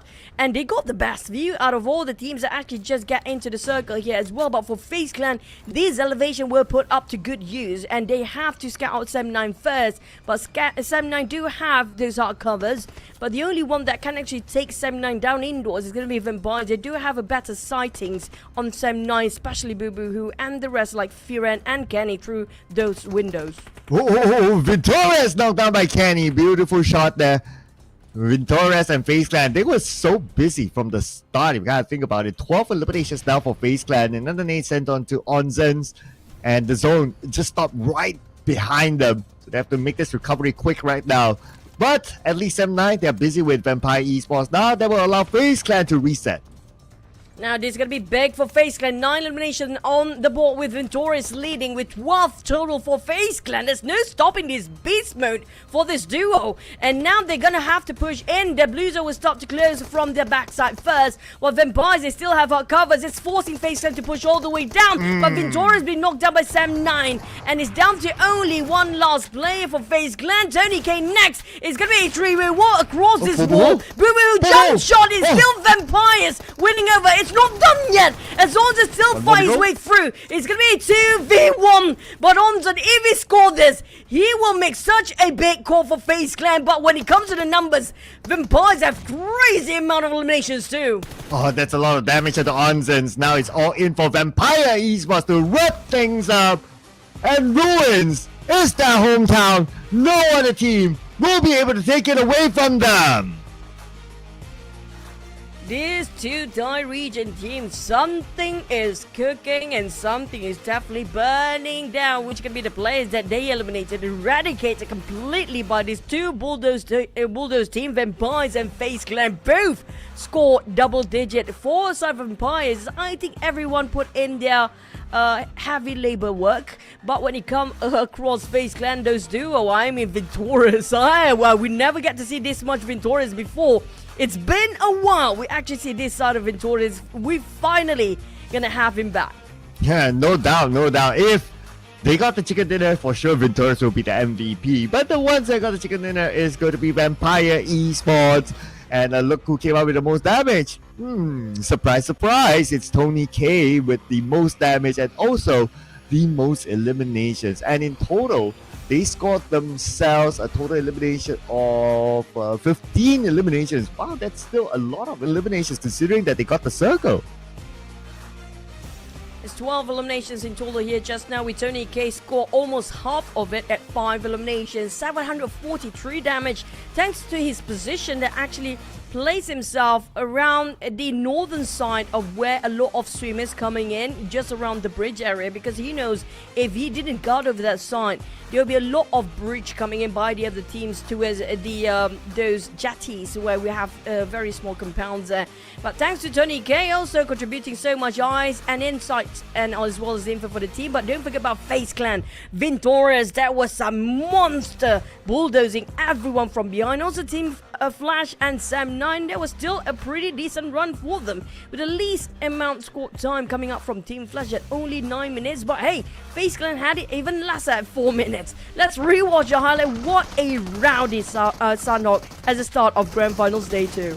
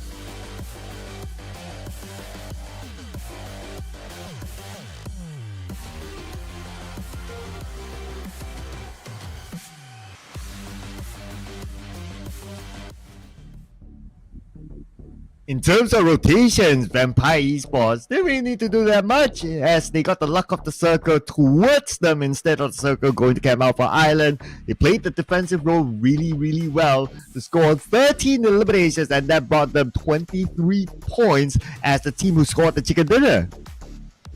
It was a very decisive circle indeed for Vampires to adapt. I saw how they rotate back to Camp Alpha, crossing the bridge and take it back to the last minute. They was close to losing that compound towards the other team. It was a very tough decision coming up from Vampires to call it out just now. But for FaZe Clan Venturas, something is up from these guys, man. But MORPH and Alliance did not score too much. They were fighting a bit too early, especially MORPH against M9. Again, there's some rivalry between these two teams here. Yeah, for the Sami area, so it's already 2-0. I wonder if that will change tomorrow. As for Alliance, far rotation for them. They dropped in the area of bar. They had to rotate all the way to the left, and there were many teams in front of them. And too bad for them, they did not survive the rotation, and they got eliminated with 0 points. But that also means that other teams will go up above them. FaZe Clan with a victorious performance, now at number 3. Push all the way up, even though they barely actually in the first page. Starting off that day, we're still in the top 8, but it wasn't this high up. It's just all the way towards the top 3, but it's still quite a significant gap with 18 points in between them and the Xaviers. We're only 10 points between Vampires and Xaviers. This has been going since yesterday. The alternation of the first and second place is yesterday. Always going to be a 10 points different gap. But unfortunately, it's still going to be the same numbers at the very bottom. The bottom 4 don't have any swap at all, and when it comes to the point, it's not too far off yet. But for Alter Ego, GEEK, Boom, and even Team Secret, they have to do something here. If not, it will be too late for them to make a comeback. Yeah, we're talking about 11 more games to go now that this round is done. Interesting enough that the Boom Esports and Alter Ego, the two-time PMSL champions, are still all the way down there. But we're going to compare these two amazing players. Ventoras, who came up with 9 eliminations and a whooping amount of damage, 1,297, as compared to Tony, came with 5 eliminations and 743 damage. But of course, for VOIN Clan, because they had to chase the circle, they had a lot more opportunities to fight, hence Victoria is able to get that chance to gain more elimination points, and he took it well, bringing home 9 eliminations as an individual player. It was a very difficult rotation, hot, heavy rotation for FaZe Clan, indeed, with only 2 players left to the very end, alongside with Onzons. But for Tony Gay, that was a wise decision for him and the team to relocate himself on the other side of the bridge, where they starting off as a default before. And when it comes to damage-wise, Ventoras, he know that he needs to make do for the teams to make it work.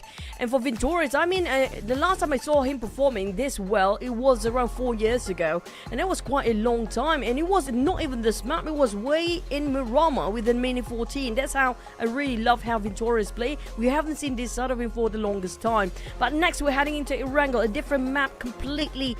For the last time we saw Sunhawk just now was heavily dependent on the circle for this the map just now that's caught by vampires for the chicken dinner. But Erangel, we do know it's gonna be a different ball game entirely. Yeah, way bigger map. And some would say it's way more balanced. I would say, yeah, way more balanced than Sign-Off for sure, because Sign-Off is such a circle-dependent map.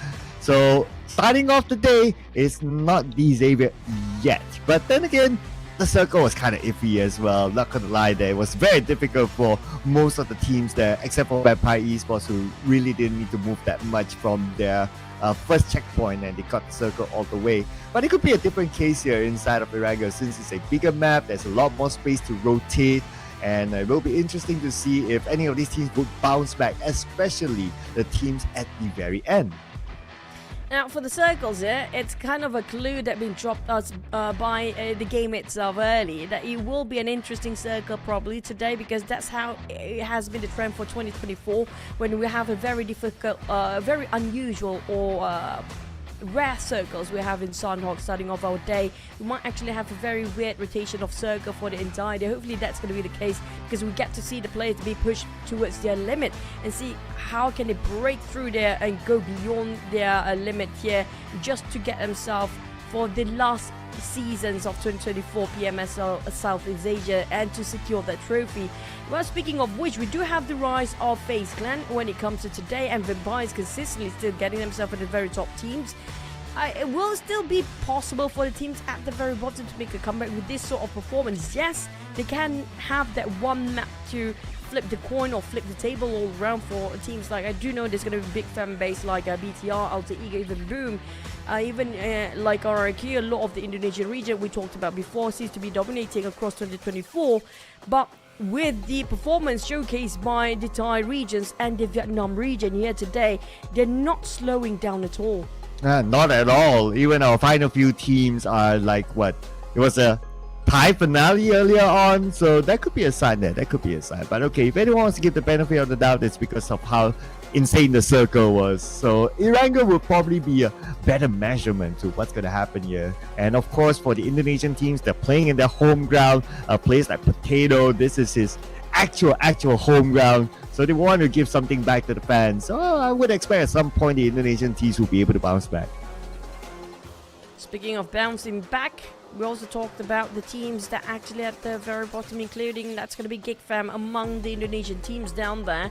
A lot of big names. Well, I wouldn't say there's any dark night in this case of this season, because every single team we have actually seems to be putting up the same standard, and it's all down to their rotation. Strategy-wise, is down to the last wire here. It's one of the tightest race across all the season we had in 2024 before, and this season I personally feel like this is going to be one of the toughest season across the entire year. Yeah, after teams getting used to this format, that's one thing as well, and they had the entire year to play with each other, because we don't rotate the teams. Or we might rotate the players, but not really rotating the team. So some level of philosophy still stays right throughout. So this is the last series of PMSL for this season. But we also but as we were talking about rotating, so it looks like Fnatic is going to rotate out for No Mercy instead. And No Mercy, he played very well yesterday, so he'll be looking forward to putting on a similar performance here in Irango. Now RQ, they can swap No Mercy, they can swap between all the other players, but they can afford to swap POCO as well as Snape. Right now, they are the fire for RRQ. And we saw how Snape scored himself the MVP yesterday, and POCO, one of the players that's so pivotal for the team to engage and initiate any fight. They're more aggressive and more confident into taking fights when there's POCO still alive. For RRQ, is a unique team entirely. They're really dependent on each other when it comes to getting their numbers up, also scoring that chicken dinner, so they cannot afford to lose any players way early on. That happened before, it didn't turn out so well for RQ, so hopefully it's going to be a good case for the teams at the very bottom as we fly into Irango. And here is Irango, number 1 for day number 2 in the grand finals, people. So we're going to get a flight path starting from the left side of Kuwari. It's probably going to end on the right side where probably Milta is going to be the ending point. So it's going to be a okay flight path for most of these teams. Pretty balanced, I must say, cutting across the map. Unless maybe if like you're 7-9, you want to go to Severny, then you may want to drop somewhere in the middle, grab a vehicle and go up. But for the most part, since the flight path do cover the main peninsula, most teams will be able to get to their regular checkpoints. It's going to be a default drop for most of the team, like their traditional drops as per usual. Unless somebody will surprise us here early on for Vampires, we do notice, I mean, it's quite apparent, it's fact by now, quite factual. Yesterday we saw how they changed it over to Milta Power. It didn't work out for them, so Primos is back to the default mode on the side of Empires that will actually portray better results by end of this map. But keep your eye out to the side of these Xaviers. Yesterday he scored himself triple chicken in a day. There's only 3 teams scored himself chickens yesterday, or 1 chicken for MORPH, 2 chickens for VOIN Donkey, and 3 chickens for the Xaviers. And there's going to be 1, 2, 3 for you guys. So will be a different name. So far we're starting off with very different teams scoring himself the chicken here with Vampires. But Vampires, they didn't have chicken, no problem, but it's quite still a decisive circle. So I guess the clue dropping in Sunhawk pretty much going to be the entire day with a very difficult decisive circle again in Irango. Oh, speaking about being decisive, Sam9 made the decision to drop in military base instead of getting a vehicle, going back up to Severny. Circle happened to be here. There's a big chance that the circle will be a military base circle, although there's like still that 40% area where it still covers the main peninsula. But I would love to see a military base circle, plus we're in the grand final, so why not? And if it goes there, Sam9 has a chance to have a good round again. Yep, for Sam9 they tried to head over to SMB quite early on since the circle popped just now. It was quite a lucky guess as well, and go straight into SMB, try to take majority of the the aircraft junkyard work in right on top of SMB and around the control towers too. If they can actually secure all the entry points on top of SMB, but don't forget we do have BTR and Team Secret. We'll try to charge in early as well, so we can assume there's going to be BTR Sam9 early skirmishes, because Sam9, they will not sit quietly and prettily inside. They will do something about it. They are the teams that will not just idly waiting for something to happen. They're the one that make things happen as well. But for GEEK Fam Audrey, he chipped down quite a number of damage down there. Lucky enough he actually managed to survive from that. Yeah, he made it to the military base island alone so far. So waiting for his other teammates to come by. But one other thing that I would like to see is RRQ, since they are fans of gatekeeping when it comes to the military base island. They normally like to gatekeep on the left bridge. So it'll be interesting to see if RRQ is able to do that again, because whenever they do that, it's always opportunity for them to gain elimination points. Though they may not get that chance that early, since we still have a lot of space in the main peninsula, but still, setting themselves up wouldn't be too bad. Just like how Victoria set himself up for 9 eliminations. Victorious, I mean, that was a crazy run by this guy with M416 at 57%. And Scott L is just, you know, something that's just a bonus at a point. If he actually need to use it, then if he's forced to being used to it, then he'll probably gonna have to use the Scott L.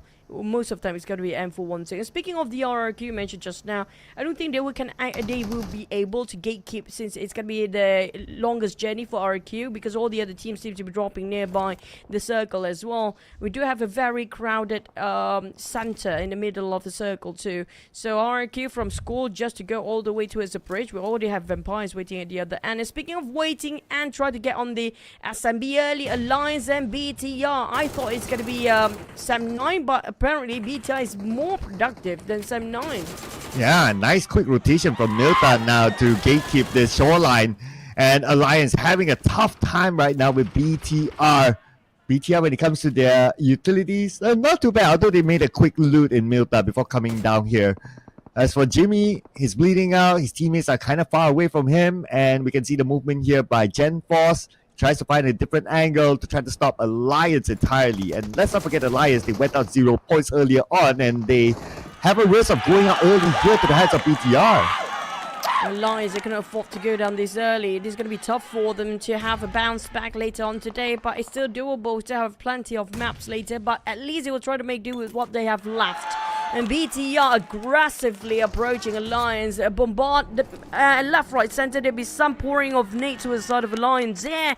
They even took their own vehicle to charge right in, knowing the fact there's nobody else that actually tried to swim over this side. BTR, no hesitance whatsoever, recklessly just going into a side of Alliance, but it's going to be all paid worth it. But on the side of Alliance, it's down to only one single play. Adik, look, the moment he opened fire, the rest of BTR was swarming through this compound. Oh yeah, they absolutely know that he's alone now. No other challengers. So all in onto Adik Luke, all alone.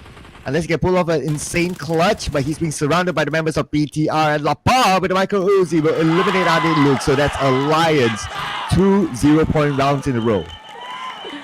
Love the energy from the crowd. It's definitely going to give them adrenaline rush for the home country buff when it comes to the Indonesian teams as well. I love with the cheers, lead by Sunsquake, one of the talents as well. But back towards the rotations of all the teams earlier, before we have Alter Ego drop themselves nearby Lipovka, and now they're on their way, just crossing to a side Milta Power and try to get across towards the side of the bridge. Now for the right side of the bridge, we don't have any information regarding how many teams will be gatekeeping there. And the left side, we do have a couple of teams waiting already around the edge and around the compounds nearby the left bridge. Now Team Flash will be one of them. It's going to be Boom trying to guard over this side of a bridge of the right side right now. But they're not crossing completely to SMB yet. Oh, Yami always got it though. I thought their name would have landed on the Gosu. But anyway, he got Gosu pinned down behind this vehicle. Vehicle will not save Gosu. But they actually came for Rosemary. Wow, where did that shot come from? It's only 14. Oh, here we go. From the back. So all the way on the outskirts of Milta. Spot out Team Flash and Boom at the same time. I mean, Alter Ego. They're taking things as slow as possible, not rushing straight towards the side of a bridge. You can bridge cam on this side too, as long as you get enough utilities to use and also in great scope to just utilize as well. But Rosemary not too patient, waiting for the right time to go in, just forcing the fight head on. Are you kidding me? Rosemary, he's taking the lead and charging by himself and get ahead of everybody else of Alter Ego without any backup against two teams. Yeah, his backup is still behind him though. For them to save him, they have to win this fight against Boom Esports. Boom Esports still full complete squad. Not gonna be that easy. Okay, Frenzy takes a bit of damage, but he has his other teammates to swap out his position with. Octa is gonna take the front line right now. He has a nade being cooked up. At the same time, Razy on top of this bridge. Nice vantage point to finish off Batman. Don't know what he was thinking for the side of Rosemary. This might cost him the entire team of Alter Ego here. It's quite reckless push.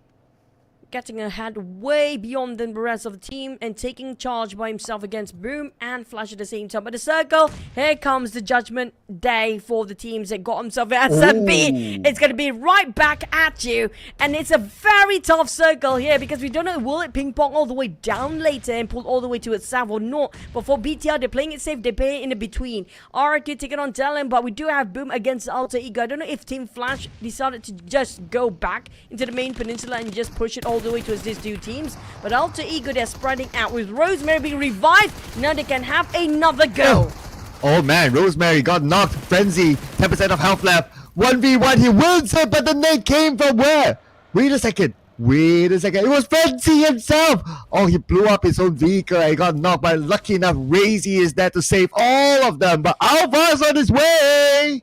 It's Razy versus Alva here right now, 1v1. But Alva yesterday had been a great day for him to pull off everything by himself. But Alva can revive Octa. But here comes Razy, already prepping up the nade. They got Pombit on their feet as well.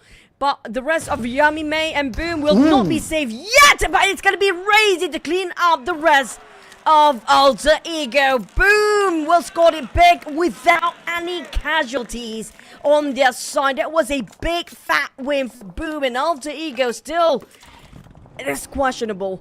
Back to the side of Boom, they're still licking their wounds, but we have a new contender here. It's going to be Team Secret right on top of that bridge. Team Secret came by from Novo, hearing the commotion, and now this could be their chance to gain a couple of elimination points. Let's see if Boom Esports will be able to defend themselves. Oh, Break got Yummy, and Soas got Frenzy. Looks at Boom Esports, not enough time for them to reset. They will lose Yummy to the hands of Break, and they're looking for more right now. They send out Trung to the front line. Trung comes in, spray into the smoke, and Trung will wipe them all out. Boom, it's not over yet. We still have one more player to go.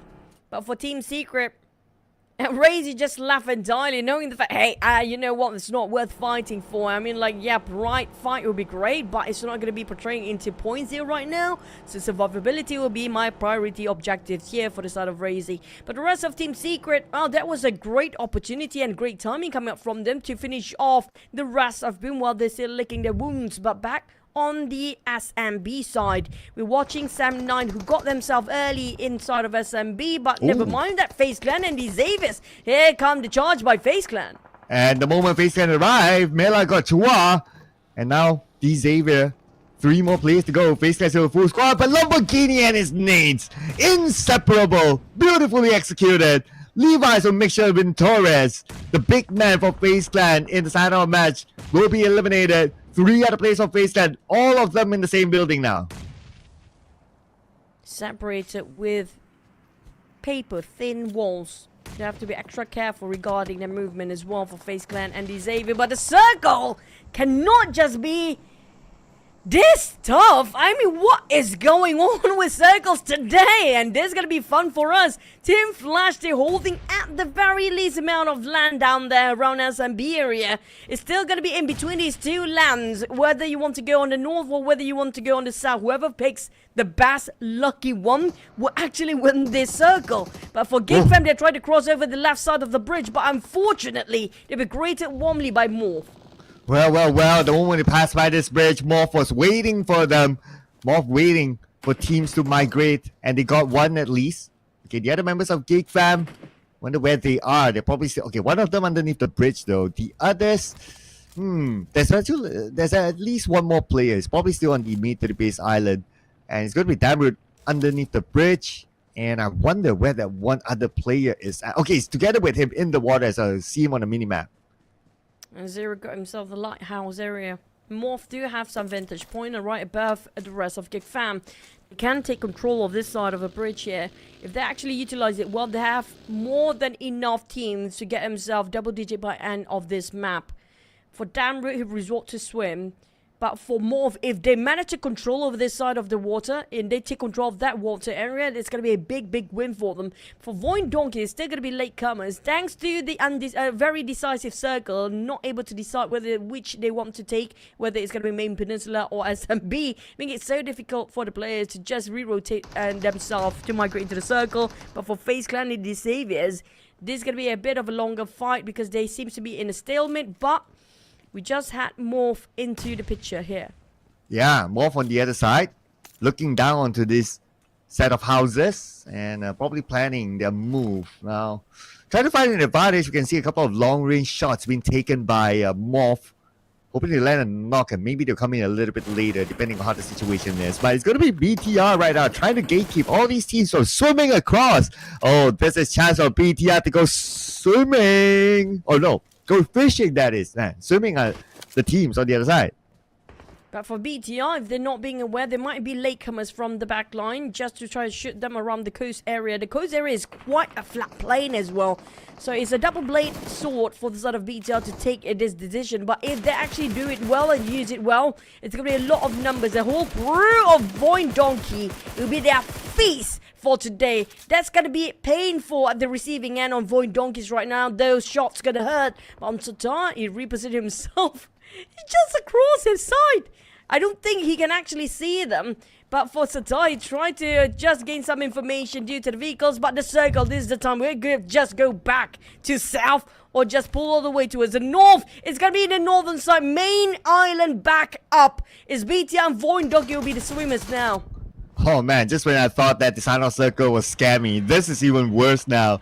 And Damwood gave himself up to the blue, denying away his point. Satar got that one knock, 2 more to go for VOIN Donkey. BTR right now, they have to make it quick because it's their turn to get into the circle.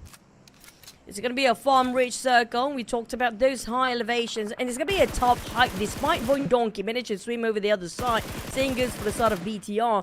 It's going to be a very steep slope for them to just get on top. And whoever tried to get himself those big compounds right in the center of the circle, that's going to be one of the sweetest spots. They can actually secure themselves to the very last stage. I am curious which team actually secure around the farm ridge area of the compound here right now. It's going to be only one compound right in the center. Might be some at the left side as well, but the sweetest one is the one in the center. And speaking of transitioning himself into the circle, it's going to be BTR just trying to get in as soon as they can. But unfortunately, we have gatekeepers. That's going to be Team Secret. Now, finally, FaZe Clan and these Xaviers finally got back their round 2 of skirmish. Well, there you go. The moment you ended your sentence, D-Xavier finish off FaZe Clan. They go out with only 1 point this round, but D-Xavier, they already scored 4 eliminations, and all 4 of them are out of the hands of FaZe Clan. Now it's time for D-Xavier to move. Yeah, we talked about this ridge area. It's not great, but a lot of teams coming up from SMB being forced to get into this rotation, veering off their usual plan due to the sudden shift of the circle here just now, making sure that they might want to take control of the waters. RRQ try to scout out any swimmers that dock themselves around the coastline. It's going to be the ridge complex they're holding on to, but the Nepego spot one Kwang got sprayed down entirely clean. But for Nepego with that AUG, he might actually score more than he hoped for. Look at how many swimmers are there across the other side. I know, right? There's still a good amount of points for these teams to steal away from each other. Nepego looking for some, but not visible enough for him. Instead, Drunk will get Jet Force. Oh, BTR right now, they're having a hard time. Now that Team Secret will be looking at them from the shoreline. This is what we talked about before.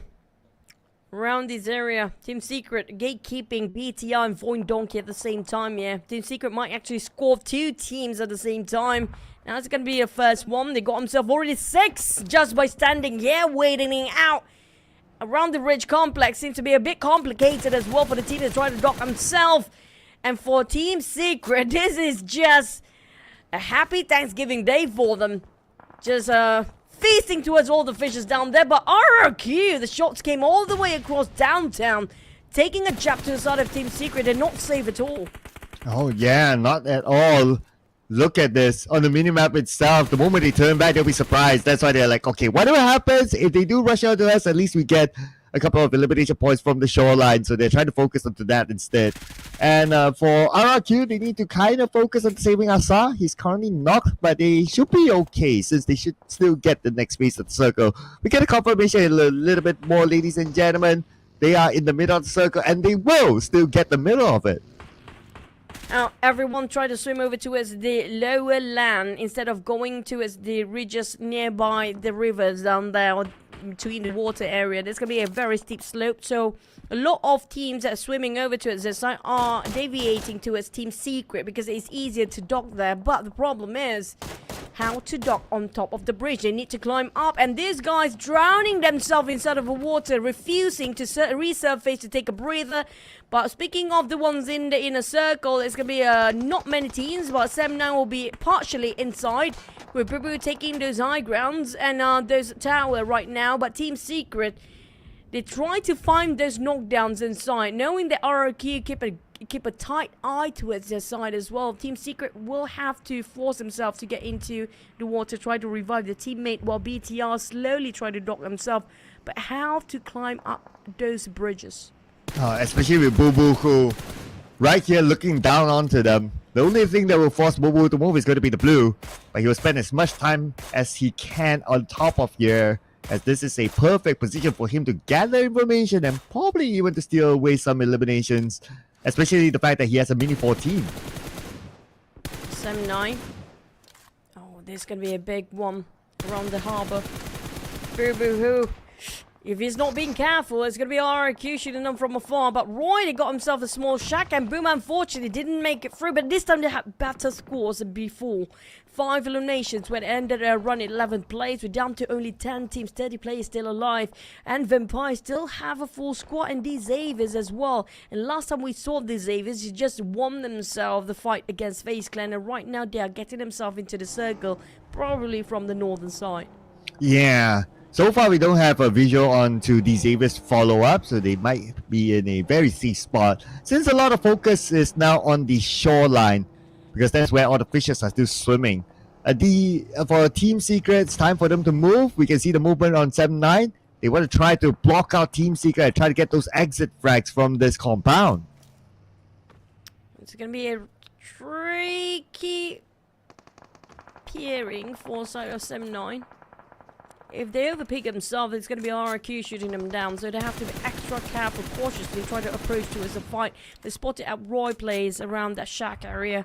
It's quite an open space, but unfortunately for Boo Boo Hoo, he's not having any of the support and cover fire by the team because they're quite busy themselves, occupied with different teams to deal with. They're trying to take every team as much as possible for 7-9, but RRQ make it so unpleasant for the teams they try to pick out because they do have better elevations on top of the Regis side. But we haven't seen any action from Vampire and these Xaviers, and I feel like they are the one that will be actually in the top 4 later on because they're coming in late and they're coming up from behind, so we can expect them to be a third party across the battle between the teams in the center here. We'll get a better visual on where their position is soon. Hopefully that is, as we're heading on to stage 6. Okay, here we go. Vampire on the left side, and for the Xavier. Where is DJ? Oh, DJ was in the middle and they got the circle. Man, and they had an airdrop on top of them. So that's a big bonus there. But Vampire Esports, they are around the area of where the Xavier is at, and they do have numbers against them. But a lot more focus now will be on this area, as teams here will need to go up the high ground to the left. For the Xaviers, they got a very powerful spot at that. Hard covers, great compound, a lot of space. All they need to do is just defend it with their 3 players left. But for Talon and the rest of the team that's still around the rim of the circle, they have to fight their way through. It's going to be the rush of Roy. And Talon Yuri trying to make do what he can actually do with those DBS and shotguns. It's going to be S12K, and Roy just showed himself know exactly which corner to pick on. Red Face, he has to make in as fast as he can because RRQ is watching as well. But Red Face is all about the 1v1 against Roy, and Roy being eradicated. Red Face just peering in at the right time, but they're not done yet. It's going to be 7-9 next. It's 2v1, and Red Face still holding on. Red Face still scores 1, but 7-9, they are in shambles. Team Secret is there as well. Thanks to Team Secret, they do a big favor for Talon, and Red Face will continue his service for the team. Oh, beautiful rush by Red Face, man. That was timed so well by Red Face. Okay, the job is not done yet though. Okay, shows himself towards Team Secret. Sowas takes a bit of damage, but RRQ is coming in as well. So it looks like everyone wants a piece of this party. Red Face is holding on with 40% of health. He does have that one first aid, but he doesn't have the time to heal up. Now GK comes in, and GK will finally score Red Face. Put an end to Talon's crazy run just now. Now that's why I said they should deploy Red Face since the start. You can see what this player is capable of. But for Team Secret, they spring their own trap by trying to force the fight against Talon here just now. With Snape coming up from off angle. Here comes the nade being poured in towards those compounds here. And they barely got any much exit, except for the backside, of course. But the backside will be difficult for them to rotate into the circle later. And RRQ is pushing all the way out to force this fight anyhow. Snape putting his action into a go, but what a nade by Sowas, making a RRQ rotation a bit on hold, but they're not done yet. Down to only Sowas to actually make the call against two players of RRQ, forcing them out where No Mercy have to cover fight those coming up from on top. Well, No Mercy holding the line by himself on the other side of the circle, and they only needed like what, 2 players to get the job done? Man, that is RRQ at their best. But now they're down to the top 4, and the RRQ is in it, but they will be facing off against big heavy hitters here. Both D-Xavier and Vampire Esports in the game. MORPH will be engaging with D-Xavier. Here we go. D-Xavier didn't take the compounder just now. They will try to take her covers with this airdrop.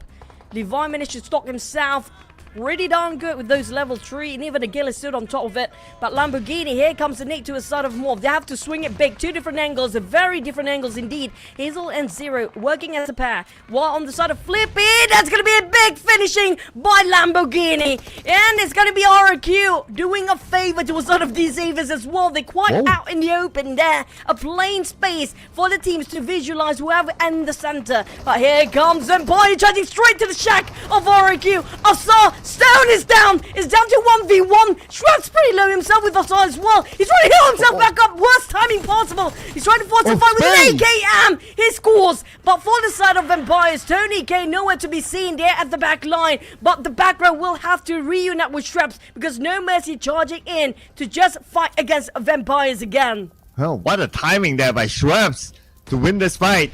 Okay, No Mercy's alone, and all eyes onto him for now.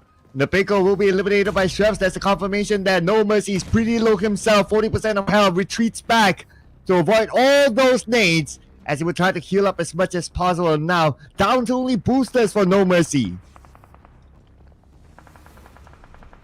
Barely got enough band-aids to do the work. Well, Tony K, definitely aware, but not entirely sure his positions. Repositioning himself all the way towards the back, trying to grab themselves some vehicles to just march towards the center. Because they know it's going to be difficult. Yes, they are on the circle, but ground-wise is not the best spot they want to look for. It's going to be a plain spot, flat plane right on top of this elevation for the ending of our circles here. And these Xavier's got the center again. They're trying to take over control, major control of the left side of the circle, but Vampires will keep them intact and on tap as well, keeping them in check to make sure that they will not try to overly aggressively try to control over this left side of the circle. But these Xaviers, they barely got any hard covers down there. This is going to be difficult for them to defend, but for Vampires, at least that small shack will provide them some coverage for now. Well, for D-Xavier, at least they have the vehicles created. They created a barricade with the vehicles, so they're still okay. But then again, we're at stage 8. In about 5 more seconds, that's where the circle will be big, will be crucial. A lot of open space here. Nade onto D-Xavier. Lamborghini! Wow! What a beautifully bounced nade by Nosy! It was a perfect goal, and here comes another, but will not chip down Paragen. He got himself the barricade by those vehicles, but the moment he got oneself knocked down the side of Empires, he tried to bait it out the rest of the Xavier's position. Levi tried to camouflage himself within the bushes with his Gillisuit as well.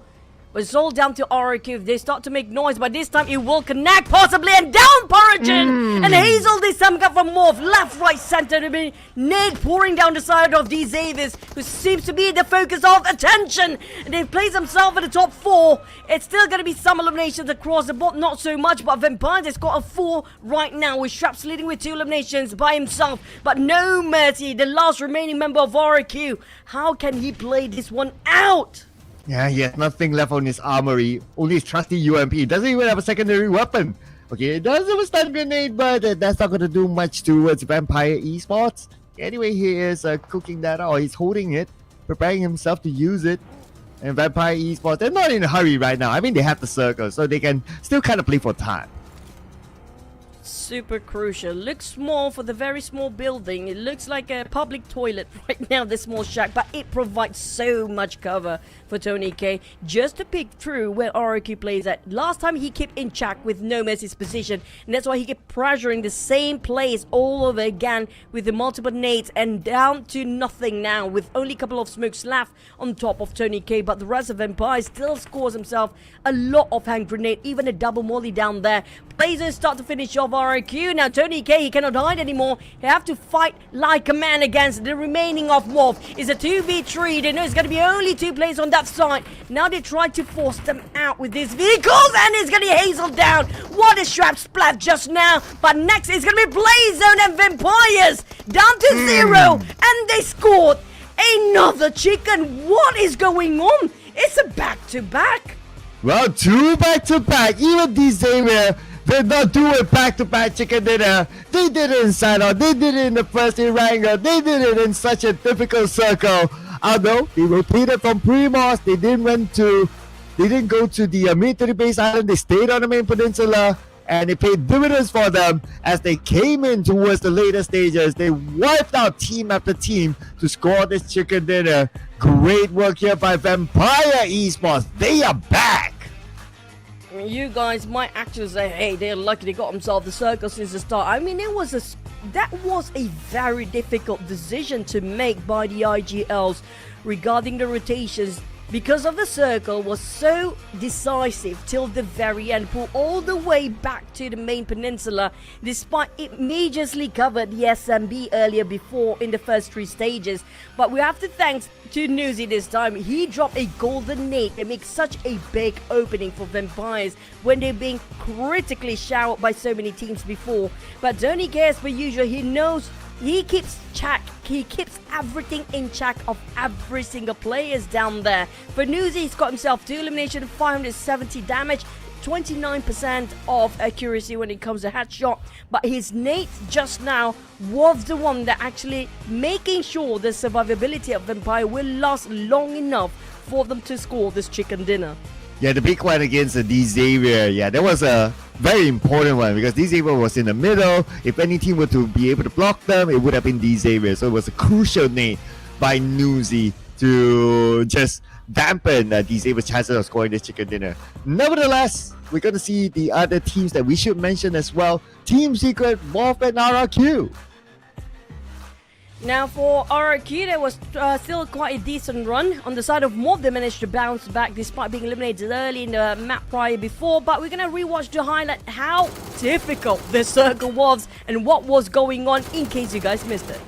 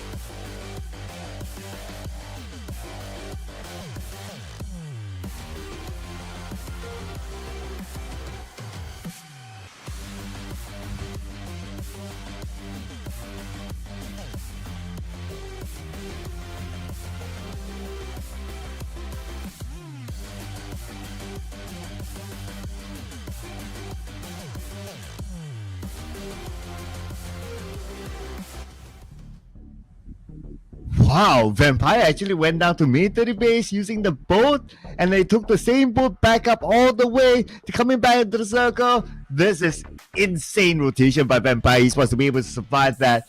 And they scored themselves the chicken dinner. Absolutely well deserved with the 16 points. While indeed when it comes to rotations for most of the teams as well, but you know, whoever actually adapts so much and control of the circle, they know that was the biggest threat for them, which was the Xaviers. They took them down early, and for Team Secret with 10 eliminations, I mean, they gatekeeping towards that bridge area just now seems to be well worth it and well paid for, but unfortunately there's going to be a lot of zeros again down there. And seemingly it's gonna be same names all over again. Alliance, it seems a roller coaster ride for them. For GEEK fam, multiple maps here, barely got any points. For VOIN Donkey, yesterday has been a great momentous run, but today seems to be a bit dimmed down for their performance. Yeah, even Alter Ego, like in the sign-out match 0, now this map 1 point, so it's 1 point in 2 games for Alter Ego. At least for PUBG Esports, they're on page 1. But let's check out the overall rankings right now. Vampire Esports, after that chicken dinner, they are now the first team to break the 100-point mark. With 16 points in between now, the gap seems to be slightly stretched over, but RQ shook all the way up to the 3rd place after got himself quite a decent run in the last map, with FaZe Clan being pushed down to the 4th place, VOIN as well. Now we are gonna say welcome to MORPH in the top 6 as well, because they pushed all the way 2 stairs up with 57 points, but when it comes to point-wise, it's quite a significant gap here at 2nd and 3rd place. Speaking of, like, what, 34 points in between. Yeah, that is a big gap now. And RRQ, let's see how they will be able to close that one with the remaining games. And on page number 2, we do have PUBG Esports. They did rise a little bit up, which is a 1 placement up against GEEK fam after decent performance by them. GEEK fam 0 points, so 36 and 34 points respectively. Team Secret, however, after that shoreline gatekeeping, it actually brought them up to number 10 as of now. 53 points, sharing the same amount of points with SEM9. But of course, the difference between the two of them is going to be the placement point tiebreaker. So that's why SEM9 is above them by 1. But we have to see our top 4 gunslingers. It's going to be RQ and Nepego. Like we mentioned, RQ, they definitely need Nepego to stay alive as long as he can, because the damage he dished out will be one of the highest this time around with 926 damage. But Team Secret, thanks to Trunk, fought all the way against Boom, if I'm not mistaken. It was 638 damage to finish off against the entirety of Boom just now. And Vampire Newsy did so much just for the chicken dinner of Vampires. And we have 7 Boo Boo the IGL at 566. But for Newsy, I mean, he was the one that actually opening up the initiation towards the Xaviers. That's going to be the toughest contender to get himself those chicken dinner. Yeah, the newsy Nate. That was amazing by him. But we're now looking at the teams prepping themselves up for the final game before we head on to a break. All the cheers are happening all around. And of course, lots of cheers for Vampire Esports as they got a back-to-back chicken dinner. 3rd one, maybe? Well, the Dracula's definitely awake right now, despite it's not hitting midnight yet. Vampires are scoring it very strong for the very early start of day number 2 grand finals here. And speaking of Vampires momentum-wise, there's no sign of slowing down at all. And I feel like everyone is stepping up their game for Vampires play, each one of them. And back in the days, like even last season, we don't see Newsy too much. It seems like a bit lackluster, a bit, just holding it in too much. Compared to this season, we can see during the league stage, that was a wake-up call for Newsy. That I think it was the 2nd week or the 3rd week coming up from Vampires. It changed so much when it comes to how they actually approach the game for Vampires. Not just Tony K trying to open up the flanks and the off angle to initiate a fight, but this time everybody seems to be putting the same amount of work as much as Tony K. Yeah, ever since joining Vampire, this is actually the best performance of within the season so far that we've seen from Tony K. Even like during the group stages, the league stages, we've seen him come out with amazing gameplays by himself, and now he's still consistent enough. Those nades, even his own firepower as well. I think this guy is now shaping himself in the vampire system, and the way he plays, he definitely knows what he's doing as compared to like before. Like he was swapping roles. Sometimes he plays as support, sometimes he plays as a fragger, and it was kind of confusing for Kim. But great to see Vampire Esports able to shape him up after so many seasons to be the newsie that we know and miss. Yeah, but we're gonna have to wait and see whether there's some changes between the teams due to some teams hitting their walls, not making any progress at all. For Team Secret, they are one of the teams that actually scored the most when it comes to the head start point. They got themselves at 18 for the head start points, which was the third place before. But unfortunately, those head start points will not help as much if they drop their momentum during the grand finals here. Yep. So head start points are probably by now slightly forgotten. Everyone's just focused on like, okay, how many points are you actually collecting since we're already in JE number 2. But look at the support here. Amazing support by the Indonesian crowd. I can see a lot of flags there waving for Alter Ego. And Alter Ego, 1 point in 2 games. They need all the support that they can get. VOIN Donkey will be one of the teams that unstable. Personally, I feel like they have so much potential, but it's just so difficult for them to find that sweet spot in between to get those consistency going on the entire day. That's what make a difference. That's what the key difference between a legendary team and a great team. We talked about a legendary team like Vampires, like the Xaviers in this season. Look how consistent they can actually pull off. Every single map, there'll be some points. Yeah, they might drop some zeros down there, but when it comes to bouncing back, they're bouncing back, not dropping too much. It's going to be continuously getting themselves 2 or 3 maps, then they drop 1. It's difficult. We're all human. It's not possible for a human being to, you know, just be on top all the time. But it's just how much longer you can stay up there before you start dropping again. For the teams down there that are pretty much the great teams, they just can't manage to hold themselves 1 map and then they drop 1, and then they're back to 1 map and then they drop another 1 down. That's the difference between this team and the legendary teams. Yeah, no doubt you have to find a level of consistency, right, to be at the top, because the competition is really high. If you drop 1 game, maybe okay, but if you don't drop like 2-3 games, then opportunities will be taken by other teams. Now, I guess if we were to put that into the current context, eyes onto D Xavier right now, right? It's already like 2 games that we don't see the best of D Xavier. If they continue to drop 1 more game, then it might start to be worrying for the fans of D Xavier. Love the energy from Satana. Back to a sort of Rosemary, we also have to question what was going on, who was getting ahead from the rest of the team. It seems like communication-wise, there's some delayed or miscommunication between him and the rest of the team, that he taking charge way too early before the rest of the team can respond to his call. So on the side of Alter Ego, I think if they manage to polish on that side and that area of communication, I think they're probably going to be back on track. But the 70 gap points, can the teams at the very bottom, including Alter Ego and Boom, can just redeem themselves in this Erangel map?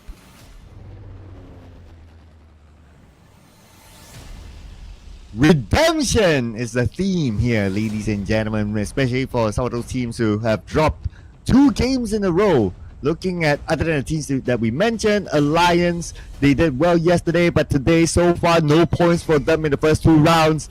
This round they have to make it happen, as the flight path will begin from the area of Severny down to military base, and since it starts in Severny, Sem9 will be back in their hometown.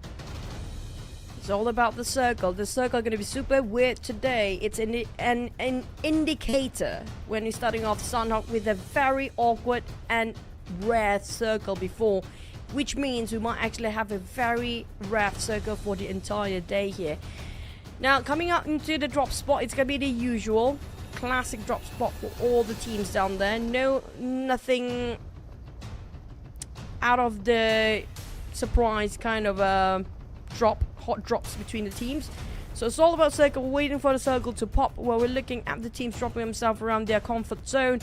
Will be 100% SMB or not, because just now SMB did cover a lot part of it, but it just pulled all the way towards the northern side and back to the main peninsula. If it's another same circle just like the last one, That's a very difficult rotation and decision to make by the IGL of each respective teams.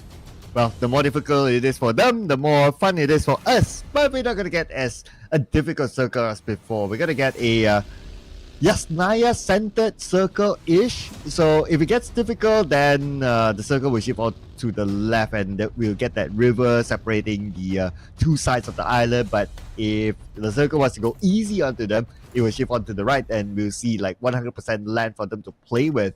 And this kind of circle is going to be good for SEPT since they drop in Saverni based on the fly path, similar to like how the previous round, they drop in mid to the base, the circle was there, but yeah, that was an iffy circle at the end of the day. But this one should be a better one for SEPT.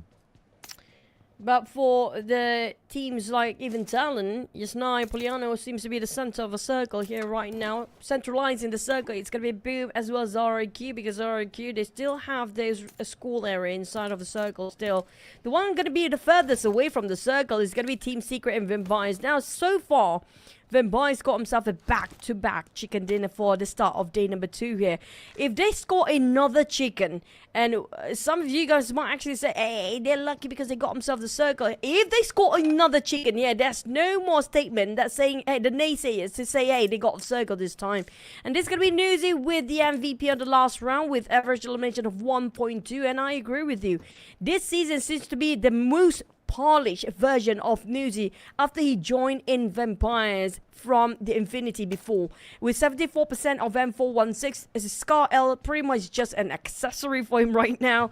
But Newsy, this is the one that we've been waiting for. After he finally get his chemistry well with the rest of the team, I don't know what's the limits here for Newsy. Maybe he can push even further. Yeah, I mean, we've seen an even better version of Newsy during the Infinity days. So if we can be back up at that level of performance, well, of course, Tony K will have a challenger, but since they're teammates, it's a good challenge. And whatever happens to Tony K, you got the Newsy in his best form, and maybe in his final form even.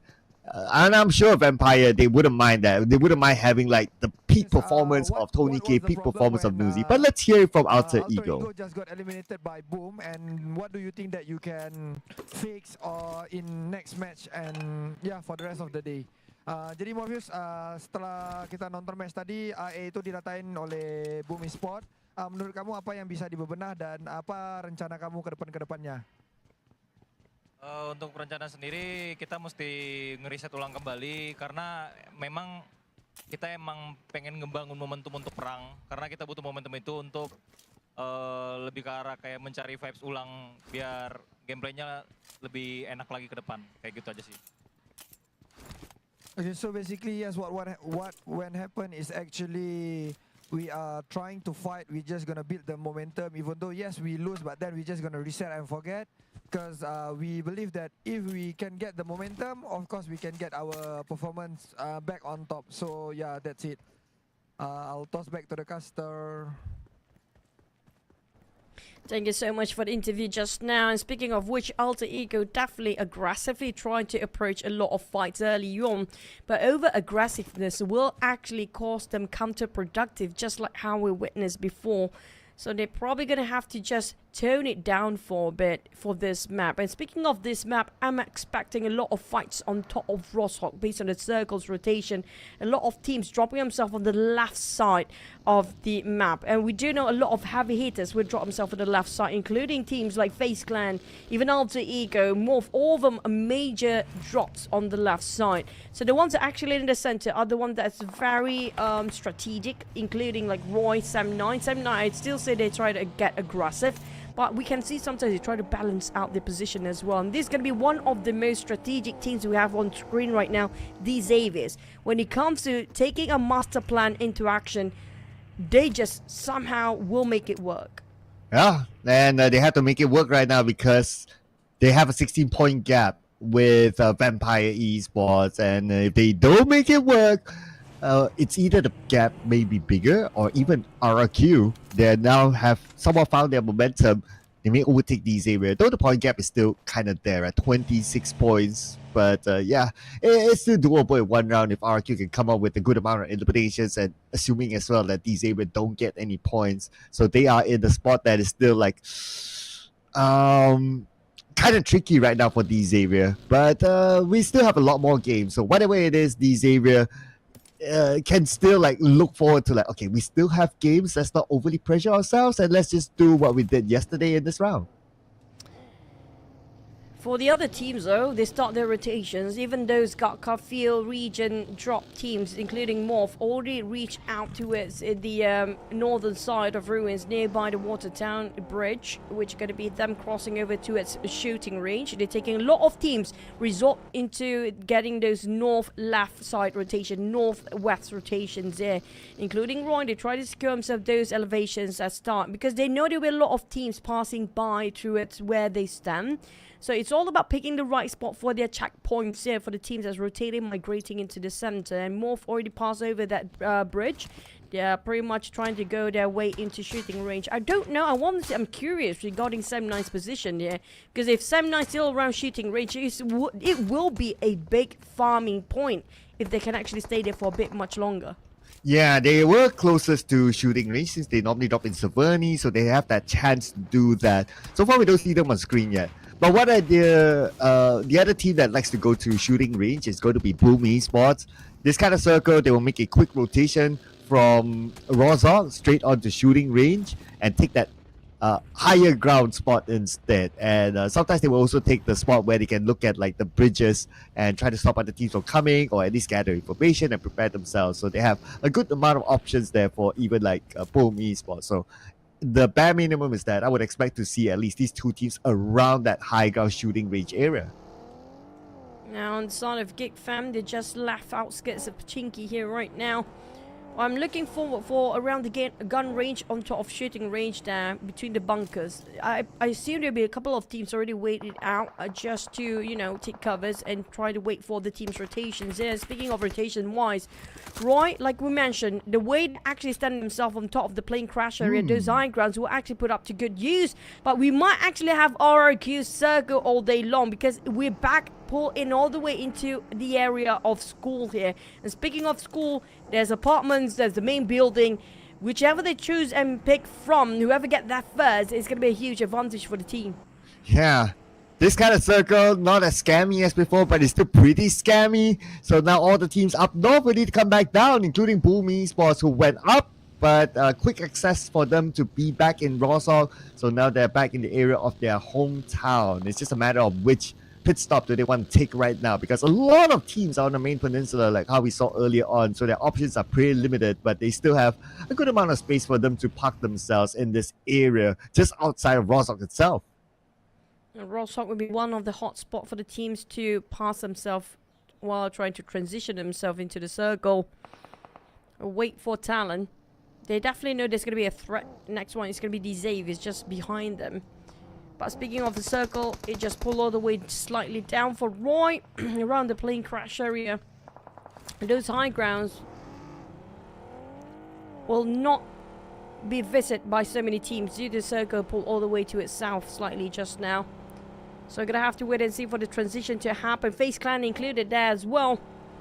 But for Roy, it's quite an open space. They have to be extra careful. I think they're just going to tank the blue out for a bit, knowing that, you know, it's not safe to be in the center, to just go straight into the center of the circle, cut across. So they want to take a bit of a safer rotation by taking a round long play in the blue zone. Yeah, bouncing back out into the blue. At least stage 2 is not too bad of an idea. So they can still tank it out. If it's like stage 5, 6, then they probably won't do that. It's just too much for them to handle. So let's see where would they end up in, because it's an interesting move for them to do that. And we don't see that many teams, at least for this round, doing that. Not like it's needed for every other team, right? But for Vampire Esports, okay, so Primos, regular drop spot for them, coming to Potato Hill, and they have the entire spot for themselves. It'll be fun to see if any team were to challenge the Potato Hill out of the hands of Vampire. Personally, I feel like GEEK fan definitely regretted their decision when they were waiting for stage 2 rotation. When it was before 30 seconds prior to stage 2 hits for the next stage of circle, they were here in the first place. And then Vampire's taken over this side of Pachinki Hills. I think it is a chance we might actually pull all the way down south through the Pachinki Hills as well. So that was a nice spot for Vampires while waiting for the other teams to reroute themselves towards the center. But for Team Flash, they're going to take their own time, waiting for any teams passing by or just try to scout out for a safer route. But for Roy, they're taking all the way, what a long rotation towards inside of Pochinki. But yep, it's going to be Pochinki Hills all around again. For GEEK fam, they're definitely regretting their decision leaving over this compound or this area right now. While Vampires, they can just farm those eliminations here forth. Now, VOIN Donkey will be the next target if they happen to be trying to contest Vampires for those high elevations. I like the fact that you pointed out about Roy. Circle happened to pull down south, slightly towards the southern side, so this is going to be a good circle for Roy. Most teams will come from the north, so the northern side of the circle will be a bit more packed, so Roy should have a better entry into the circle. But the best part is this, right? We still have 64 players, no first blood even, so this is the time where we'll see a lot of fights that could potentially happen. The next one could be MORPH and Boom, both teams still not entirely entering the circle yet. Boom making that move, but they're still somewhere around there. For Boom, they definitely, I wish they can actually leave. It's not worth fighting for because still the circle will shift later on.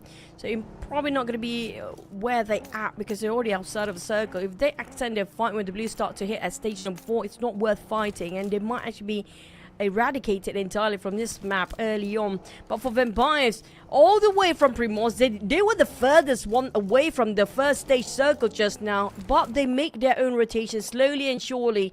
And due to the circle ping pong all the way from the north back to south, they scored this Pochinki here. It's going to be big, including this nade. Sam9 and Talon. My god, the northern side of the circle. This is going to be rowdy on the outskirts of Rosewalk. If the first bounce did not happen, could it have landed nicely onto U-High. So he got away with that. But Bobo will get away by knocking down Momo. Oh no, the other members of FAZE are here flying cover than Torres. Bobo is the one in trouble now.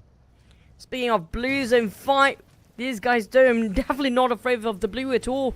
Just tank it out and force the fight anyhow. And FaZe Clan down to 2 players, but lucky enough, Sam9 seems to be resorting to parting ways. They're backing out, knowing the fact it's going to be unnecessary conflict to fight in the blue, but some of them are not too happy regarding not finishing their job. It's going to be Firen challenging FaZe Clan.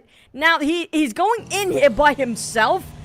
The rest of Sam9 join in a bit later, while FaZe Clan, they managed to reset all 4 of the members. I don't think this is a great spot to be at, with still a journey for them, half a kilometer away to get into the circle there. So for the next stage, it's going to be difficult because the 4th will hit very soon, and it will be painful for these players. Oh, Sam9 clearly wants revenge, and Kenny is going to get the both of them. One more to go by Kenny, punished from the outside by Onsens, and splat down by Vintores. Sam9 loses another player, and now it's down to Firen and U-High. And you talked about the circle. We're going to shift the stage now, and the circle went away from both Sam9 and FaZe Clan. Okay, fam, I'm sorry you left there early. Vampires are going to get the circle. But for the side of FaZe Clan, it's going to be a tough, long journey and arduous road for them to go down all the way towards the southwest side. They have to go through so many teams. There's going to be a lot of thinning of ground coming up from the outskirts of the circle just now. For Sam9, that was a dare course, a very big course when they could have exited out, but they forced themselves to re-engage into the fight that they will not win the moment FaZe Clan managed to get back all 4 members up. But for Team Flash, it's going to be taking those high grounds, of course, but for Talon, FaZe Clan, unfortunately, from Panther to Fire. We talked about gatekeepers, and Axel down to 1 tick of health. Woo! That was super duper close for them, but it's going to be probably a super duper close defense here for Vampire Esports, because look at this, right? There are many teams coming towards the potato here. So one set, Team Flash on the left, another set on the right. So right now, Vampire Esports, they're pretty much sandwiched between 2 teams.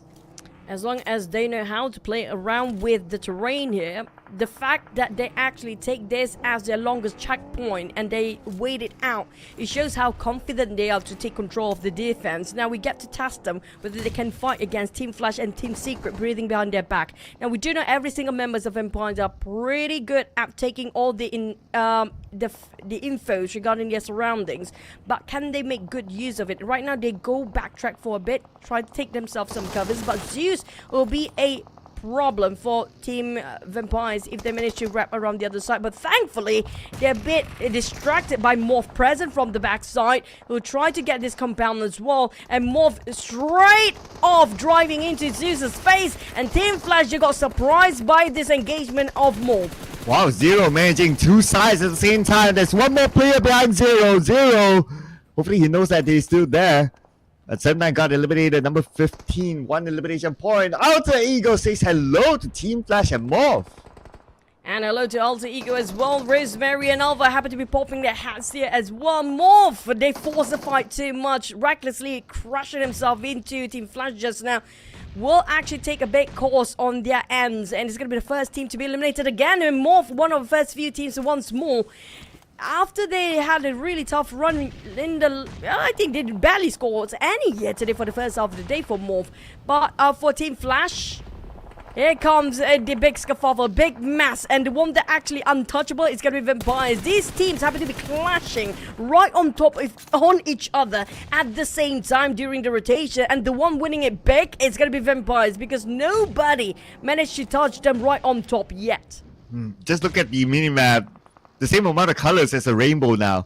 But Frenzy just got needed down. That's Boom Esports losing one player. 2 more to go. Razy is pretty low. He's behind this tree. And GK with a high ground advantage will spot him out and will knock him down. Yummy May down to 10% of health. Nate lopped onto him. He managed to heal up. Yummy is going to be the final member of Boom Esports. He tries to get away to safety as we will look at the next phase of the circle. Potato Hill perhaps. Mr. Circle. And yes, it will be. Pachinki Hills again. It's gonna be Vampires securing this spot. They called it right this time, despite they having such a long journey to just be in the Pachinki Hills. Is all well paid for. For Team Secret, on the other hand, they take the other side of the hill, so it won't be spotted out by the side of FAZE. Sorry, Vampires. But Yummy May Boom again, not scoring too much, but at least they scored 1 elimination. But for the GEEK Fam side, we're looking at how GEEK Fam lost their high grounds of Pachinki Hills before finally managed to wipe out and eradicate the rest of these Xaviers. But RRQ will charge them in. They're still licking their wounds, but RRQ left, right, center. It's going to be TALON taking the jab from afar, and those elevation give them so much wider field of vision. Oh man, it's just so messy right now. TALON has GEEK Fam to deal with. At the same time, RRQ is in front of them, and they do not have the circle yet. RRQ managing multiple teams as well. Alliance comes in for the back. Now wipes out Team Secret, but they still have Break here. Break jumps down. Break gets knocked back, and now it's down to Drunk, but he has BTR behind him. BTR split himself into 2 and 3. 1-1 formations attack coming up from the backside, with the Lions barely at the foot of the hill. But for BTR, they secured those rush just now against GEEK Fam. And next is going to be Team Secret. We're down to only 18 within seconds after stage 4 hits to stage 5, and with 29 players remaining, barely some of the teams can get on top of the Pachinki Hills because of Team Secret and Vampires already scouted this place way earlier than the rest. But for the side of Team Secret, they cannot defend it as well as Vampires right now. Right now, the longest occupant is still going to be Vampires on top of these Pachinki Hills. Alliance on the other end trying to fish out the rest members of BTR position here, with Roy across the other side. And don't forget about TALON. They are just at the foot of the hill there, dealing with Alter Ego at the same time.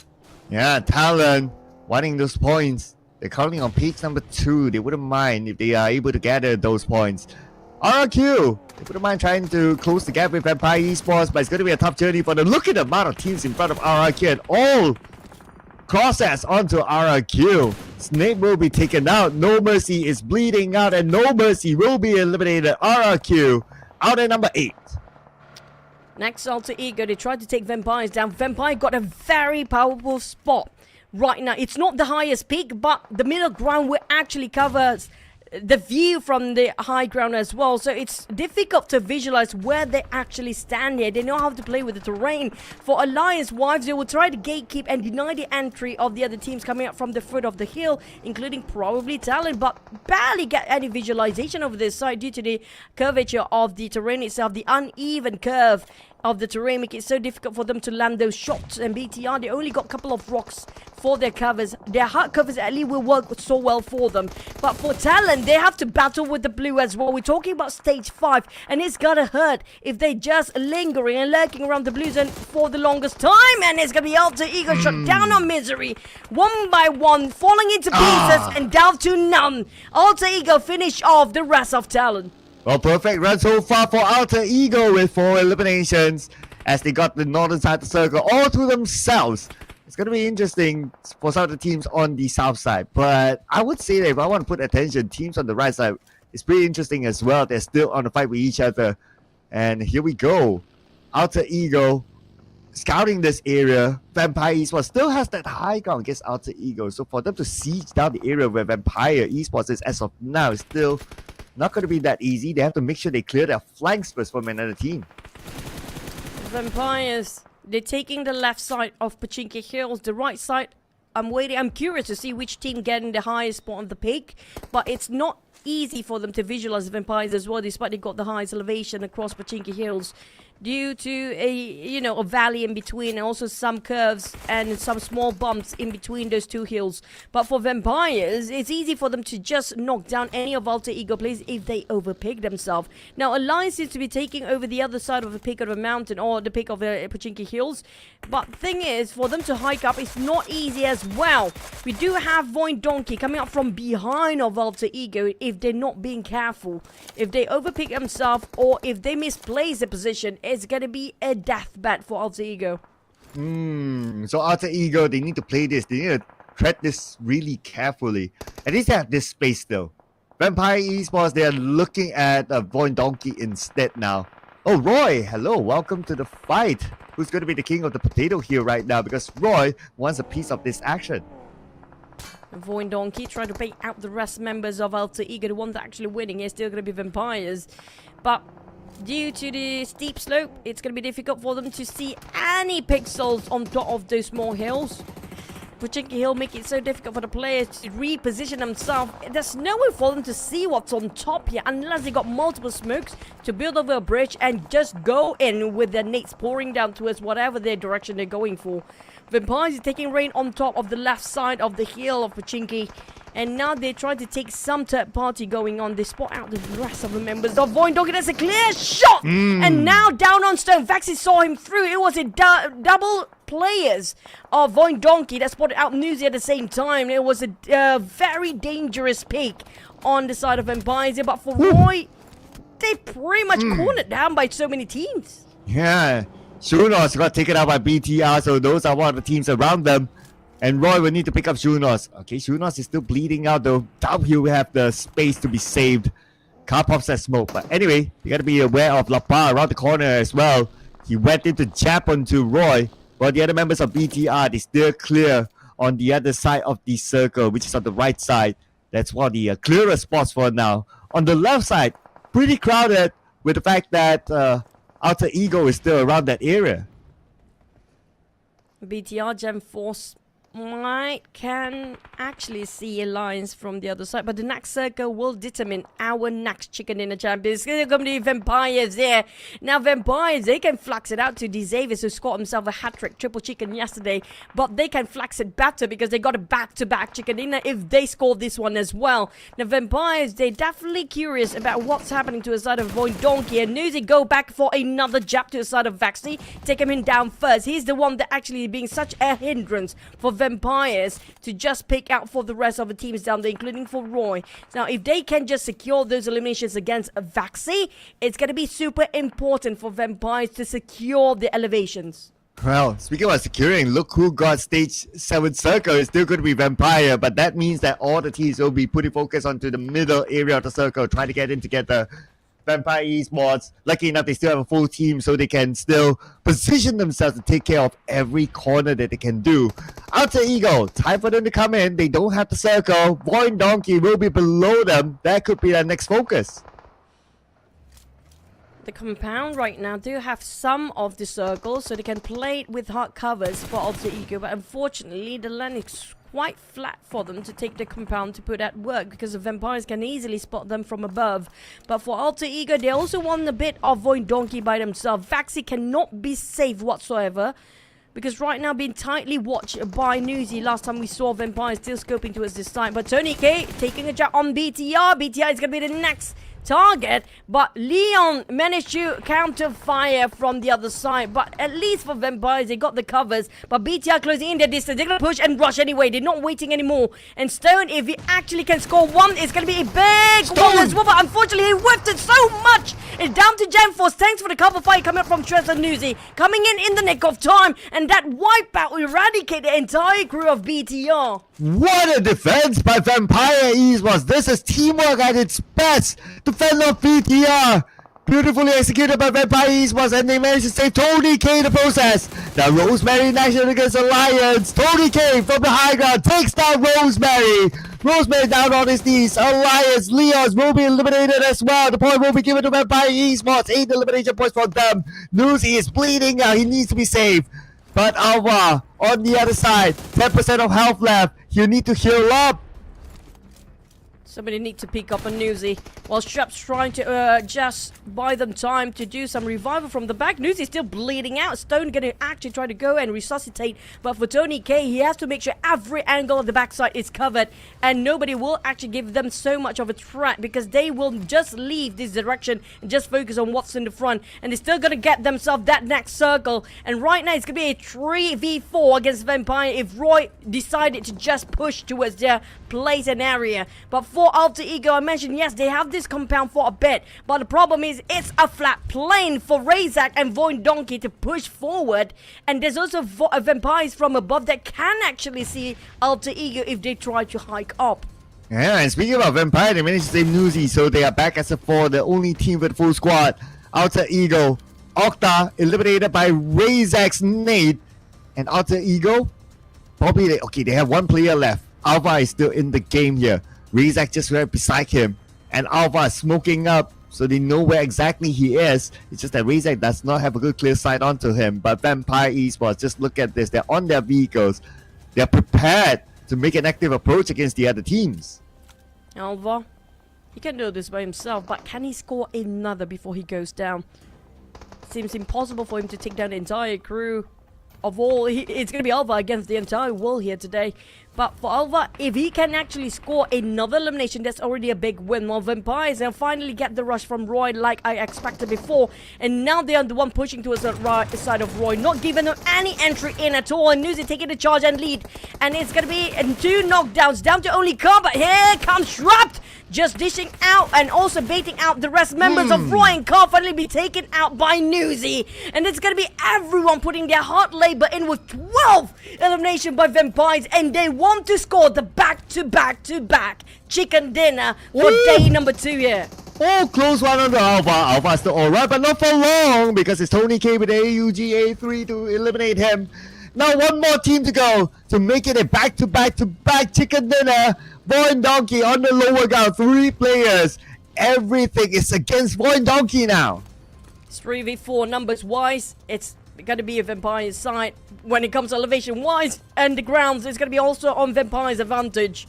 Now for Vampires, how do they play this out against a 2-1 formation of VOIN Donkey? The one that actually didn't spot out, it's going to be those off angle. That one particular player left. Potato and Zeta will be taking the front line, trying to distract, while Razak going for off angle entirely. They're going in triangle mode, try to approach the side of Vampires, but the Blues will force them out of their hiding spot with trees only to take as hard covers. It's going to be difficult for VOIN Donkey. And utility wise, do they have enough? They hope the nade will connect somehow, but Tony K open up the angle and Razak spot him out. There's going to be a lot of information. It's going to be 3v3 right now, but Razak being shot back by Straps. What a follow up by Vampires, but here comes the rush. Potato and Zeta is do now or do nothing at all. Down to 2v2 as Newsy on the ground bleeding out. Stoner and Straps, they're playing around the smoke just to spot any sort of pixel silhouette. They've got a 2v1 and Straps is a 1v1. Down to only Potato. Straps finally score. Or was it actually VOIN Donkey? Just stop the hat-trick back-to-back chicken of Vampire denied by VOIN Donkey. Wow, what a big comeback by VOIN Donkey. Lower ground, 3 players against 4. Blue just right beside them. Everything was against VOIN Donkey, and they somehow managed to make this big comeback, especially after they started to knock Tony K And then Nuzi, the two biggest fraggers of Vampire Esports, they just went all the way to secure the chicken dinner for themselves. And look at the Indonesian crowd with the flags celebrating VOIN Donkey.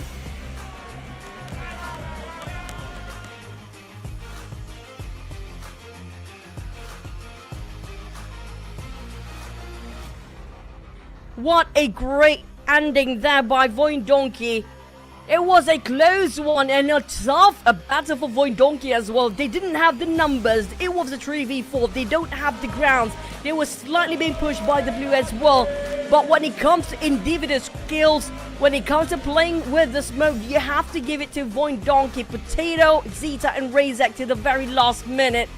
My oh my, it was an incredible ending by the side of VOIN Donkey, and what a team play despite they being outnumbered before, with the most points coming up from Zeta's side. 517 damage, 400 damage received. This guy's not just their fragger, he's the tanker, he's the off-flanker. What else can he do? He's done everything here. Like what you said, right? Damage received a lot. That's actually a statement that he did a lot of work there. That should be like a highlight there for me as well. And 7 eliminations, not the biggest of numbers, but the story is not told through numbers here. The story is told through, you gotta look at like how they got this chicken dinner. It is absolutely amazing by them. And of course, Zeta is our MVP. Zeta has been always the rising rookie for this year, and seems like he's definitely deserving the spotlight with what he pulled off in the very last minute. Those smokes plays were difficult, super difficult. It was a 2v1. His health was lesser than Vampire's just now. I mean, the rest of the teams after Ego and Alliance lasted long enough, but when it comes to travel distance, I mean, for Vampires, they came out all the way from Primos. They didn't get the first circle, but VOIN Donkey has been zigzagged themselves way in. It was a long journey, an arduous road for VOIN Donkey since the start. But let's rewatch the highlight, how VOIN Donkey just denied the triple chicken of Vampires.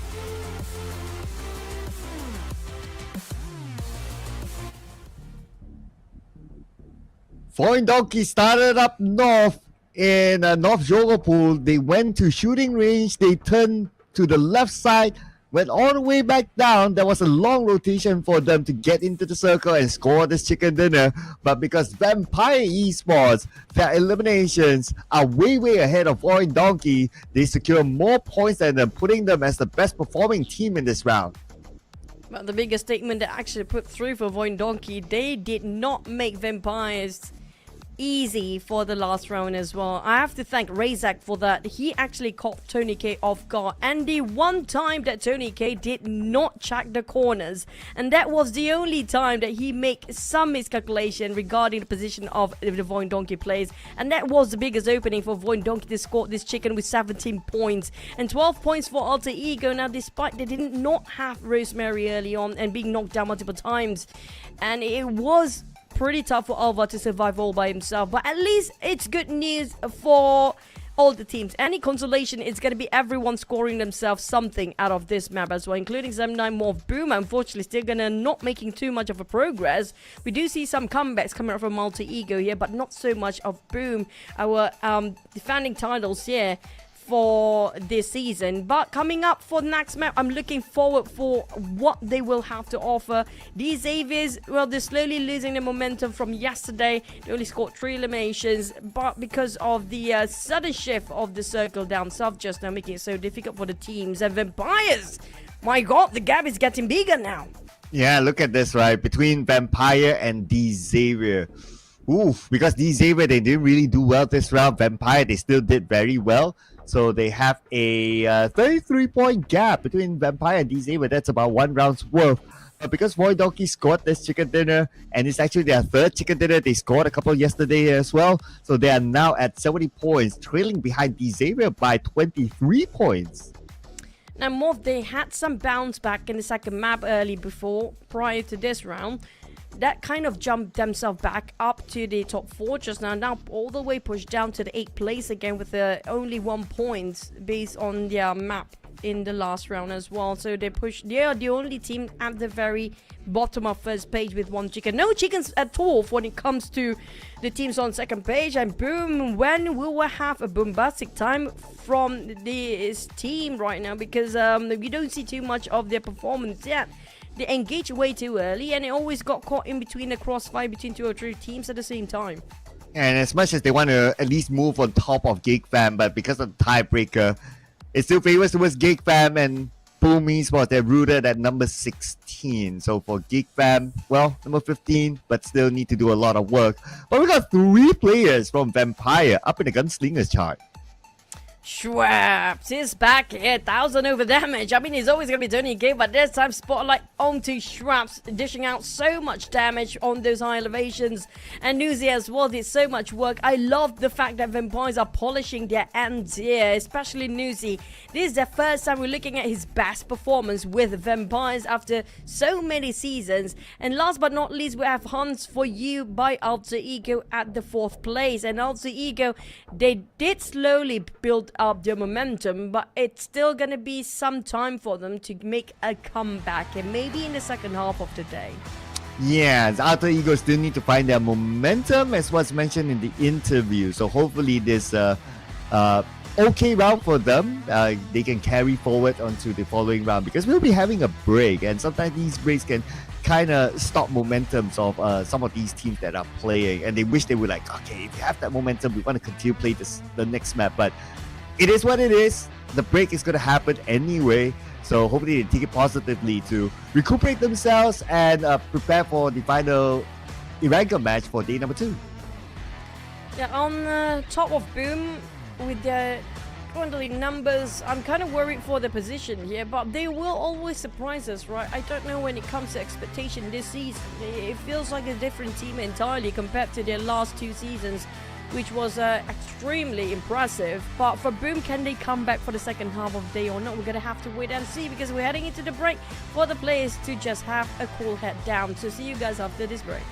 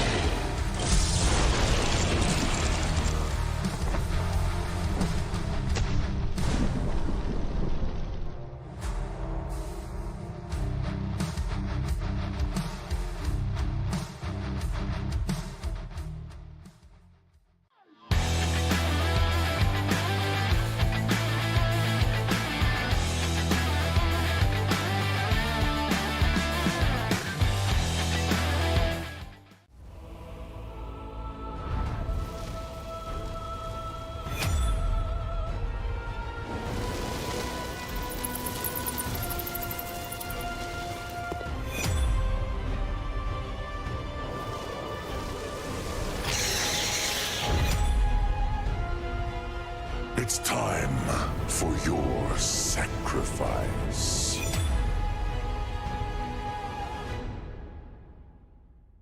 A 1,000 years ago, vampires, werewolves, and humans coexisted.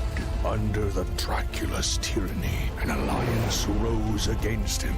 On the brink of defeat, the Dracula went berserk, attacking all.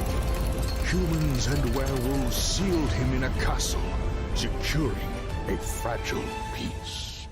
Now, this peace is about to shatter.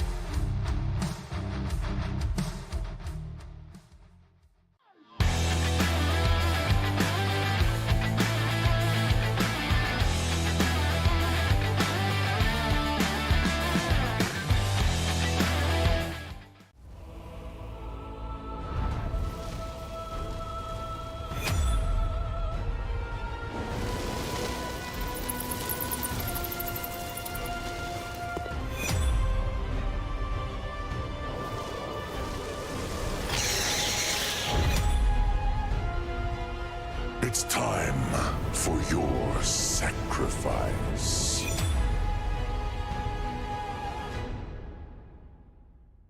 A 1,000 years ago, vampires, werewolves, and humans coexisted.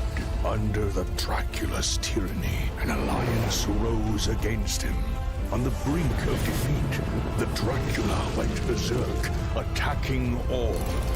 Humans and werewolves sealed him in a castle, securing a fragile peace. Now, this peace is about to shatter.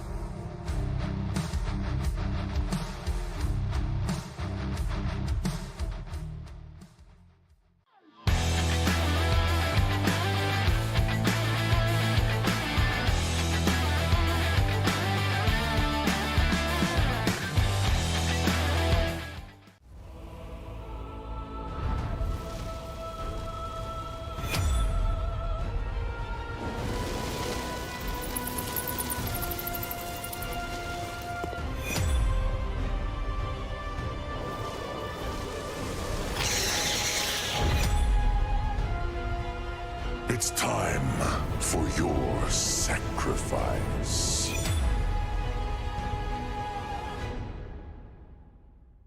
A thousand.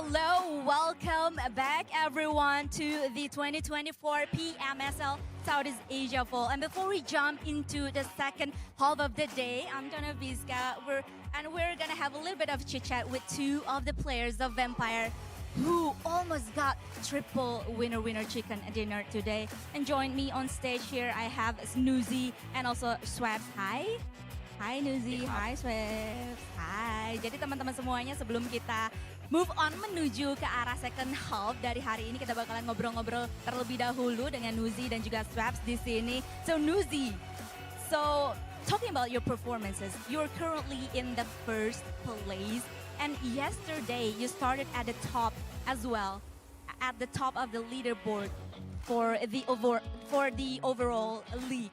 But Xavier came up with the triple winner chicken dinner on the first day. What are your thoughts on their performance yesterday? ก็คำถามแรกสำหรับนูซี่นะครับตอนนี้ทีมเราเป็นอันดับ1อยู่แต่ว่าเมื่อวานทีมเราก็อยู่หัวตารางเหมือนกันแต่เมื่อวาน DX เนี่ยเขาจัดไปถึง3ไก่เลยเราคิดยังไงกับฟอร์มการเล่นของเขาบ้างครับครับก็สำหรับฟอร์มของ DX ครับผมคิดว่าเขาเป็นทีมที่แข็งแกร่งนะครับก็เหมือนเราแบบม้ามือด้วยแล้วก็เหมือนเมื่อวานเขาเป็นวันแรกด้วยแล้วเขาทำได้ดีในการแข่งขันครับเหมือนวงเข้าแล้วเขาปิดไก่ได้ตลอดอย่างเงี้ยก็เหมือนก็ยินดีกับเขาด้วยครับ So in my opinion they are really one of the strongest team in the tournament and yesterday they was so luck because the circle really got them and I have to say congratulations to them on the first day of grand finals. Oh, luck. Really? Oke then. Jadi tadi saya bertanya kalau misalnya mereka of course berada di posisi yang pertama dari leaderboard sementara waktu, apalagi dapetin 2 kali WWCD barusan. Terus kemarin The Xavier berhasil mendapatkan 3 kali winner chicken dinner dan menurut Nuzi sendiri, The Xavier memang adalah menjadi salah satu tim terkuat untuk saat ini. Namun untuk di hari yang pertama kemarin kayaknya kata Nuzi mereka agak-agak hoki karena mereka dapetin circle terus-terusan. Tapi pastinya Nuzi memberikan selamat dan juga good luck untuk pemain dari The Xavier. So now Nuzi, you've overtaken them for today with double winner chicken dinner, back-to-back winner chicken dinner. And how do you plan to maintain this momentum until the very end of the day? ก็ตอนนี้นะครับทีมเราได้แซงเขาขึ้นไปแล้วทีมเรามีแผนยังไงที่จะรักษา performance การเล่นในตอนนี้ให้จนถึงวันสุดท้ายของรอบแกรนด์ไฟนอลครับครับก็สำหรับแผนการเล่นตอนนี้พวกผมก็ถือว่าทำได้ดีในรูปแบบแผนครับก็เหมือนเราแก้ข้อผิดพลาดจากวันแรกได้แล้วก็แก้ข้อผิดพลาดจากรอบลีกที่เราคัดได้แล้วเหมือนวันนี้เราแบบทำมันออกมาได้ดีครับก็ถือว่าเราจะทำให้ดีแบบนี้ต่อไปจนถึงจบการแข่งขันครับ So we basically learn from our mistake from the group stage from yesterday and we'll try our best to keep this performance until the last day of grand finals.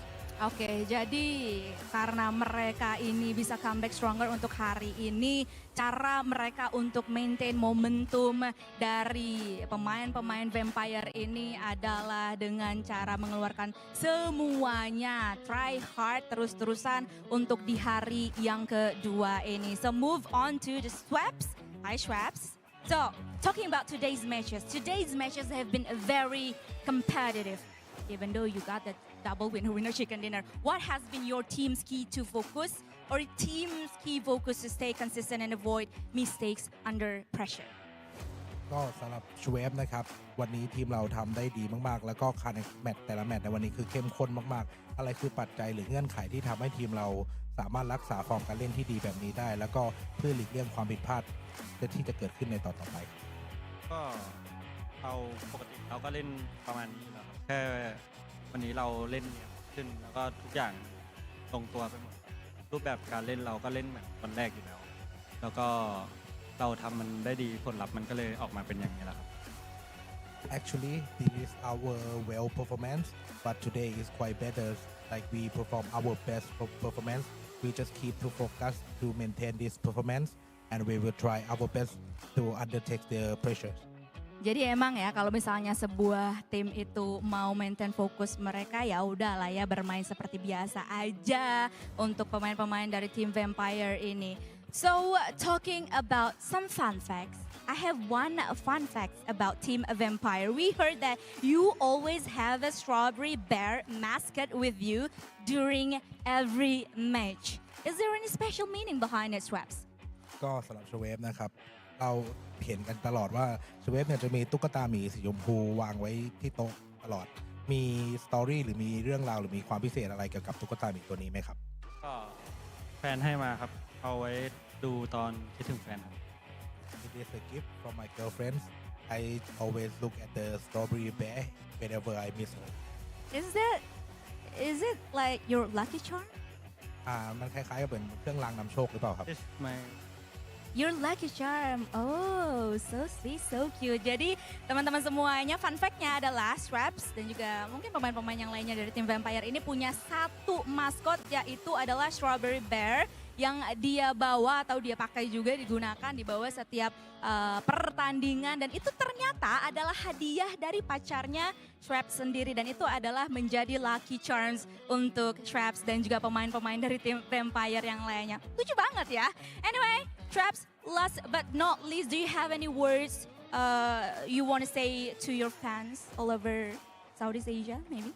ก็มีอะไรอยากบอกแฟนคลับไหมครับทั้งแฟนคลับชาวไทยแล้วก็แฟนคลับชาวต่างชาติที่คอยซัพพอร์ตคอยเชียร์เราอยู่ ก็ฝากเชียร์พวกเราด้วยครับ เราจะทำให้เต็มที่แล้วก็จะเอา PMSL ครั้งนี้ให้มันเป็นแชมป์ของเราให้ได้ครับ So please support us, please help us as you always do, and we will try our best to secure the champions of this PMSL SEA Fall. Jadi untuk para fans dari tim Vampire terus dukung pemain-pemain dari tim Vampire ini karena mereka bakalan mencoba semua cara untuk bisa memenangkan PMSL Southeast Asia Fall ini. So that is the end of our interview. Thank you so much Nuzi and also Schwabs. Good luck for the rest of the day. And now we're gonna jump into the second half of the day. So I'm gonna give it back to the casters and watch some highlights.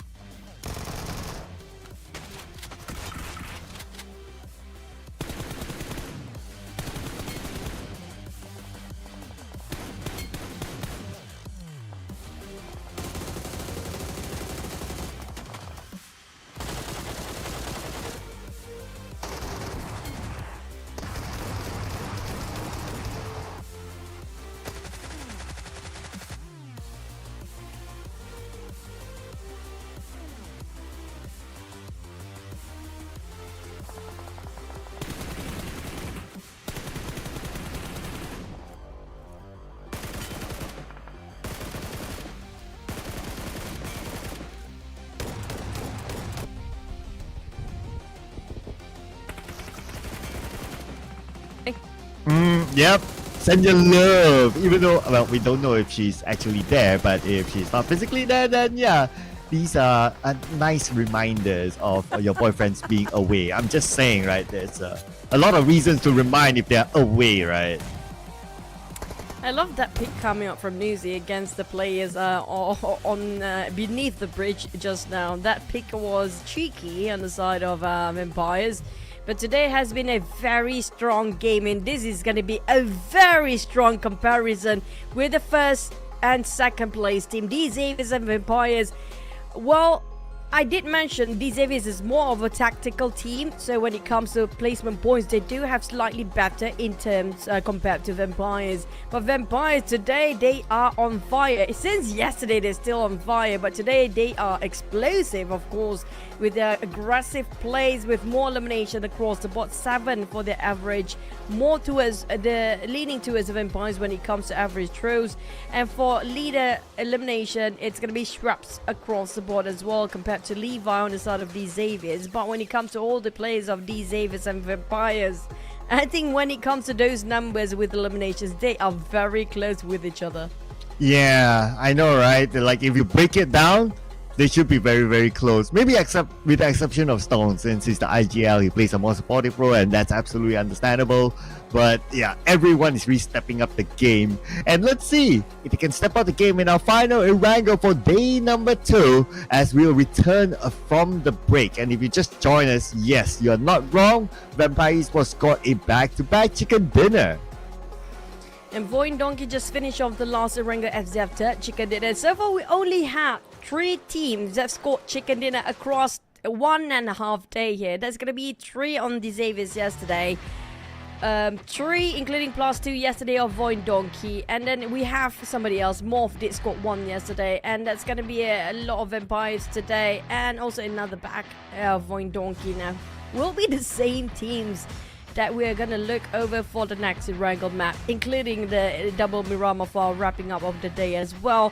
Or will finally the second half of the second bracket, the bottom 16 teams, start to realize, hey, we are in the grand finals, hey, we are here to showcase our performance as well, or they would just, you know, watch the other teams like in awe. Wow, these teams are amazing. Where are we, you know? Yeah, if there's that one team that is probably still not at all and they're focusing on their own performance, at this moment it's probably RRQ.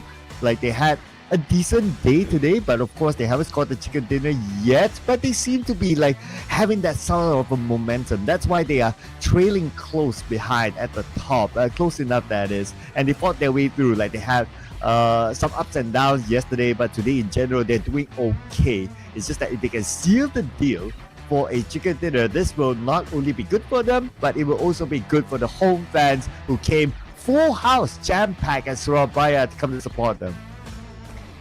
Now, I wouldn't worry too much when it comes to the teams at the very top, because we're halfway through. It's 1.5 days and another 1.5 days remaining, which means we are literally in the middle of the stage of our grand finals here, day number 2.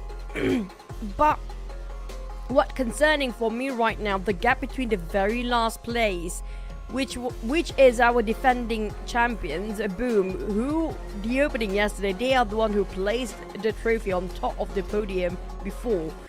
The gap between them and Vampires right now, it's over 70 points. Starting off before we head into the break, it was 70 points. It's wider even more. I think it's around 90 points right now. 90 points of a gap. To be exact, it's 89, but make it whole 90 points. That same goes for GEEK, fam. Well, yeah, that is a huge gap there. I mean, it must be a disaster, for a miracle for them to happen, to be able to be in contention for the number 1 spot. So yeah, it's really now or never for them. But it's also now or never for some of these teams as they make their swaps. Mela resting, 9 Noise coming in, and we got Bows coming in replacement of Batman as well. So these are some of the swaps that we kind of expect coming from the break. Different from yesterday. Yesterday was a bit unusual, the fact that we did not get any swaps at all after the break. But now we're seeing at least 2 teams making their substitutions. Probably more as we do notice on camera that the players are not really getting into the game yet, so maybe some of the substitute players are prepping themselves up to be on stage. Now, when it comes to the players as well, we don't see a lot of many hot swaps except for 9 Noise just now, and other than that, we can see pretty much the same lineup as their starters for day number 2 here. For Vampires, I want to see how much can they push forward. It was so close for them to have a back-to-back-to-back triple chicken. That's going to be better, like more flax than D Xavier's yesterday triple chicken. Yes, D Xavier scored a triple chicken, but it wasn't a back-to-back-to-back. It was a double back-to-back, and they had a gap in between.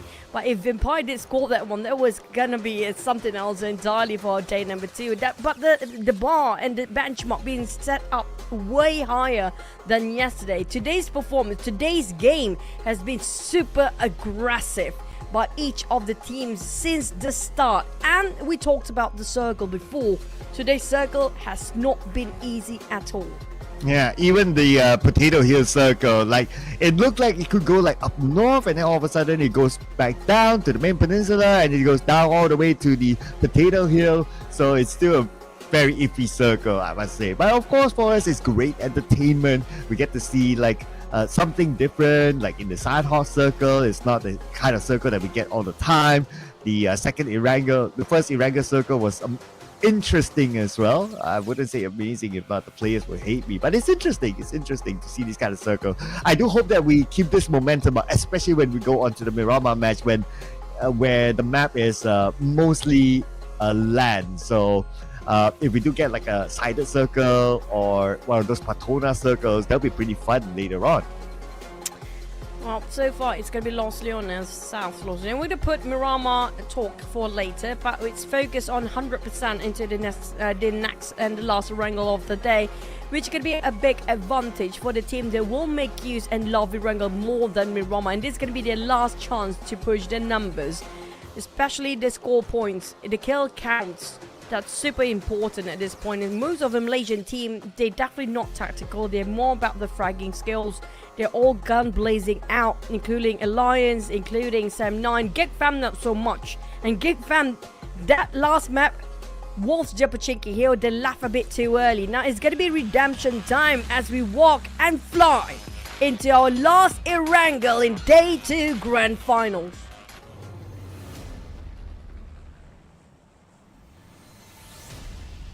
And for the last wrangle in Day 2, we're going to see a different flight path starting from the starboard area going down south. Should be heading towards the mid to the base.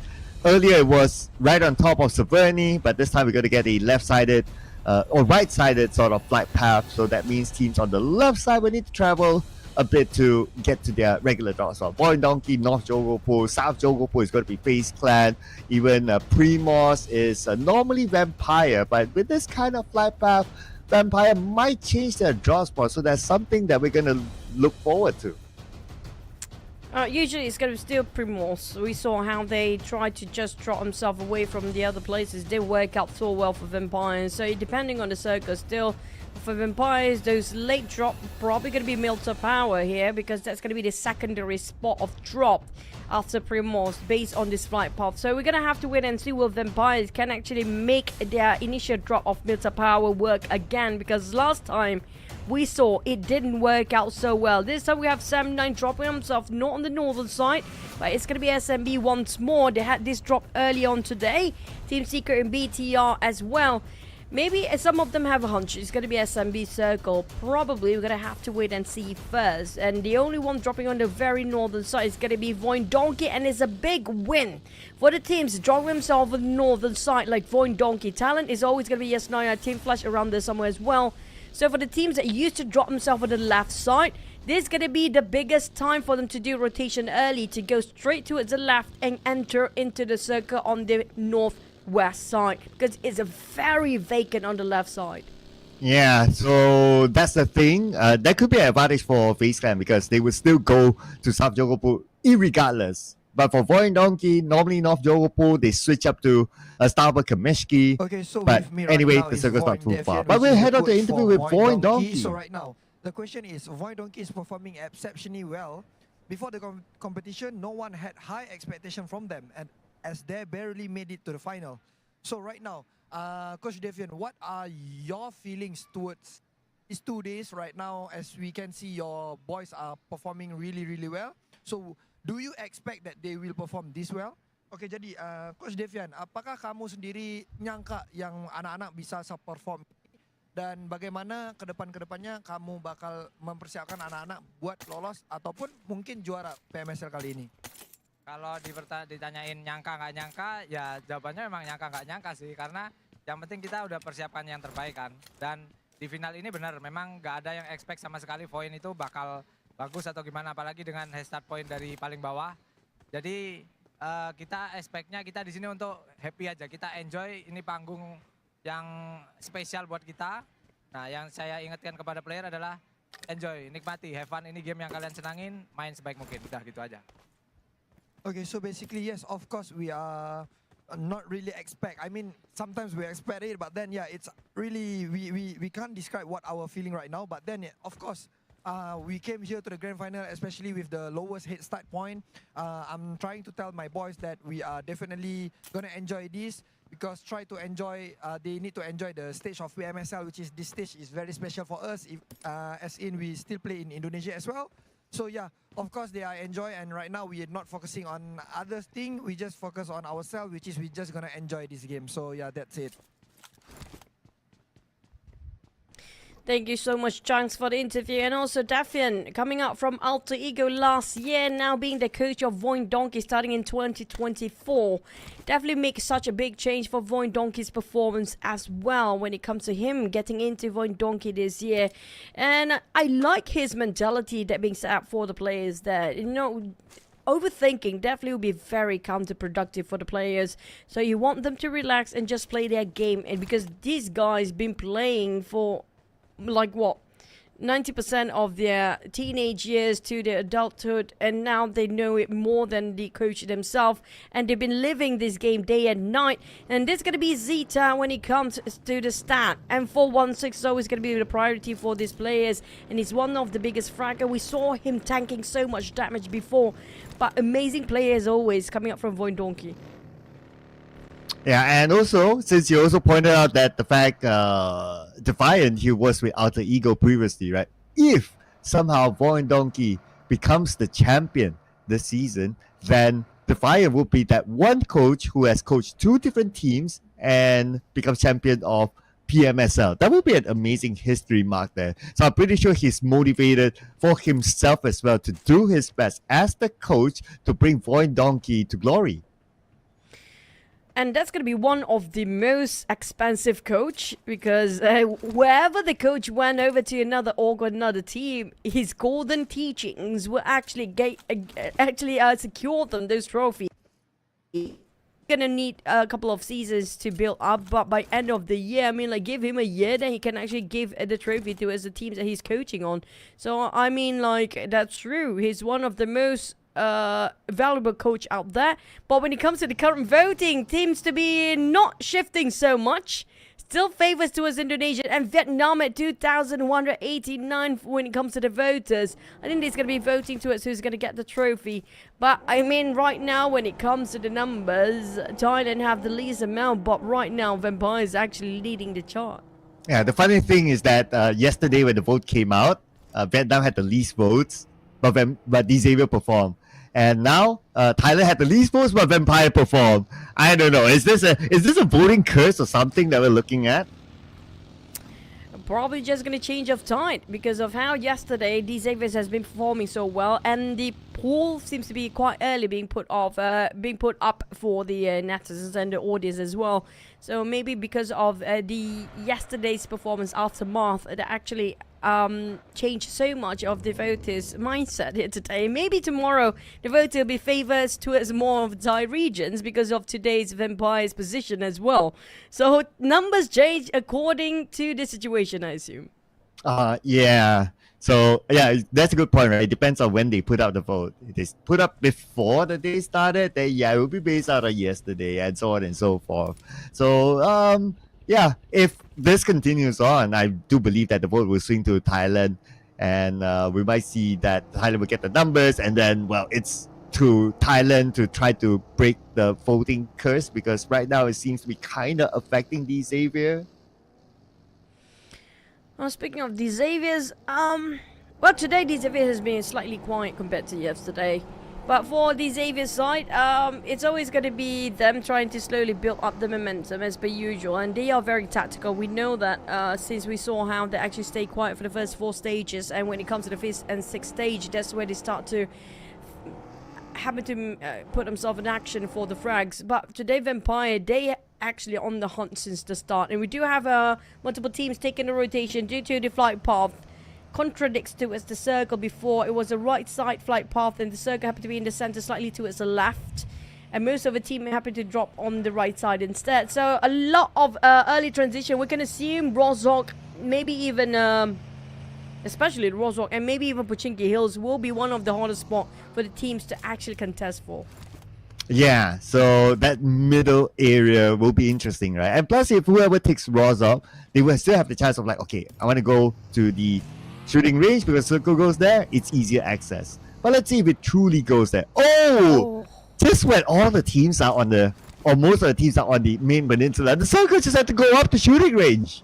This is going to be a very tough circle. Shoots up the way, and it's going to be a hot shift. Team Flash, the only one in the center, and they're going to drive all the way up to Savani, just in case. There's too many teams to handle at the same time. FaZe Clan seems to be, rushing into that direction, Talon. And speaking of rotation, everyone moving at the same time.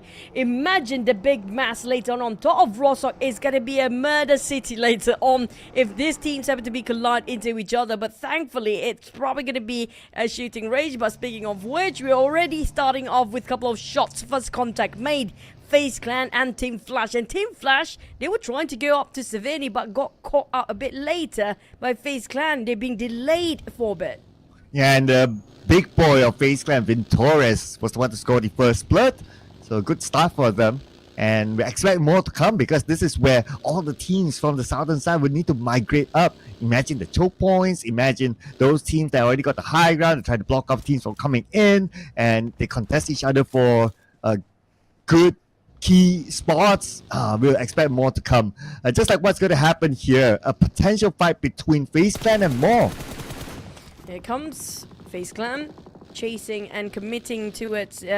Team Flash just now, MORPH as well. Now, they're picking a lot of fights early. FaZe Clan, we assume there's going to be Vintorres always aggressive. We try to take the numbers up. And yep, it's going to be Vintorres, of course. And Vintorres, what a spray and track. It was impressive. Yeah, that was how he scored the first blood. Nice quick move by him to jump out his buggy to take that opportunity. So, nicely done by FaZe Clan. They had to bounce back from their previous round. And this is a good way to start it off. Speaking of starting, not having a great start at all coming up for Team Flash, but at least it's still going to work things out as a trio. It's going to be still okay. We do have some visualization towards the vampires here.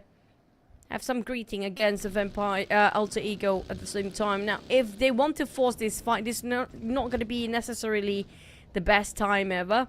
Now, I assume vampires, they want to avoid early conflict as much as possible. So they will take the long rotation up, just bypass double, and probably go up to Savani. There's a lot of small compounds up to Savani on the outskirts around the coastline on the northern side.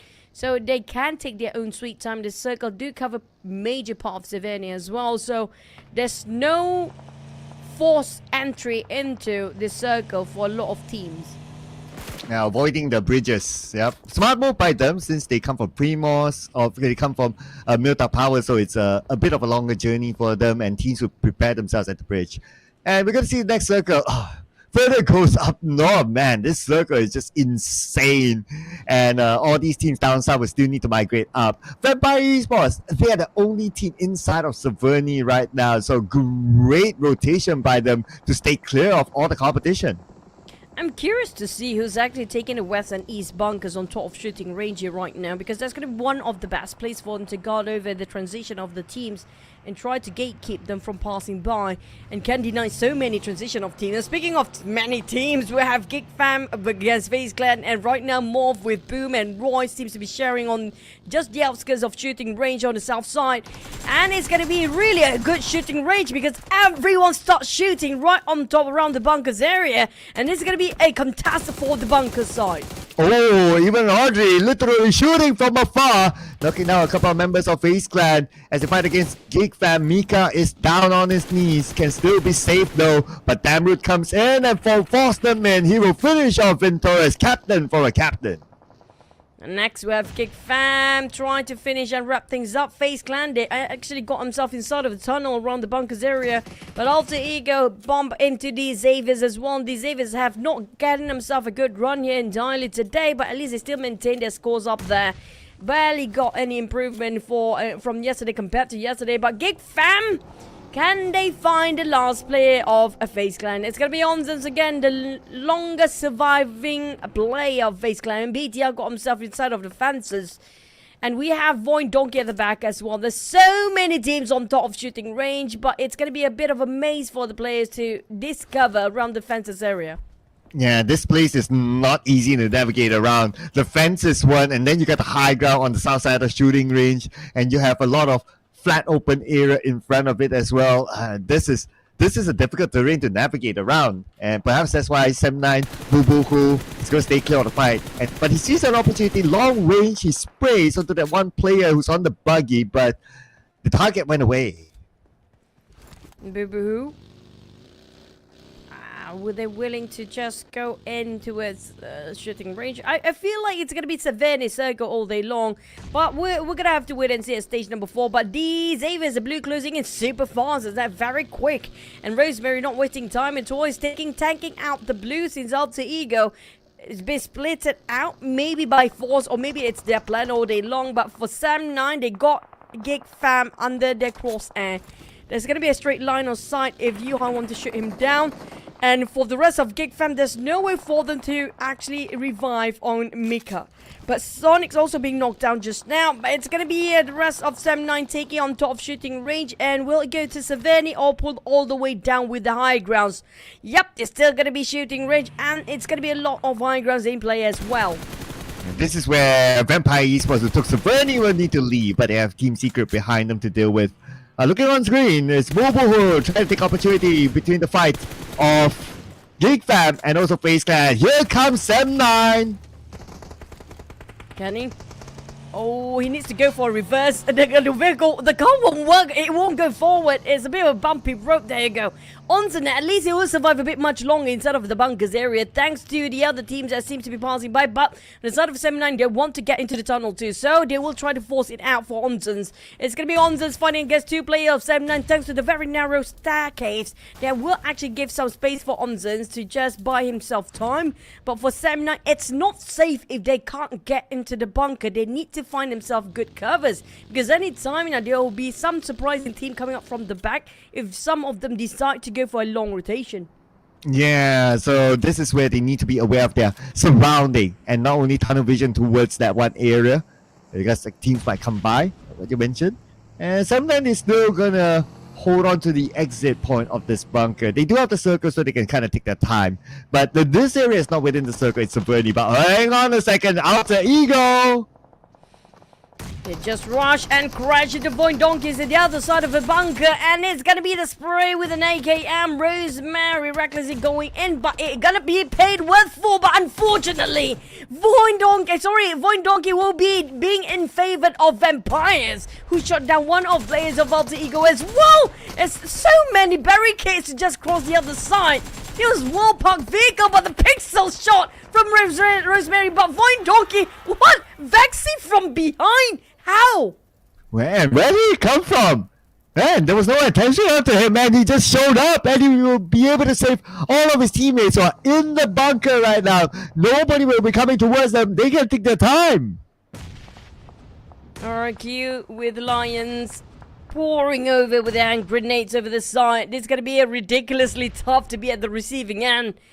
Barely got enough hard covers, but at least they got themselves some covers compared to the Lions. They're playing in an open space, but they're going to take the courage and pluck up their courage to just push in. But the moment they open the door, have been greeted warmly by those sprays and shots. A Lions only a jump shot all the way. RRQ eradicated by a Lions with a cause, and that's going to be one trade-off. But RRQ, they had none.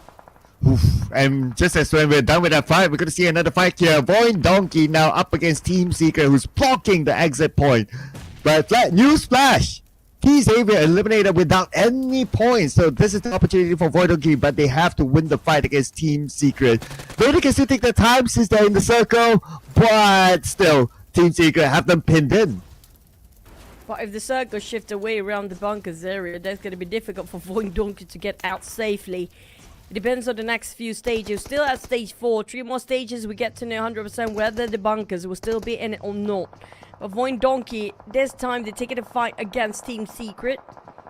It's not going to be pretty, this one. They got themselves some vehicles, but it was so well barricaded, well planned as well. The way they actually just put their vehicles, but it's sliding down. It's giving them some space, but it will shift away when VOIN Donkey still fighting against the Team Secret. Vampires is there as well to butt into this business. And here comes the third party in, and VOIN Donkey, can their vehicles, the barricading, hold the Vampires coming in strong? Here we go, Vampire coming in. And they want to wipe out all of them to gain those elimination points. So far, 6 elimination points for Vampire. One more to go. Inside the bunker, that's going to be Vexy. the final member of VOIN Donkey. Vampire Esports, they lost Stone in the process, and it was because of Nuzi's Molly. A bit of a boo-boo there that they lost their teammate, but then again, 3 players of Vampires. Anything can happen. Tony K and the rest of Vampires have to reset themselves. The circle shifted right on top of shooting range, slightly to the northern side. And it's going to be only the west bunker that's pretty close. The east bunker, not too much, but still going to be visualized over the side of the rim of circle. But Sam9 will try to force BTA out of their fences. And that's a very long shot from Bubu, a random shot as well. And Roy taking on MORPH down. It's going to be down, triple, double down for MORPH. And BTR against Sam9 still. Roy, GEEK also being knocked down by Zero with the DBS. That's a huge clutch by Zero, by the way. On the side of Sam9, we have Vampires joining in on those high elevations and around the middle ground, left side just now. But Sam9, their utilities are running low. They have to be super resourceful with what they have later, because it will not be enough if they want to last this long. But the nade by Gen Force and Lapar, that was a huge one. Man, beautifully tossed.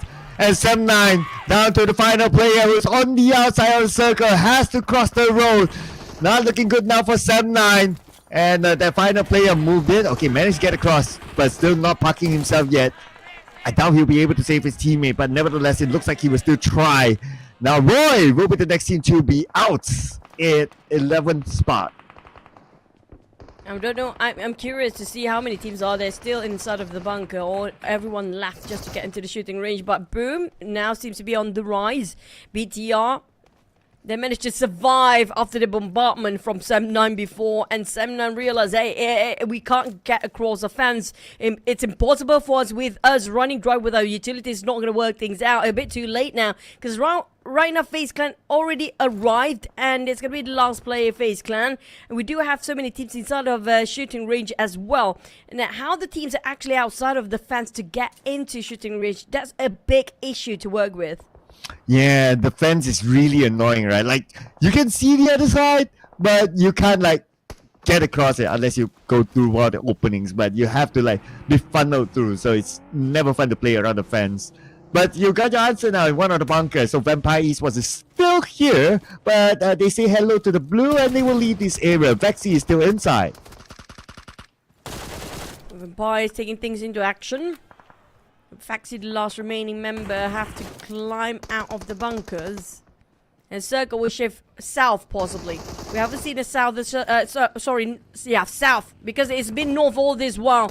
And Lions do being favored by the Circle here, alongside with MORPH. But MORPH, that was a huge stumble against Alter Ego before, and now they're being forced to fight against a Lion who still is a full squad, and they got themselves savage elimination, one of the highest across the board. Same case for Vampires and MORPH. They barely have enough players to deal with the rest of the Lions. Zero, the only member still alive and not been knocked down, but the nade been dropped big, down to 5% of HP, and Zero's pretty slim right now. There's no way he can get out of there alive, but at least he's got himself some 3 eliminations. They were down to 8 teams. Well, for Alliance, it look like they're bouncing back. 9 elimination points as of now, and they still have a full team. As for Vampires, was taking the fight against BTR. Gen Force eliminated by Schweppes. Looking for more behind the smoke. Schweppes takes the high ground advantage, but before that, he takes out Leon Pong.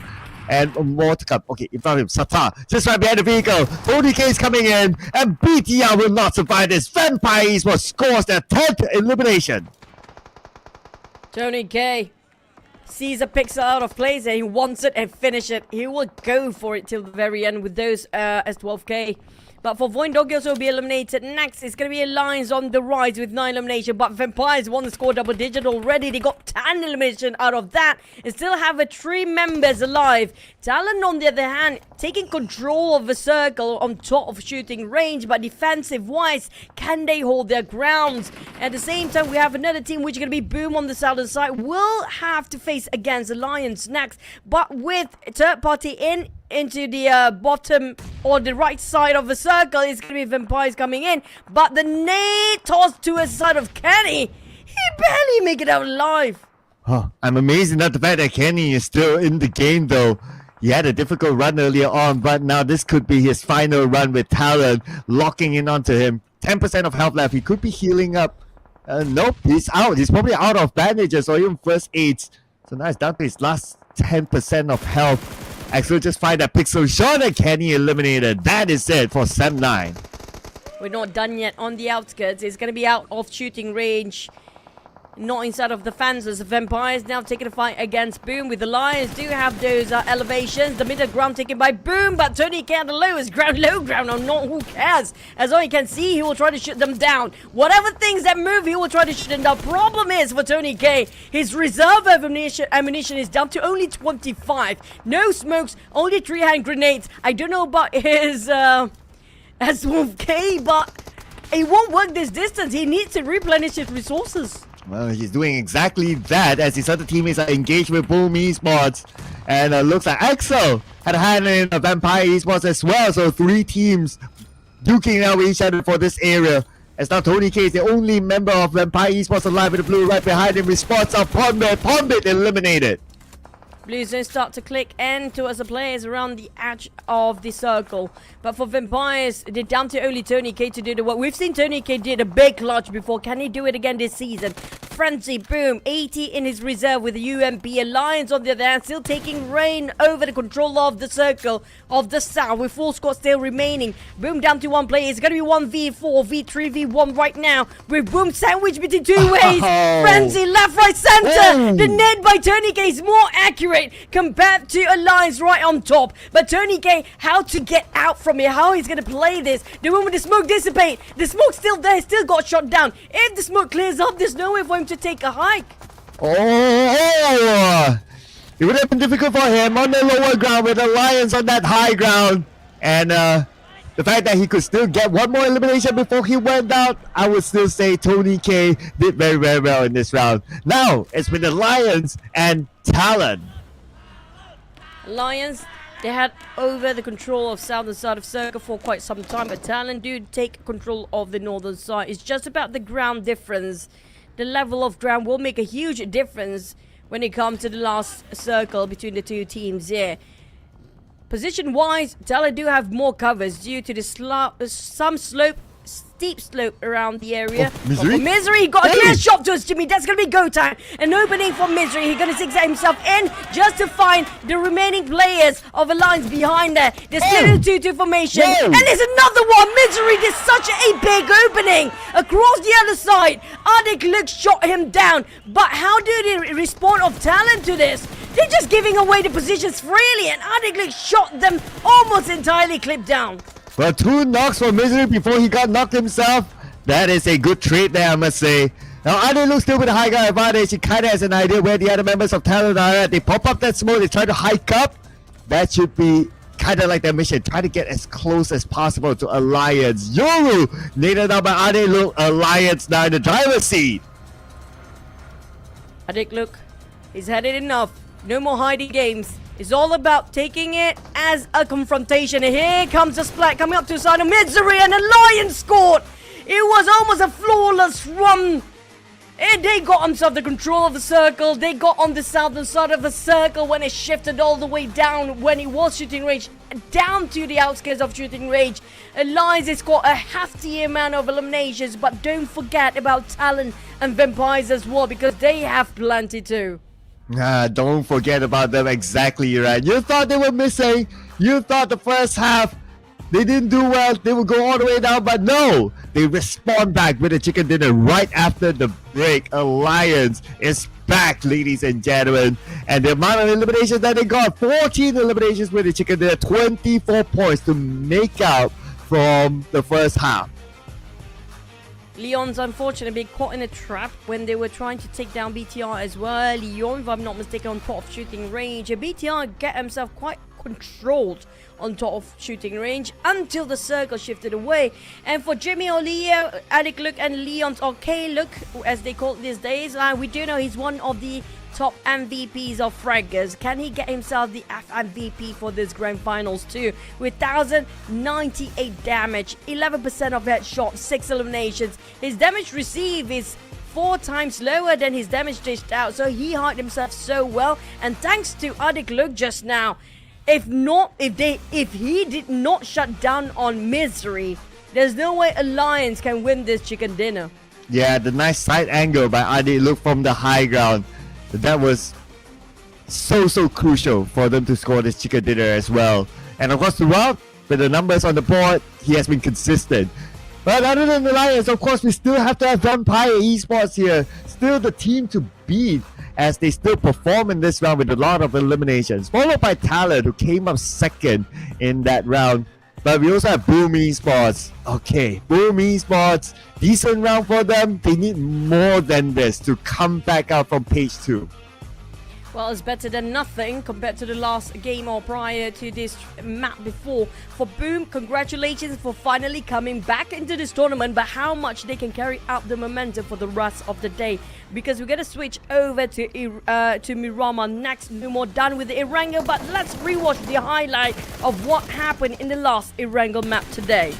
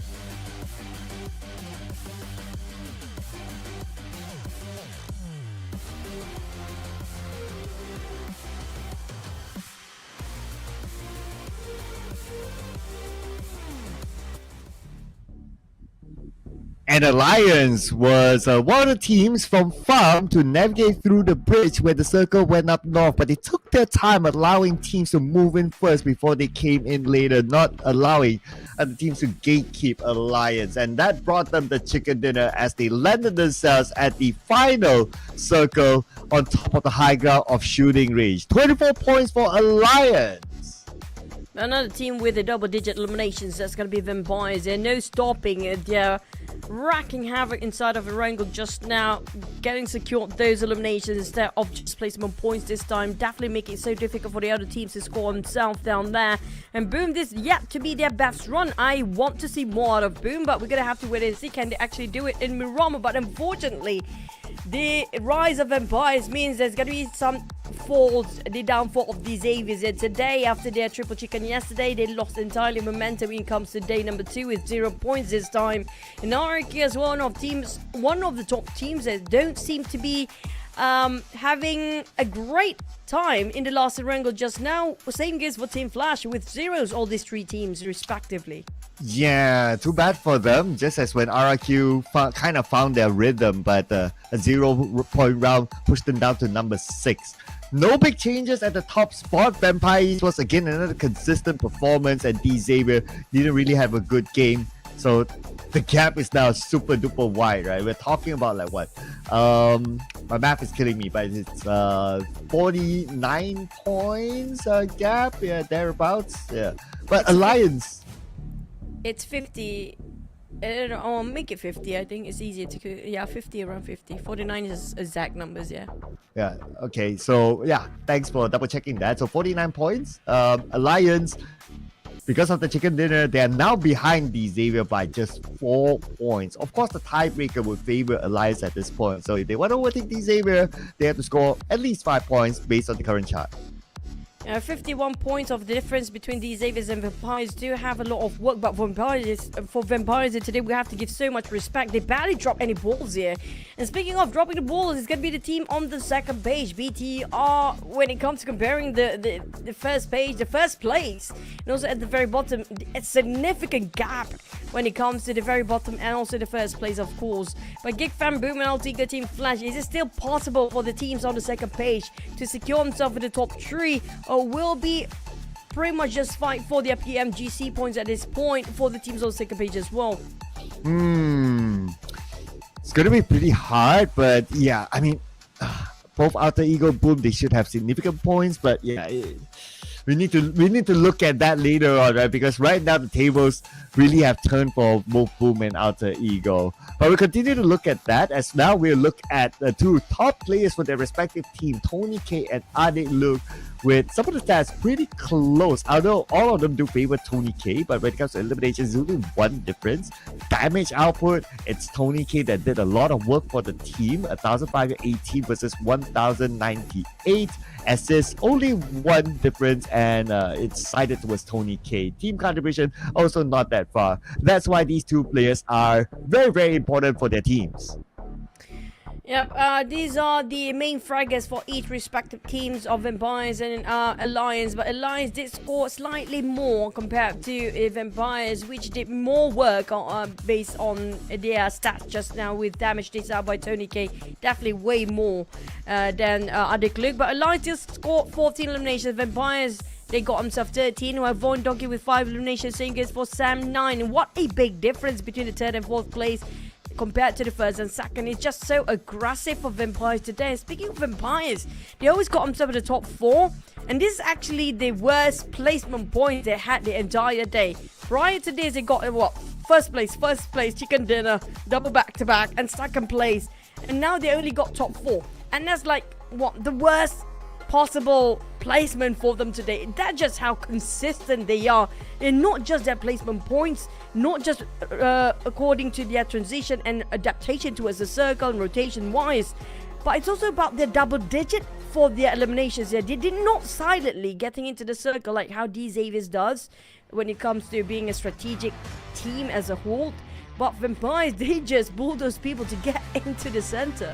Yeah, they make up for those few placement points with the elimination points still. So that's why they're like the second most points collected by a team in that round. So in a nutshell, it's still like they are still not stopping in terms of their momentum. Their momentum is still going on, and the teams below them is still not even at a triple digit, and they're already like what, ahead, already like 50%, almost 50% of the of like 200 points.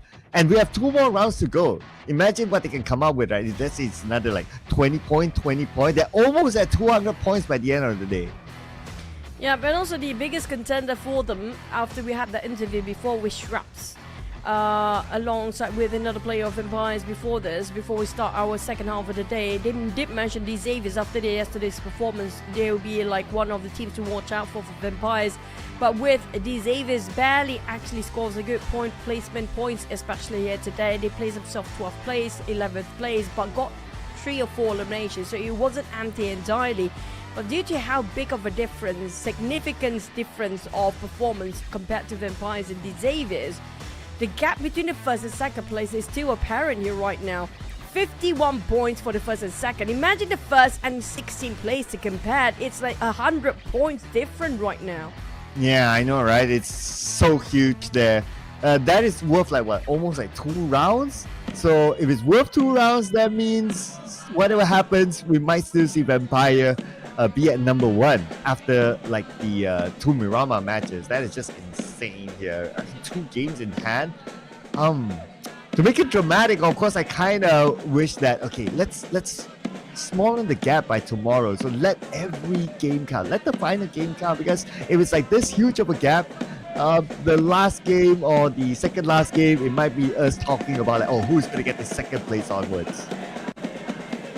Now, for the home country and home buff teams, it's going to be VOIN Donkey RQ that seems to be the one that closer to get themselves in the top 2. I mean, like in second place, it's going to be their best target here right now. And that's Sanskoi, by the way, guys. If you don't know this guy, he's an amazing guy. He's a very fun person to be with, and he's one of the cheerleaders of the Indonesian region teams as well. It's fun to actually see how he lead the crowd control by this one particular man. It's incredible. Look at the vibe and energy of the crowd. And speaking of the crowd, they definitely need to motivate and give their support to the Indonesian region, because right now, like I mentioned before, VOIN Donkey RQ will be one of the closest one to get into the top. I wouldn't say number 1. Number 1 is a bit too much of a difference. Second place, yes, will be more ideal for the end of today. But for tomorrow, it'll be probably going to be a different story. These Avies, the only one team that they can really take down when it comes to the Indonesian region teams. Yeah, take it one step at a time, right, they say.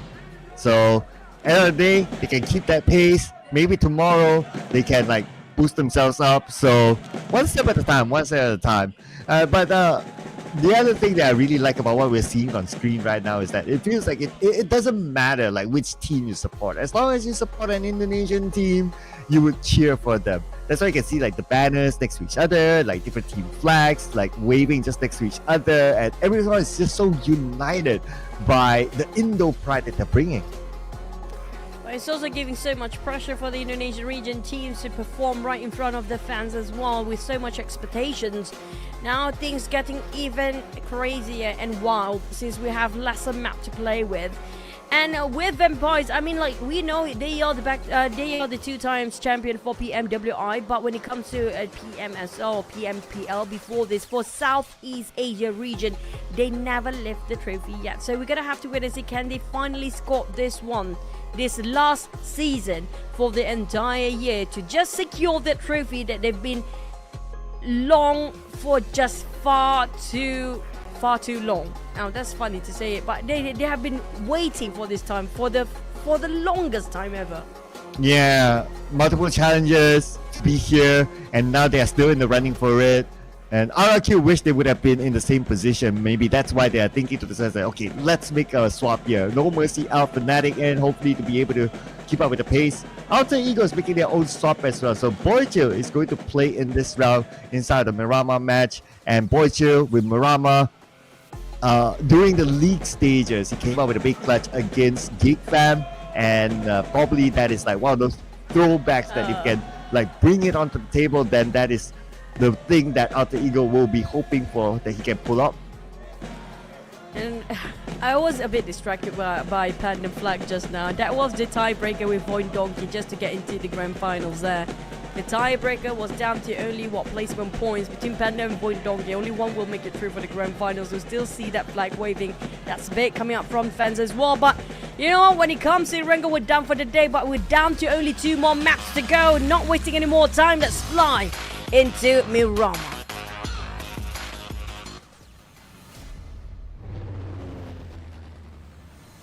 And it is going to be the first Miramar for day number 2. Of course, with this lobby, it is their 3rd Miramar playing together. And all our circles today have been really wonky. Even the previous one, it looked 50-50. It went all the way up to shooting range. So Miramar is going to be a fresh new map. So if there's that one circle, since we might see a whole day of wonky circles, this is the best time to bring up Patona. And it's also a fresh new restart for the teams that hitting the wall just now instead of Erangel. And they finally can try to change the dynamics and change the POV or point of view of the map itself. Had enough of the aggressive plays of Erangel just now. Definitely exhaust all the players down there.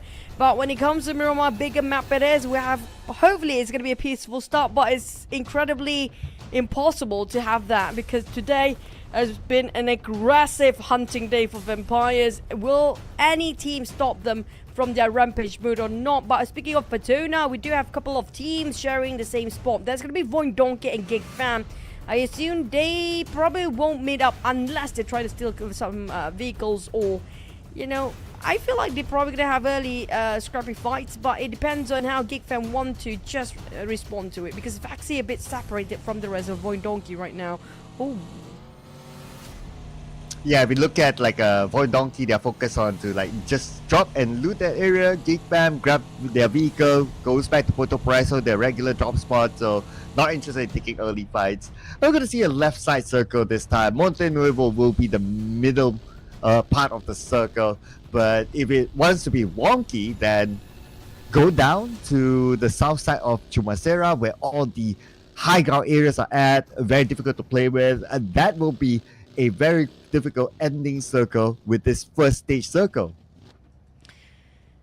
Well, we had La Rilera before. That's only like once during the league stage, and Chumacera have been quite one of the most popular spot when it comes to the sort of circle. But when it comes to the ground, though, the elevations, when it comes to this ground, is going to be really tricky for the players to pick and choose which high mountains and high rocks they want to actually secure. These high land areas will be crucial and vital for the team to rotate in early. And speaking of trying to get in early, the latest one coming into this sort of circle will be MORPH. They're dropping themselves on top of Toro Ahumada last time we saw them.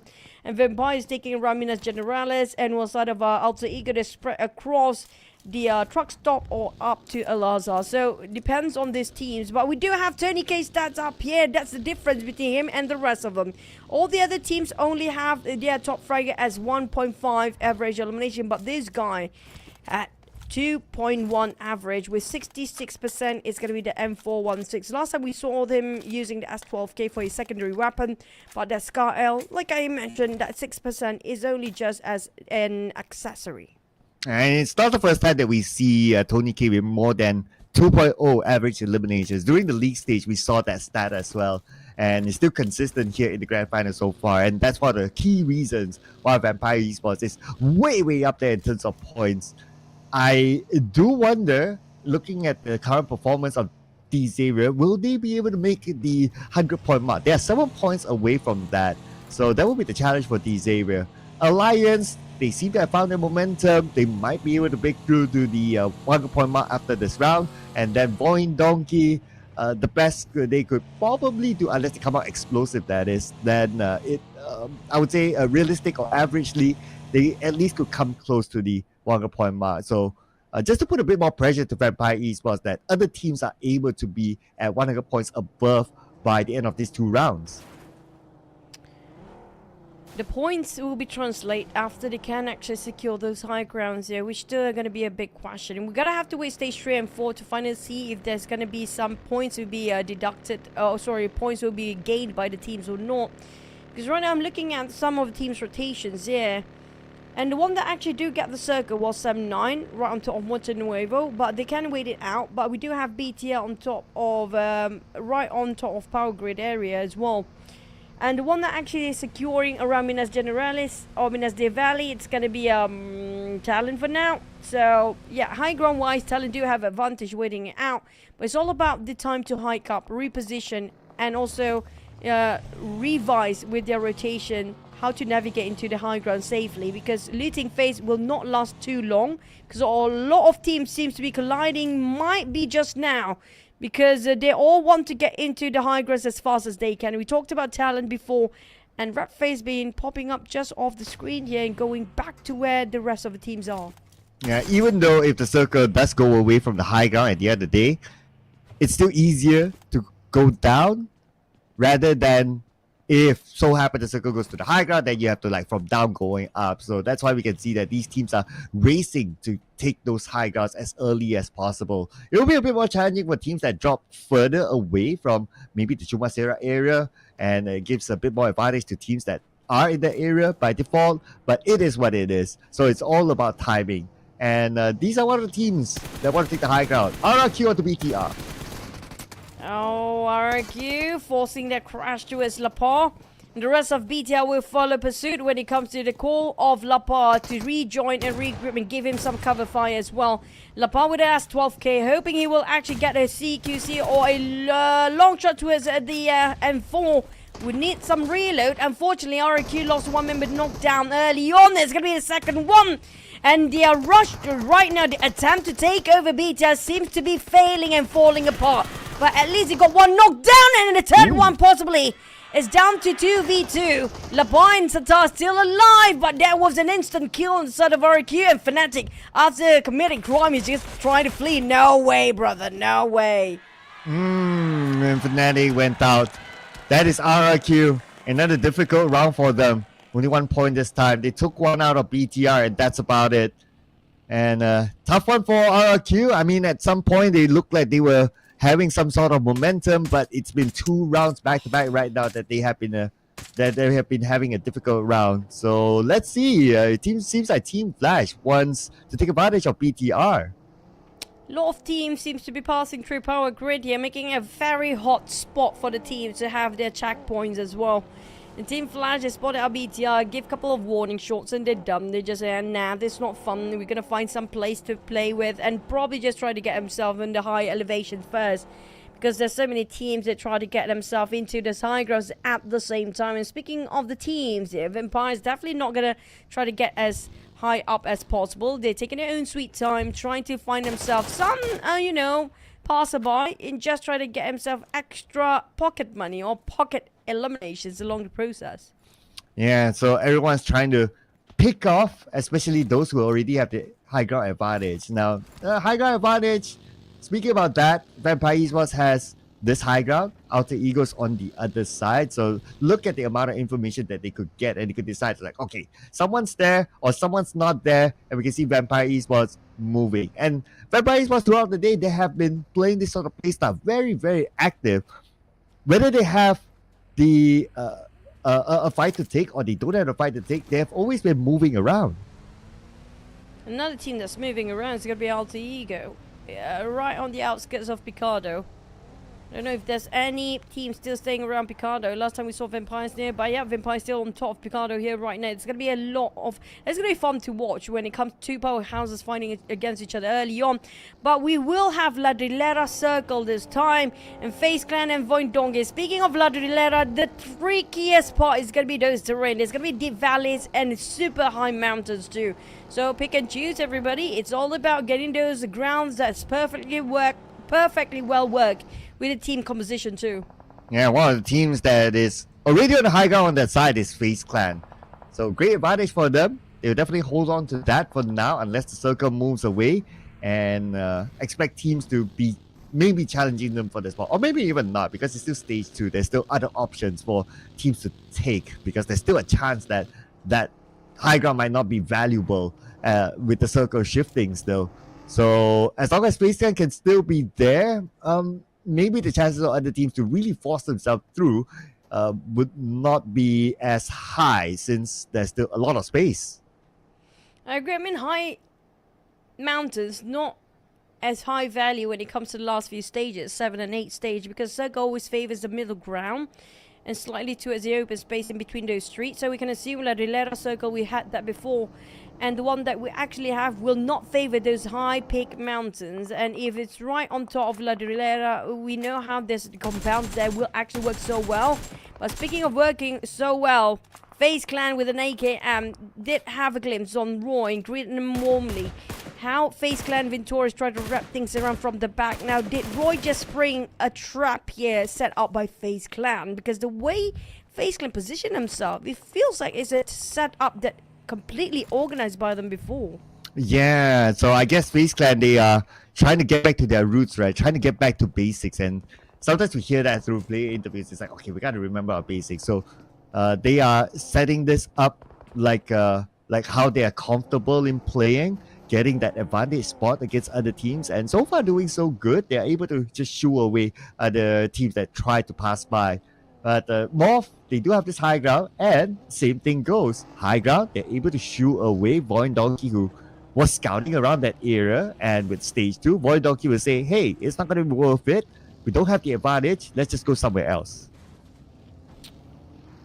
Where they're picking a spot, MORPH is one of the powerful spot they have. But this could be one of the hottest spot that a lot of teams will try to pass by as well. We're gonna have to wait and see the rotation of the next map, next stage as well. The next stage is gonna be all down to which part of La Rilera. Is it gonna be right on top of the compound of La Rilera, where it's gonna be a slightly bigger compound, or will it be still showing towards the southern side? It's all about the circle, whether it will pull all the way to Valdemar. Still going to be right on the northern side here. And these areas, they always take the left side of those high peak mountains. It's quite risky when it comes to stage 7 and 8. But it will be so worth it to take it, to just farm those eliminations. Because the left side of those mountains are slightly higher than where FaZe Clan and Semna is actually at. So they have to figure out how to deal with stage 7 and 8 if they can survive long enough up there. Yeah, so they still have that space for now, as teams are still moving around with the high ground and hoping for that next circle to give them the advantage, just like how they got the advantage with circle yesterday. Vampire Esports, the big boys who do not have the circle this time, so this will be the challenge for them, because as they come in later, the key spots will be taken, so they have to pick other different spots, or at least be alert enough to be able to scout out on where those spots are taken, so they can just avoid them. For the other teams, Roy, taking around the just next to around the Deep Valleys area. And this is going to be the teams that are trying to bull those people from behind. Of course, it's going to be Alter Ego. Nobody else is trying to do that, as crazy as they can be sometimes, especially when it comes to this map. Alter Ego do prefer this map to go all gun blazing compared to Wrangle. They can get even crazier. But we're going to have to wait and see will things actually fare well for Alter Ego or not. Because right now on the rise, like we mentioned, Vampire seems to be on the hunt as well. Talon taking a bit of long shots against BTI. I assume that's no translation into an execution or elimination because of how the distance between is still quite far apart. Oh. Never mind. Okay, they still got it though. Okay, but looks like no further follow-up yet. But we're going to see a big follow-up here. Ooh, Vampire and Alter Ego. Both of them on the outside of the circle with the blue closing in. Schweppes gets knocked by Boychill. Boychill now caught by Tony K behind his speaker. Newsy gets knocked. Newsy eliminated by Rosemary. Oh man, Vampire East was falling apart to Alter Ego. This is going to be the inevitable fight since the two teams rotating on Minas Generalis seems to be the same direction as well. Alter Ego and Vampire is down to Tony K to actually do the work. It's going to be a 1v3, but can he actually do it? He's trying to secure that one more elimination, but the rest of Alter Ego say goodbye. We don't want to waste any more time. Problem is, Tony K, he's left by himself, but at least he's been stayed with the Dacia and a couple of loot laying around. Worst case scenario, you got a level 1 helmet. And another worst, from worst to double worst, is going to be Talon joining in as well. Tony K, he's still not been discovered by Talon. They're not aware about his presence and his existence, except for Alter Ego. If Talon managed to cancel out Alter Ego, that's going to be a big opportunity for Tony K to shoot them from behind. He's still taking out the blue though. So track record wise, Vampire Esports not big fans of Mirama, and it's showing right now in this game. At least the circle is not too far away for Tony K, and other teams are not really pursuing him. Hopefully he has enough first aids to be able to make it, but also hoping for Talon to just move away because they're still in front of him. Alliance, they get a knock, long range knock onto a member of Talon, so they will kind of stop them there, and that's bad news for Tony K. And Tony K is taking the blue. It's going to hurt this time. Stage number 4. Going to stage number 5. Definitely going to be tough for him. A very arduous journey for that one particular player. But for 7-9, spot out Team Flash. Here comes the spray. Not connecting. Bolden Brazen trying to go for more. 7-9, they're repositioning themselves. They do have those peak mountains on the northern side of the circle. They will try to gatekeep as best as they can against Team Flash. But Team Flash, there's so many ways to get into where 7-9s actually stand. If they just take a bit of a longer journey towards the back, and it's going to be well worth it. But right now, they're a bit forced into this compound against M9. Maybe because they're not taking on the northern side. There's Boom on the other end as well. So this is the only way for them, the only option for Team Flash to get through into the safe zone. Yeah, it seems so. It seems so. They try to wrap around, they risk probably to other teams, putting themselves in a difficult situation as well. And that doesn't help the fact that they don't have the vehicle now. Vehicle's totally gone. So probably going to focus a bit more on the 7-9, but it's hard for them to get this advantage. Okay, they still have other vehicles, so they can still try to do something out of the box, like going back out and maybe come back in. It's a bit difficult for that, because it's going to be a huge hike for them to get into the circle. If they're late into it, it's going to be taking so much time just to fight the blue and the blue zone. Not just the blue zone, the players gatekeeping and have to re-hike again. We talked about a long hike. Look at how far they hike up all the way here with their only 2 feet up. For 7-9, right now, they are pretty much aware the threat around the corner, but they cannot overpick themselves. But for MORPH, I assume that's going to be the last player. Not yet, still have 2 more remaining.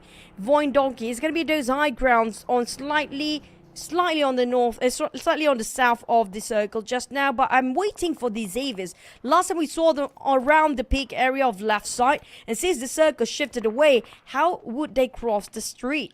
Yeah, they scored 1 elimination, and that's about it. And crossing the street, like what you pointed out, if the circle goes away, look at how many eyes are onto them. Okay, VOIN Donkey is going to be 1, and on the south, there's another team as well.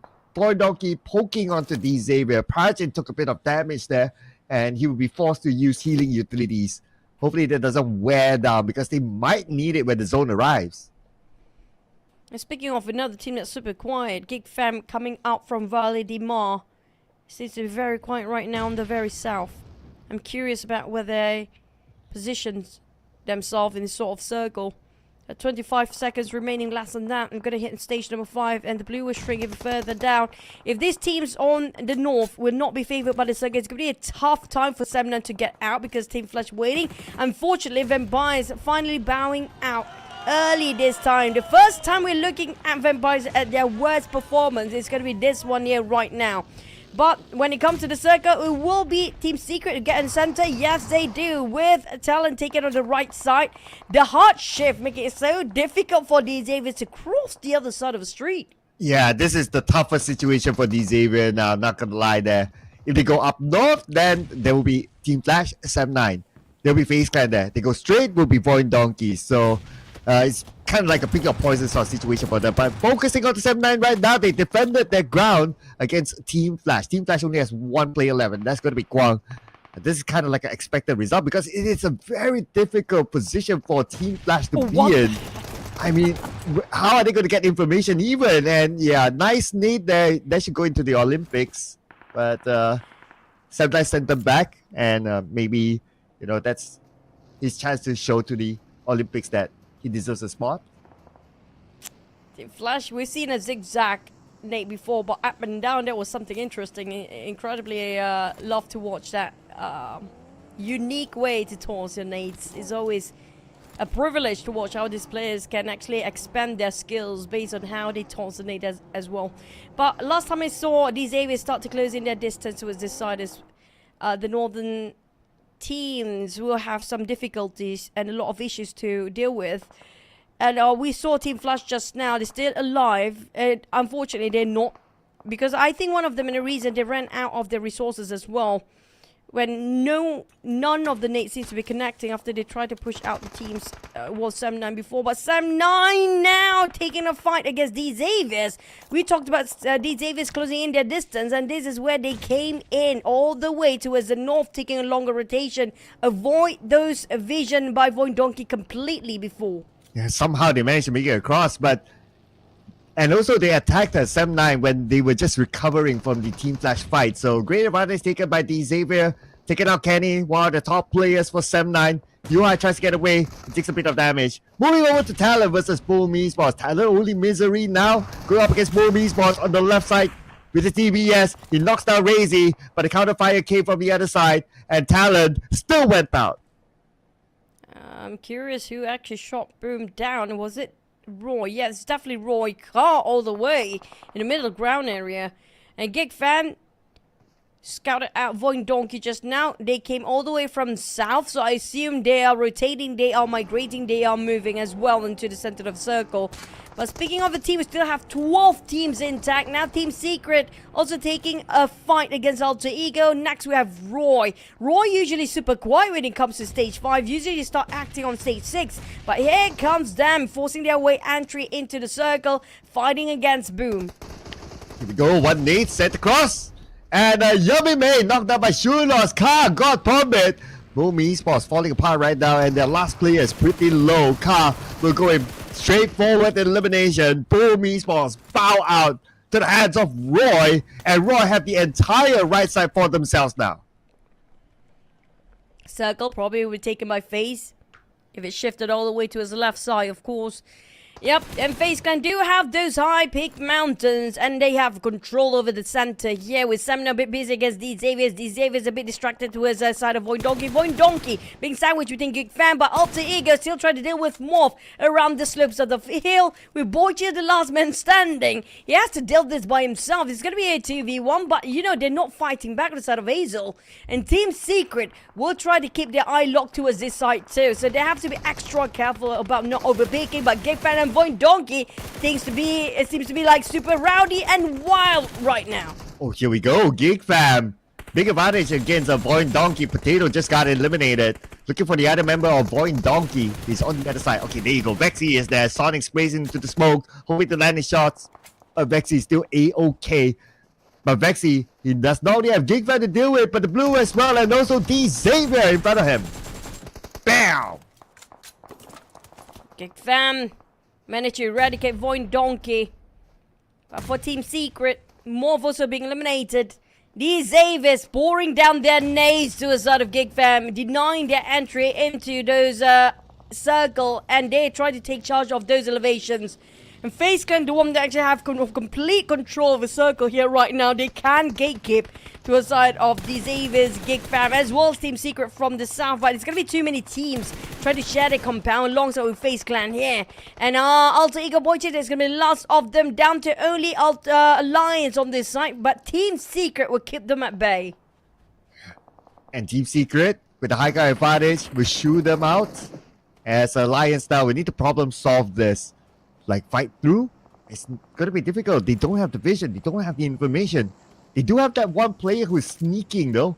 So, if they can get that knock from the side, then that is a huge opportunity for Alliance. Okay, that's a neat look there.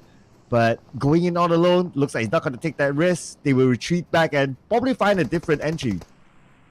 The Xaviers finally got himself some challenges up here. 7-9, Purgeon's down, bleeding out. UI repositioned on the flank side, got himself quite a clear view. He spotted out the silhouette of Lamborghini, but Lamborghini will send some threat over the other end, so he tried to toss a nade down to only 1% of HP, while Troy tried to retrieve his teammate Lamborghini down to this final health. But GEEK Fam on the other way as well. These Xaviers, they ham down between two teams, sandwiched between 7-9 and GEEK Fam. This is not going to be easy for the side of the Xaviers now. Well, here we go. 7-9. This is their chance to block out D Xavier. D Xavier so far so good. A lot of challenges for them, but they're still able to make it this far. 7-9 looking for revenge. D Xavier was the one to take out some of the teammates. GEEK Fam, however, will feel the wrath of D Xavier, but Parajin is currently down thanks to FaZe Clan. So many teams on the left side, so close to each other. Everyone's cancelling out every other player. At 7-9, they were cancelled out as well. This time by Lamborghini. The Xaviers, that's quite a defense. With one player, he still tried to put out service for the rest of the Xaviers. That's going to be Lamborghini for you guys. Despite they being sandwiched between GEEK Fam and 7-9 before, but the circle shifted away. It's going to be in between those deep valleys.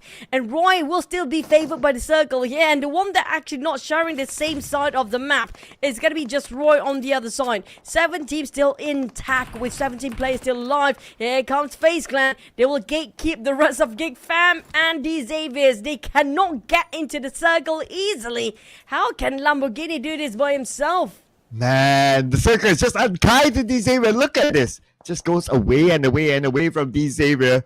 And like what you said, Lamborghini, how is he going to do this? Okay. At least on the northern side, looks like he found an entry point clear of other teams. Most of the other teams on the south side right now, we have Team Secret and Alliance. They were at it with each other for quite a while right now, and this fight has to end.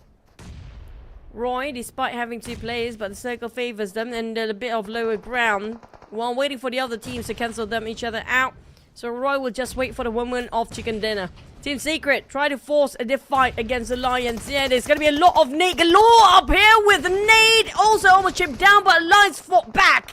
They managed to knock a couple of players of Team Secret down. Same goes for Alliance. They have a bit of a trade-off between these two. We have another one bites the dust. We're down to only 6 teams. And Roy, despite they're across the other side, they managed to steal away a couple of steals from below. But Alliance, they are falling into pieces. With Team Secret do have some elevations and a couple of rock to take covers. There's some hard covers for this side.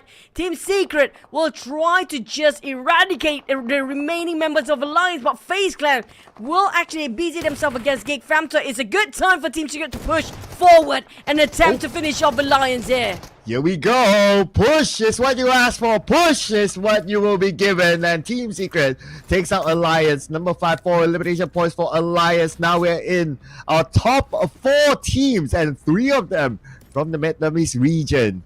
Again, it looks like the rise of the Vietnamese region is doing so far so good, but it is FaZe Clan, the team with more players as compared to the others. The Xaviers have only 1 player. Roy and Team Secret, it's going to be 2v2, 3v1 here. With FaZe Clan have the most players across the board. But it's all down to the next circle. Roy still got it somehow. All they need to do is just wait things out. Let them come towards its angle and the direction and just spray them down. But FaZe Clan, how to deal with 2 teams in 2 different big swings there. Team Secret on the south. The Xavier's last player, Lamborghini, will come up from the north. But FaZe Clan know there's going to be a threat on the north and south side. So they are aware to watch out for both angles at the same time. But if they dealt with Lamborghini, that's going to be easier rotation for them to get into slightly north down towards where Roy's at. Team Secret, on the other hand, will try to force the fight against FaZe Clan. Oh, Lamborghini. Okay. They know he's there. They know he's forced to move right now. Shows himself. Now it's a matter of time till FaZe Clan might take him out unless he comes out with an insane clutch here against FaZe Clan. Nine is still keeping an eye on to Lamborghini. That Molly will kind of stop him from moving forward. He's still on the outside of the circle. The blue will be on top of him real soon. So all Dinois needs to do is just wait and be patient. To wait it out for last stage. They are at the barely at the edge of the circle here. It's so difficult for them to climb down because Roy has prepared himself down there. Their scopes... What? They just skip FaZe Clan entirely. Team Secret stole it away after they put in so much work to just venture out to the side of these Xavers. It's going to be a clean spray. What a spray. Beautiful spray by Onza's. Impeccable spray it is. But next it's going to be down to Roy. Roy, they are quite in open space. They got themselves some low grounds as well. But they got some structures. There's going to be vegetations in between to cover themselves. For Roy, they still can revive. But FaZe Clan, they do have the numbers. Here comes the trio versus the 2 of Roy. Pretty much no way for Roy to overcome this. I mean, the terrain is just bad for Roy now. And FaZe Clan are charging towards Roy. They have the manpower against the 2 members of Roy. It's a matter of FaZe Clan not bottling it. I mean, we've seen this sort of situation before today involving a certain vampire, but nevertheless, this is FaZe Clan we're talking about. They are taking care of multiple angles, not allowing Roy to come out at all. For Roy, they try to make it count. If they can actually get a couple of knocks and they manage to actually get one, it's going to be 2v2. Moments down. GEEK, they still have plenty of hand grenades down there. They've been reserving for this particular reason. Roy, GEEK getting another one with Porsche alongside as well. Down to 9 goals and Nate will hurt him. And that's going to be the last one. Roy, what a flashy way to score that chicken dinner flawlessly. Dropping the triple Nate. What a golden chicken with only 2 players on their side. They absolutely deserve this celebration. I mean, you're talking about what? 2 players versus 3 lower ground. Everything was against them. Just like how the regular match. Man, this is crazy. What a crazy day it has been. Do not look down on any of these teams. Anything can happen in the PMSL this season. This is Roy, ladies and gentlemen, overcoming the odds to score that chicken dinner against FaZe Clan.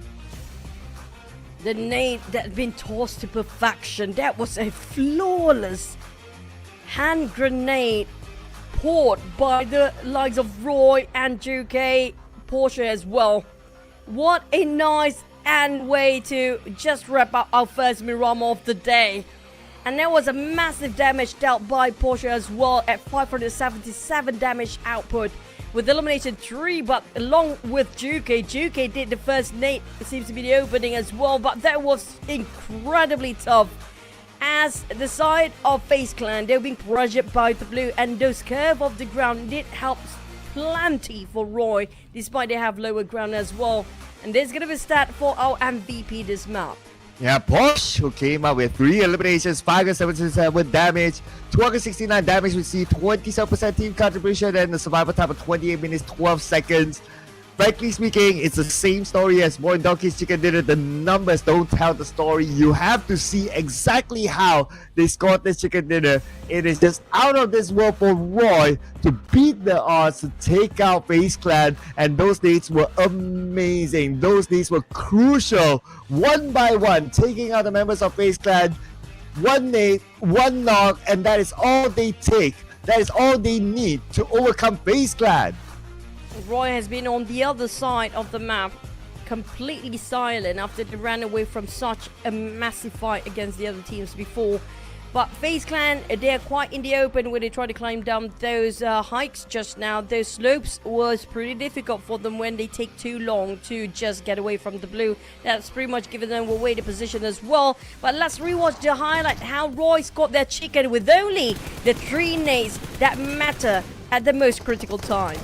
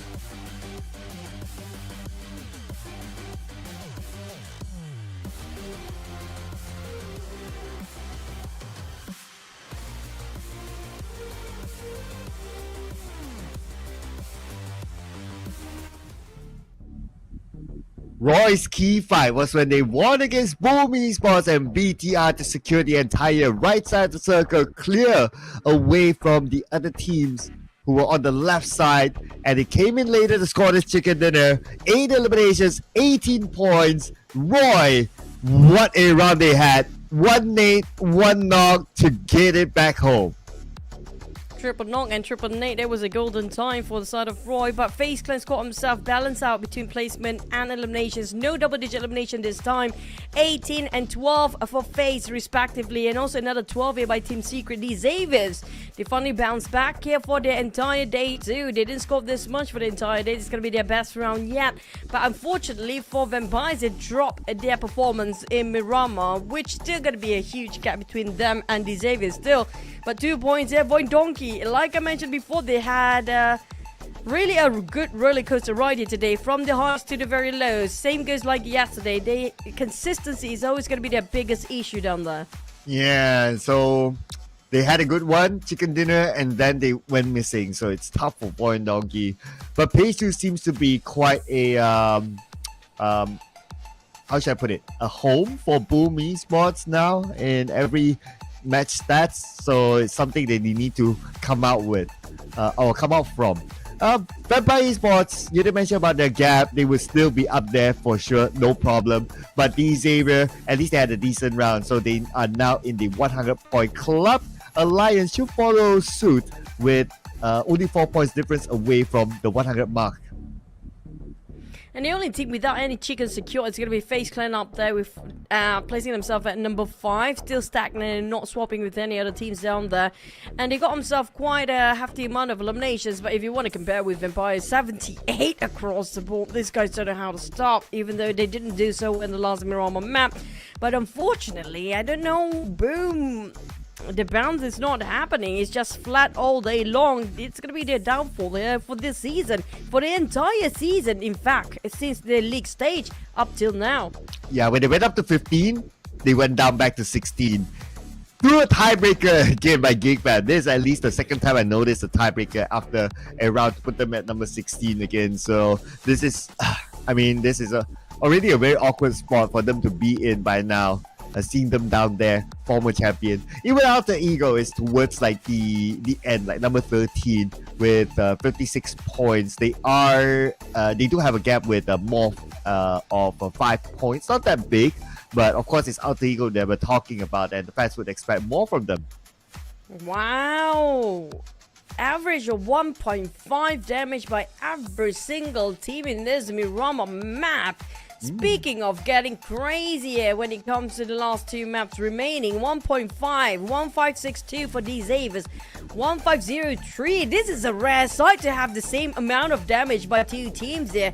1503 for GEEK Fam as well, while Roy placing himself at the top 4 at 1295. These 3 teams, I assume they do prefer Miramar maps over Wrangle for today. And you don't get to see this all the time, ladies and gentlemen, so screenshot this and keep it in your history books, because this is definitely something that don't come up often. But something that don't come up often today is that Roy Esports got the chicken dinner, so big up for them for doing that against FaZe Clan. Amazing ending. Whoever who missed out on that ending needs to repeat that, because it is just out of this world. 1 nade, 1 knock, 1 chicken dinner. Great work by Roy. It was a great nade all the time. They didn't even spray out for any of the players of Roy. It was a true 2v3 at first. But for today, so far, for the second half, we do have different teams getting themselves their hands on that chicken dinner here. We do focus on the teams in the middle pack. Seems to be having more motivated and more drive to get themselves the chickens and to go for the points here today. And speaking of the the teams at the very bottoms, in fact, do not seem to be having a breakthrough at all. We're talking about, unfortunately, I know this is going to be all-time favorite for all the fans out there, Alter Ego and Boom. They are struggling so hard in the grand finals. Yeah, they probably only had 1 decent round, and that's about it. Other than that is that we don't really see them putting up a performance or even able to challenge other teams. So at this point, it's very, very hard to decipher, okay, what's up with teams like Boom, teams like Alter Ego, because they made their substitutions, especially Alter Ego. They made their substitutions. They brought in Boytu to this map, but it still didn't really give them that boost that they were hoping for. So I don't know what else can they change for now, because it's only 7 more games to go, including the next one. I'm not surprised if they put Alva back into the lineup, but at the same time, we do know Alva always plays at Wrangle more than he actually do perform in Miramar as well as Sunhawk. So that's going to be the case for Alter Ego. So any last hot swaps when it comes to the last map of the day. There's only 6 more maps remaining for tomorrow, plus this one is going to be 7 maps left to go for the teams to catch up to inside of Empires at number 1. It's a huge tall order for them. That's like 100 exactly. At 100 point here between GEEK, Fam and Boom, who's actually at 15 and 16 place. 100 point is achievable like how Vampires did today, but can they pull a strong one for tomorrow? So might as well have a big bang ending when it comes to the last match of today for the teams at the very bottom. Yeah, whatever it is, right? So you always want to like end the day on a high. At least you rest, you relax, you go to sleep thinking that okay, we still did something right at the end, and maybe that's something right, something that they can emulate again like tomorrow. So whatever it is, whether you are number 1 or whether you're number 16, you would still want to end the day well. But BTR, they're going to put in the cards here. So Sata, very, very rare for us to see him taking a break. Zaxi is going to be replacing him this time for the final match. Zaxi, one of the high valuable players as well when it comes to a high intense battle in a high pressure situation. He can handle it as calm as ice cold as cucumber, and even it's a 1v3 situation. I can see the sentiments when they're putting in Zaxi in this as well. Maybe try to change the dynamics and try to change the way they engage and their angle of perspective when it comes to initiating a fight. But for Vampires, today has been a great day for them. No sweat and no pressure at all. Everybody seems to be very chilled, and you can see even Tony K smiling, which is a rare sight still. But another team that just got himself the chicken here today is going to be Roy. And Roy is going to be the wild card for the other teams, right? It's so unpredictable when it comes to their performance here. Yeah, just like how they played earlier on, right? Like I noticed as well, like they were willing to like cross the road, take the fight, and then come back in, like doing things that maybe some of the teams wouldn't do. So that wild card is translated into the game by Roy. So that's a team that you need to be careful of, especially those top teams who want to challenge for the title. But let's see whether they will be able to overcome Roy and the others in our final game, Miramar.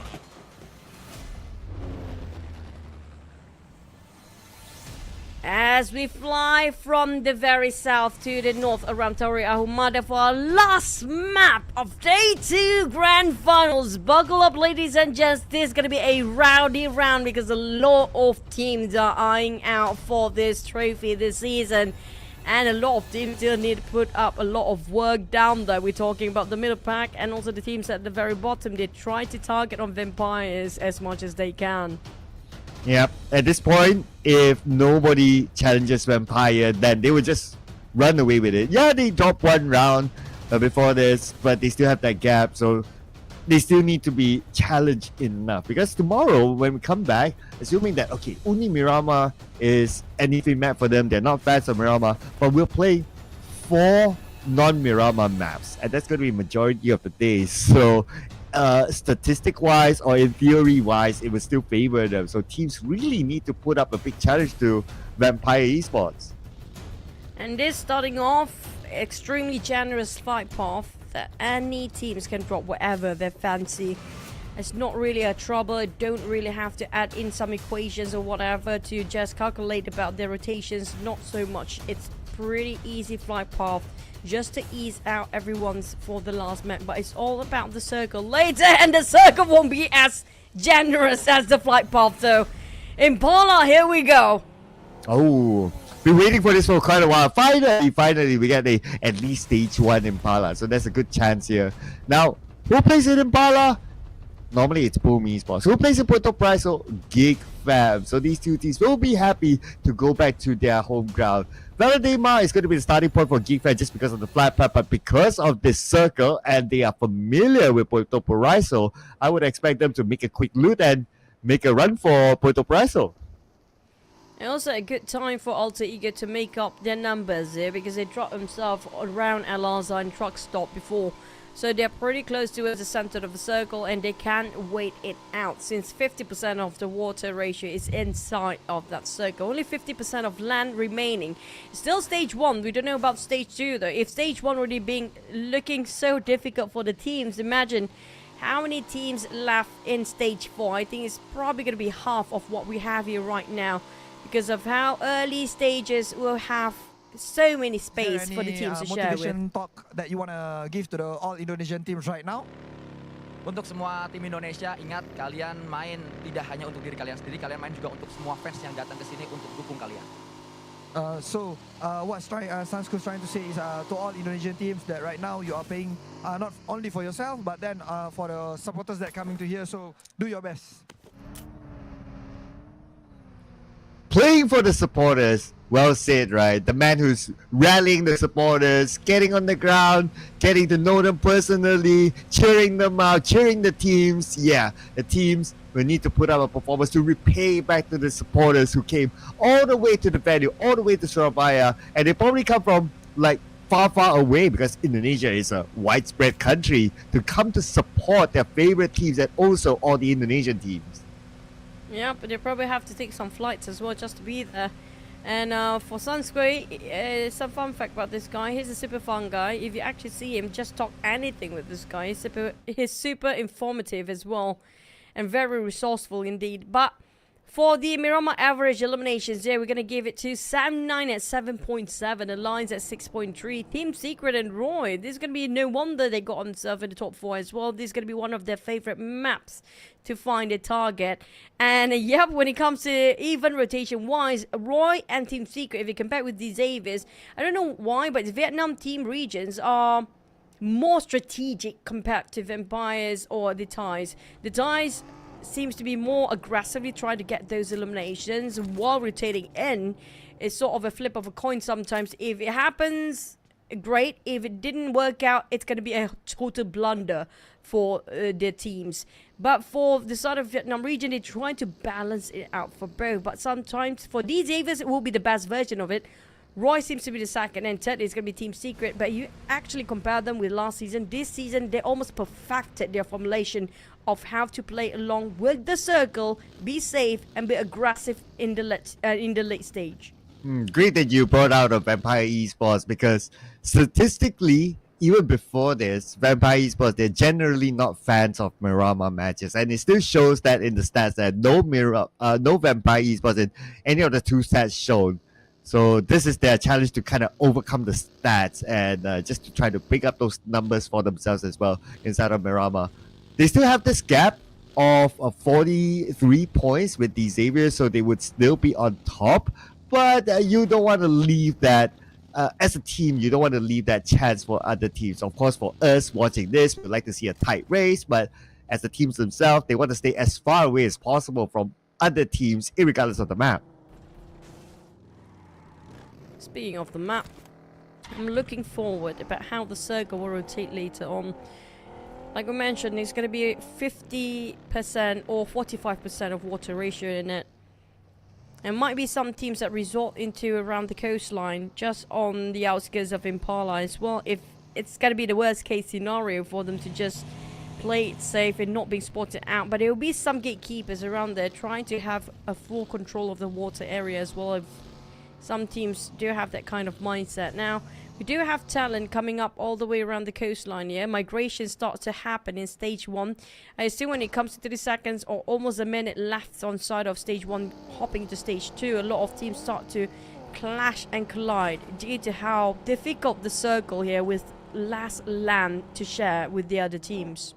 Yeah, because it's a circle, at least the first stage, with about like what, 40% water, 50% water, and there's a chance that it will go to Impala, in which I'm hoping for. It'll be challenging for those teams. So that's how we can see some of these teams already making their move into the circle, try to get the best spots possible. But I'm looking at the mini-map right now. Onzens. Oh no. Here comes Alliance. It's going to be just on the outskirts of between La Medita and Impala as well. He left just in the nick of time, but will he be sprayed? Definitely discovered by Alliance here. That's going to be some warning shots from FaZe Clan to a side of Alliance, but they're sharing very paper-thin walls with Boom. So over-exploiting their own position, it will bite themselves back later for FaZe Clan. They don't want to give away too much information towards their neighbors there. And Boom, this is the redemption time for them. It's not going to be their best map, of course, but for Boom, They need every point they can gather for the last map here today. We do have some rotation made by the Xaviers too.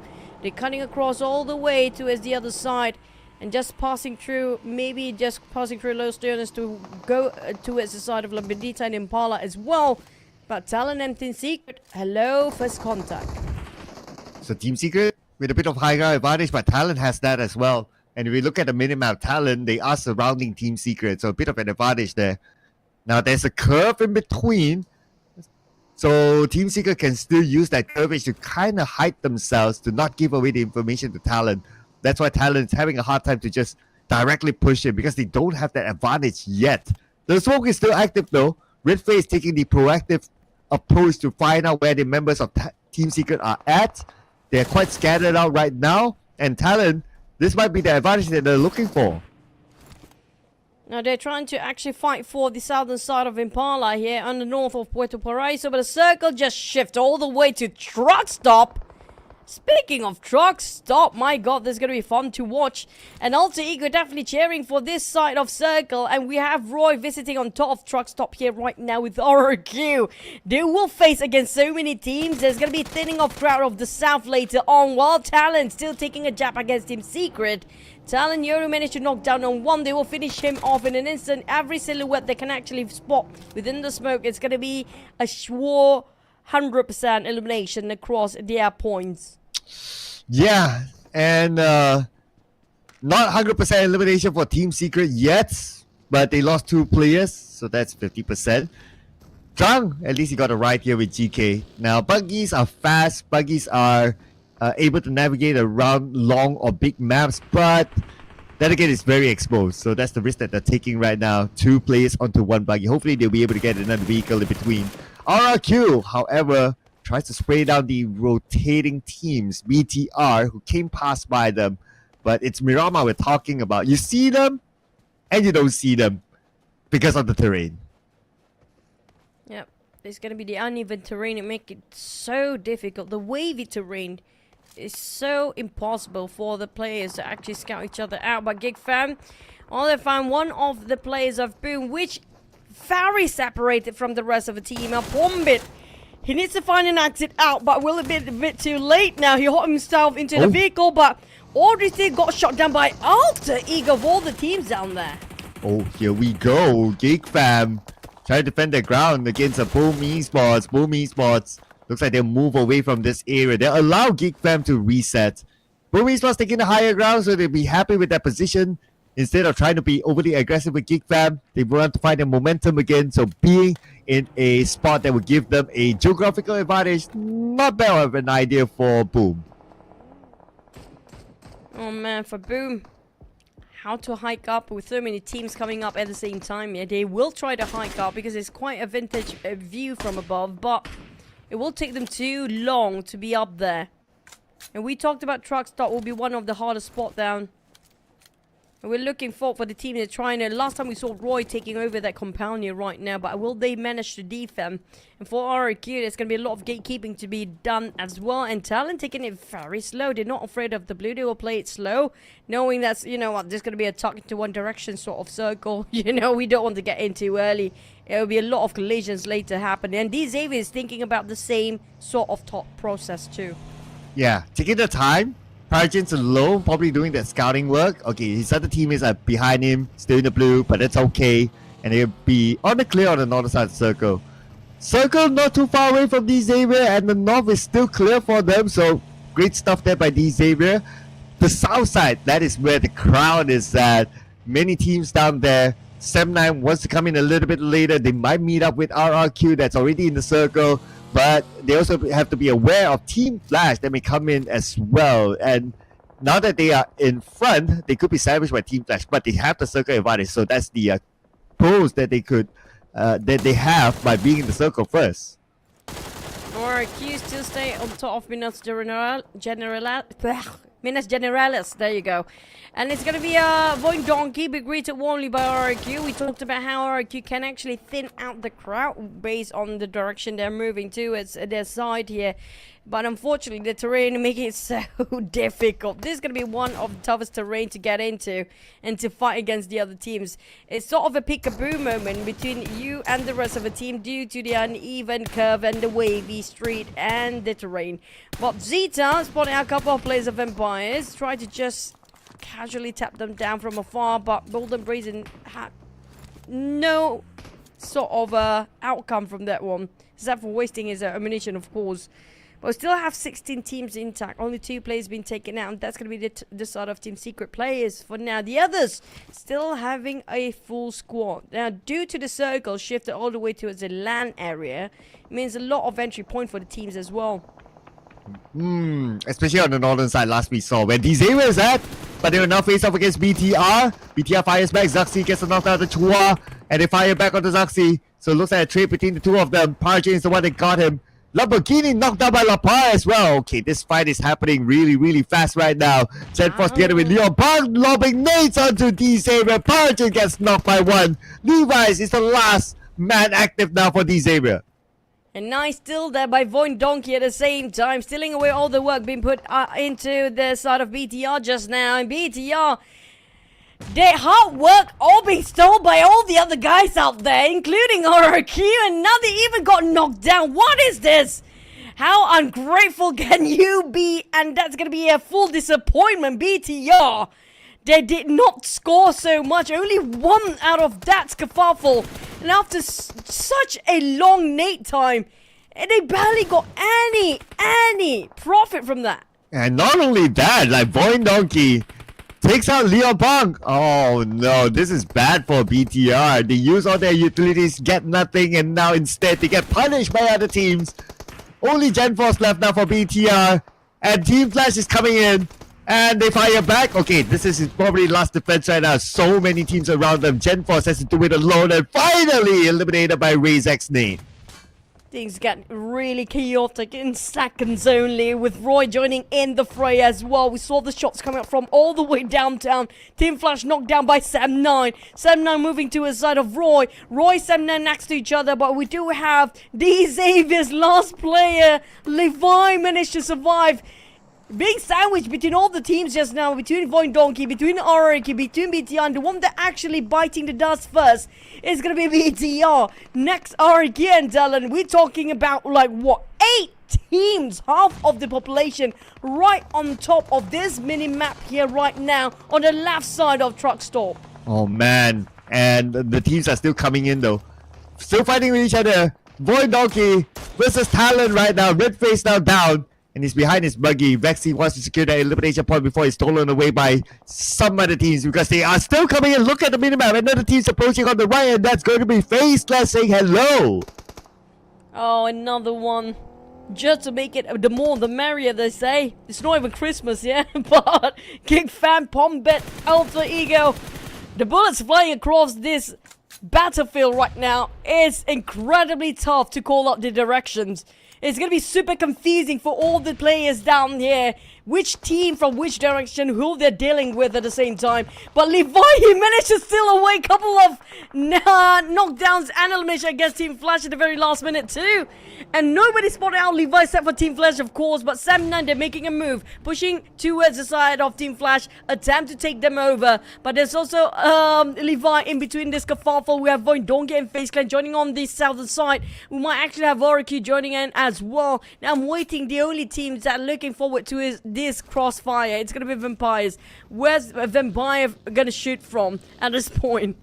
Oh, well, the team that also have not decided yet, at least for now, is going to be Sam9 as well. It's like, where they're going to shoot from. It's like, oh, it's just so messy. We don't want to be part of it. Let's just have them have a go at each other, and maybe we'll come in a little bit later. So Sam9 is still staying away from those fights on the left side circle. But we have more teams coming in, and the next team that's going to say hi just passed by them to the northern side. Team Secret Trunk says hello but goodbye at the same time.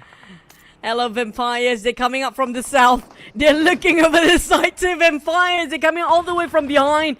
But right, you know what? They had enough. They're going to just stay indoors, sitting pretty inside, not doing any too much of work. There's too many confusing bullets flying over the other side. You're going to stay indoors. Unfortunately, Team Security just passed through and they're gone. Next, there's going to be Xavier. There's going to be Levi being finished by one of the teams out there. But I'm waiting. Oh, here comes Vampires. They do have those elevations. Team Flash is playing a very dangerous game here. They are in the center of attention, but lucky enough, there's some concave area inside of this crossfire and minimap here that kind of block the other teams to actually see them completely. But for FaZe Clan, they have to pick and choose their poison here. It's either going to go against Alliance or Vampires or VOIN. There's so many options if you want to pick your poison. Oh, well, VOIN picked FaZe Clan as their option. One knock. Okay, the fight will continue on, but we'll go on to the outer side of the circle. This will be interesting for Boom Esports now. Only Pombit left, tanking out the blue. 3 first aids, but oh, okay, that's it. He took that damage, Frenzy went out, and Boom Esports eliminated. I'm not even surprised if Roy actually win this again, but Alter Ego, Gig Fam, they finish off Damrit against Octar, 1v1. It's going to be a CQC, a mid-range fight. Yeah, and Damrit won over the last member of Alter Ego, and that's going to be Alter Ego with 1 elimination. Only that's going to be the end of their run here for Boom and Alter Ego. No more progress. A lot of teams at the bottom 8 or bottom 16 being eliminated first in an alternating manner as well. But next is going to be VOIN Donkey versus FaZe Clan with Team Flash across the other side. And don't forget about MORPH and also Roy, who seems to be not interested at all when it comes to this chaotic mash that they have on the southern side. But what a nade by Venturas again! And to make sure that they secure that elimination point, looking for Vexi now. Vexi's all alone as Onsens passed by. Vexi knocked down. Vexi eliminated. That is it for VOIN Donkeys. Scored 3 points this round. FaZe Clan not done yet though. Team Flash is next. Roy just sipping their drinks, waiting things to settle down while we're looking at Team Flash. FaZe, make it talent into the fray too. This is going to be super fun. We're talking about open space, yes, but uneven terrain will make it so difficult for the teams to just drop those nades right on top of each other. There are a couple of structures, vegetations, and some huge rocks they can take as art covers. But for Sem9, will they still want to stay here, or they go straight towards the direction of Roy, who happens to be taking the compound, and the circle might favor them as well because the circle just shifted towards their side too. And Team Flash right in the center here. And we talked about Vampire sitting quietly. Then they are observing, you know, which one seems to be the best, juiciest prey for them to target on. Yeah, Vampire, besides just watching and choosing their next target, they wouldn't mind these teams just cancelling out each other, just like what happened to DZ, where it's like, the closest competition out, thanks to how messy the fight is. And they're hoping for Alliance, FaZe Clan to be in the same position. So that's why Vampire, they're like, okay, cool. I'll just stay alive. I'll stay away from you guys. I'll show up later. Misery, definitely feeling miserable right now as a solo player. Tanking the blue at stage 5 is no fun at all. It's going to be painful to the max. Very painful indeed, but he might just try to buy himself time, but there's nobody open fire here, so make it or break it. Time for Misery. It's definitely broken entirely as Talon be eliminated next because the blue zone will not agree with him as well. Alliance here have to push upwards because the circle might favor the ones actually where Roy stands inside of those compounds, but if they're being favored towards the southern side, it's a big win for Alliance as well. FaZe Clan now taking on Team Flash. We're waiting for the circle to pop, and Vampire still watching everyone, how they move about the rotation of the next circle. Yeah, they're moving towards Alliance on the south side, but yeah, not really like all-in commitment yet. Might as well wait for the next circle. Circle went to the middle. FaZe Clan, Geek Bam, Team Flash, Roy, Sem9. Somewhat of an RQ in there, but Vampire is not. So this is time for Vampire to be in action. Hazel knocks down Newsy. Roy, here comes Nate within the smoke, but actually they are on the outside of the smoke. That's brain game. Cerebral play by Sem9 at its max, tricking Roy to shoot inside of the smoke instead of them directly. But for Carr, He barely got enough ammunition to last the entire day, but the nade almost close to Kenny, but that's a clear shot in the wrong direction, looking over for Firan. Can't got an off angle, completely overwhelmed the Sam9 players and Porsche as well. Roy surrounding the rest of Sam9, getting out of their hiding spot. Here comes action time, leaving only Yuhai left for the side of Sam9. But they have another player going in. But there's long shots coming to the side of Roy. That's deflected towards the vast of Roy just now. But for Sam9, they've been eradicated, completely destroyed by Roy. Yeah, not able to gain anything at all when they were stay clear of all those fights. But the team that's not staying clear of fights right now is going to be Vampire Esports and Alliance as Shreps will be on the lower ground, gets knocked out by Jimmy. The other members of Vampire will need to follow up by Shreps, will be eliminated by Jimmy OP. Still on the outside of the circle, but they have two players from Alliance now moving into the circle. Jimmy pretty low, Stone is going to follow up, and Stone got Jimmy OP.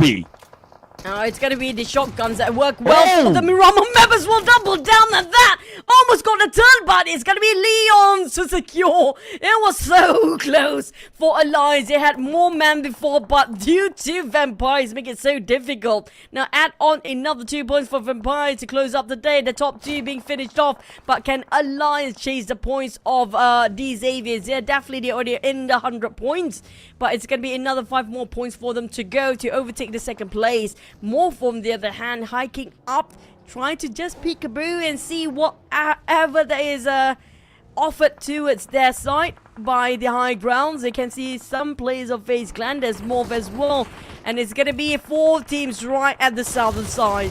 Oh, the B for the high ground takes out the final member of GEEK Fam. That is it for Damn Root and GEEK Fam. They'll be bowing out at number 7. Now, MORPH, they're not done yet. Next is going to be Alliance. Look at this. One of the members of Alliance now down on his knees on the lower ground against all these other teams in front of them, including RRQ. Oleo fires back on the Asado. But another fight is happening between Team Flash and also Roy. Well, we look at Zero just now. He's trying to clear all the corners for the sake of MORPH, just to make sure there's no backstabbers. Hazel will have to tank out against FaZe Clan by himself as well. And Toyo try to just take down a couple of players from the flank side off angle towards Roy, and they reposition himself at the back again. But I don't know what happened to Hazel. Last time we saw he's taking a full stance against the rest of FaZe Clan. And now Alliance, on the other hand, if they happen to engage FaZe Clan at the same time, despite they got themselves in the center for FaZe Clan, they probably gonna have a tough time to defend and swing it very 2 different angles. And we have RRQ as well to join in, but the next circle will be sided with Team Flash this time. Ooh, and also FaZe Clan, someone has the circle, and with a full team. Now they need to block out Alliance, who will be coming in. It will probably be a straightforward rotation by Alliance because we're already at stage 6 now. Still many teams you gotta think about it. 6 teams. It's very colorful, especially on the southern side. Not many teams on the northern side this time. RRQ, one of those teams on the outside of the circle, will need to come in. And their next fight might be against Team Flash.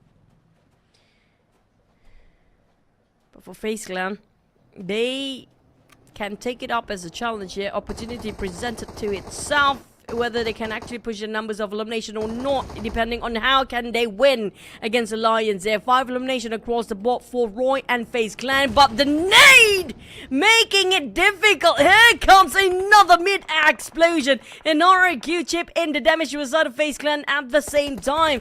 But FaZe Clan victorious fought back. They managed to knock down on MORPH. Alliance taking on MORPH. MORPH butting into some business that they're not supposed to be here, and FaZe Clan and Alliance both not happy regarding this. They're all in and distracted towards MORPH right now, with 9 Noise trying to go for the flank side of Oleo. We're looking at MORPH struggling to keep their boat afloat, while 9 Noise keep the pressure on the backline of Alliance. Yeah, and seems like Alliance falling into pieces with only 1 player remaining. Well, here we go. They know it's only 1. That's why they go all in on the Oleo now. And FaZe Clan will secure that elimination point. 8 elimination points now for FaZe Clan as Alliance bow out at number 6. FaZe Clan, they do have the southern side of the circle, but their next competitor is going to be MORPH. Can they get the numbers higher? 5 teams to go. More Valley alive with only 2. There's gonna be jump shot in style. 9 Noise. What a swap here for the last game of the day, bringing a game of FaZe Clan back together. Beautiful one done by FaZe Clan. And now they have the entire southern side for themselves. They can take their time to reset. But on the other side, Roy versus RRQ. Here we go with Shunos cooking up this nade. Asa will be knocked down by Kwang from Team Flash. Looks like a bit of help from Team Flash himself, and they spawn out Kwang. Shunos will get the knock onto him.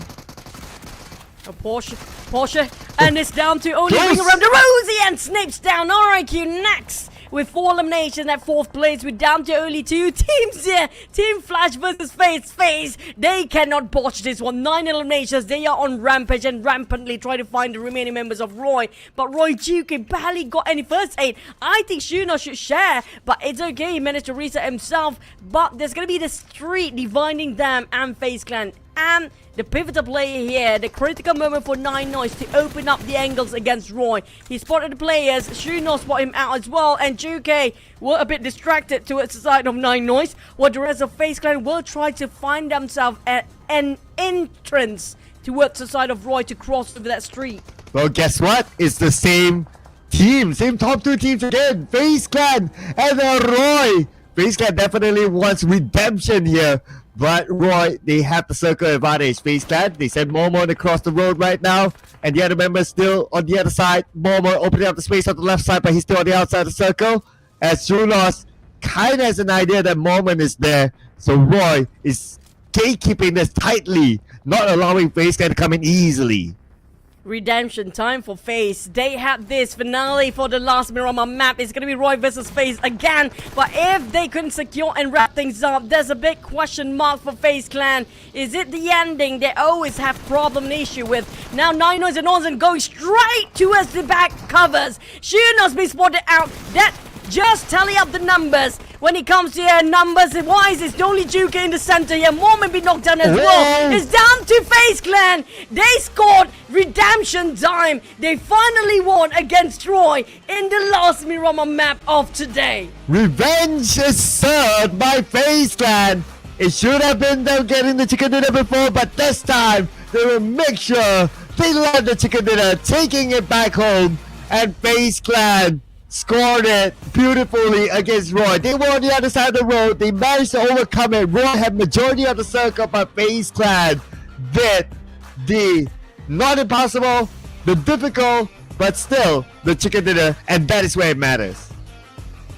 When it comes to Miramar, it's safe to say day number 2 we have to crown these 2 teams. FaZe Clan and Roy. It's always going to be these 2 teams for the finale of Miramar, but this time FaZe Clan, they secured it. With Moment, no accident this time, with 797 damage dished out. Damage received, he tanked so much for the team, same goes for Venturas. But damage received wise, the least amount is going to be 9 Noise. He played it so well just now. And the swap happened in the last Miramar map. I assume we can see more 9 Noise in Miramar for tomorrow perhaps. Oh yeah, 9 Noise replacing Miller, coming in, helping them to get second place, and also chicken dinner, maybe he'll keep his spot. But Momo definitely will keep his spot here as he's crowned the MVP this round. 2 eliminations, 797 damage, 375 damage received, 17% team contribution, and a survival time of 27 minutes, 29 seconds. The most jovial player of FaZe Clan is also putting in a performance in the battleground. Now that's going to be FaZe Clan getting their sweet revenge against Roy, but still we have to give a lot of respect and mention on the side of Roy. They played so well when it comes to the Miramar map. Always one of the most tactical teams to survive in the top 4, even during the league stage. But don't forget about Team Flash as well. They tried to fight themselves away in the center, and we have finally RQ coming back. It seems like a bit of roller coaster ride for the Indonesian teams in day 2. But let's rewatch the highlight of the revenge FaZe Clan versus Roy.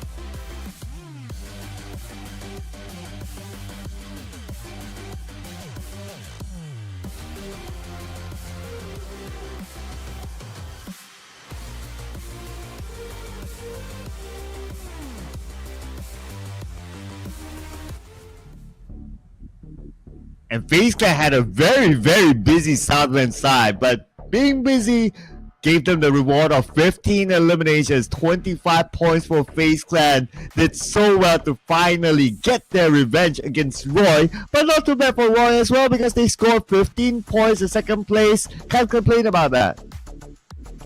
Definitely. I mean, like, double-digit teams will never going to complain about their last run here. RRQ is going to be back into the roller coaster, right up and down they go. But MORPH scored himself 6 eliminations. Yeah, Lions still going to face, still focus on 2 as eliminations with 4 eliminations. GEEK fam at 5 points, 6 points for Lions, and boom! You know what? I think they're done with getting those placement points. They're just going to focus on eliminations for now. Yeah, might as well. I tried to go for it. And that put them up on page 1 at least. But on page 2, we do have Sem9 and Team Secret, the 2 teams with no points. Alter Ego, one of the big boys here with 1 point. Same goes for BTR, 1 point as well. The Xavier, today hasn't been their day. They lost momentum entirely. And the final round, they only scored 2 points.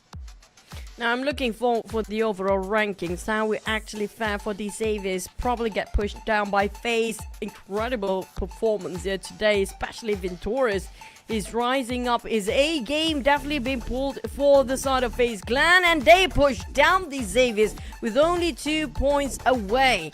And it's going to be the domination of the Thai regions on the top 2, and they are the one that will contend to as Vampires, but the gap is just significantly a big stretch.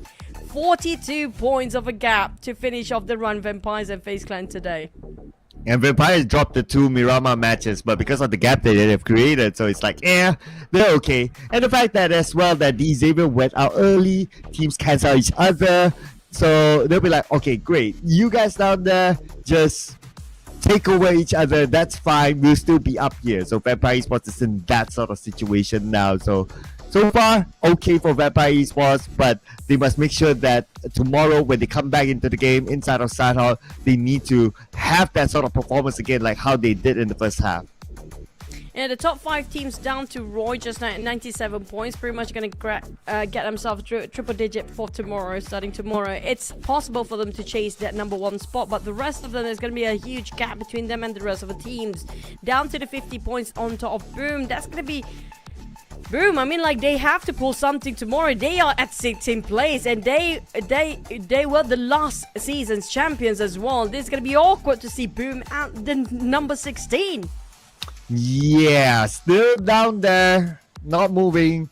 In fact, GEEK Fam, well, before this it was like tiebreaker, right? But this time GEEK Fam had that 1 point above Boom, so still down there. Alter Ego went down as well, so they're number 14, 5 points above a GEEK Fam, very close to like the very end as well. So this is again not only Boom Esports awkward position, but same goes for Alter Ego as well. So these 2 teams shouldn't be there, but it is what it is. But it is also what it is that Tony K is our MVP today.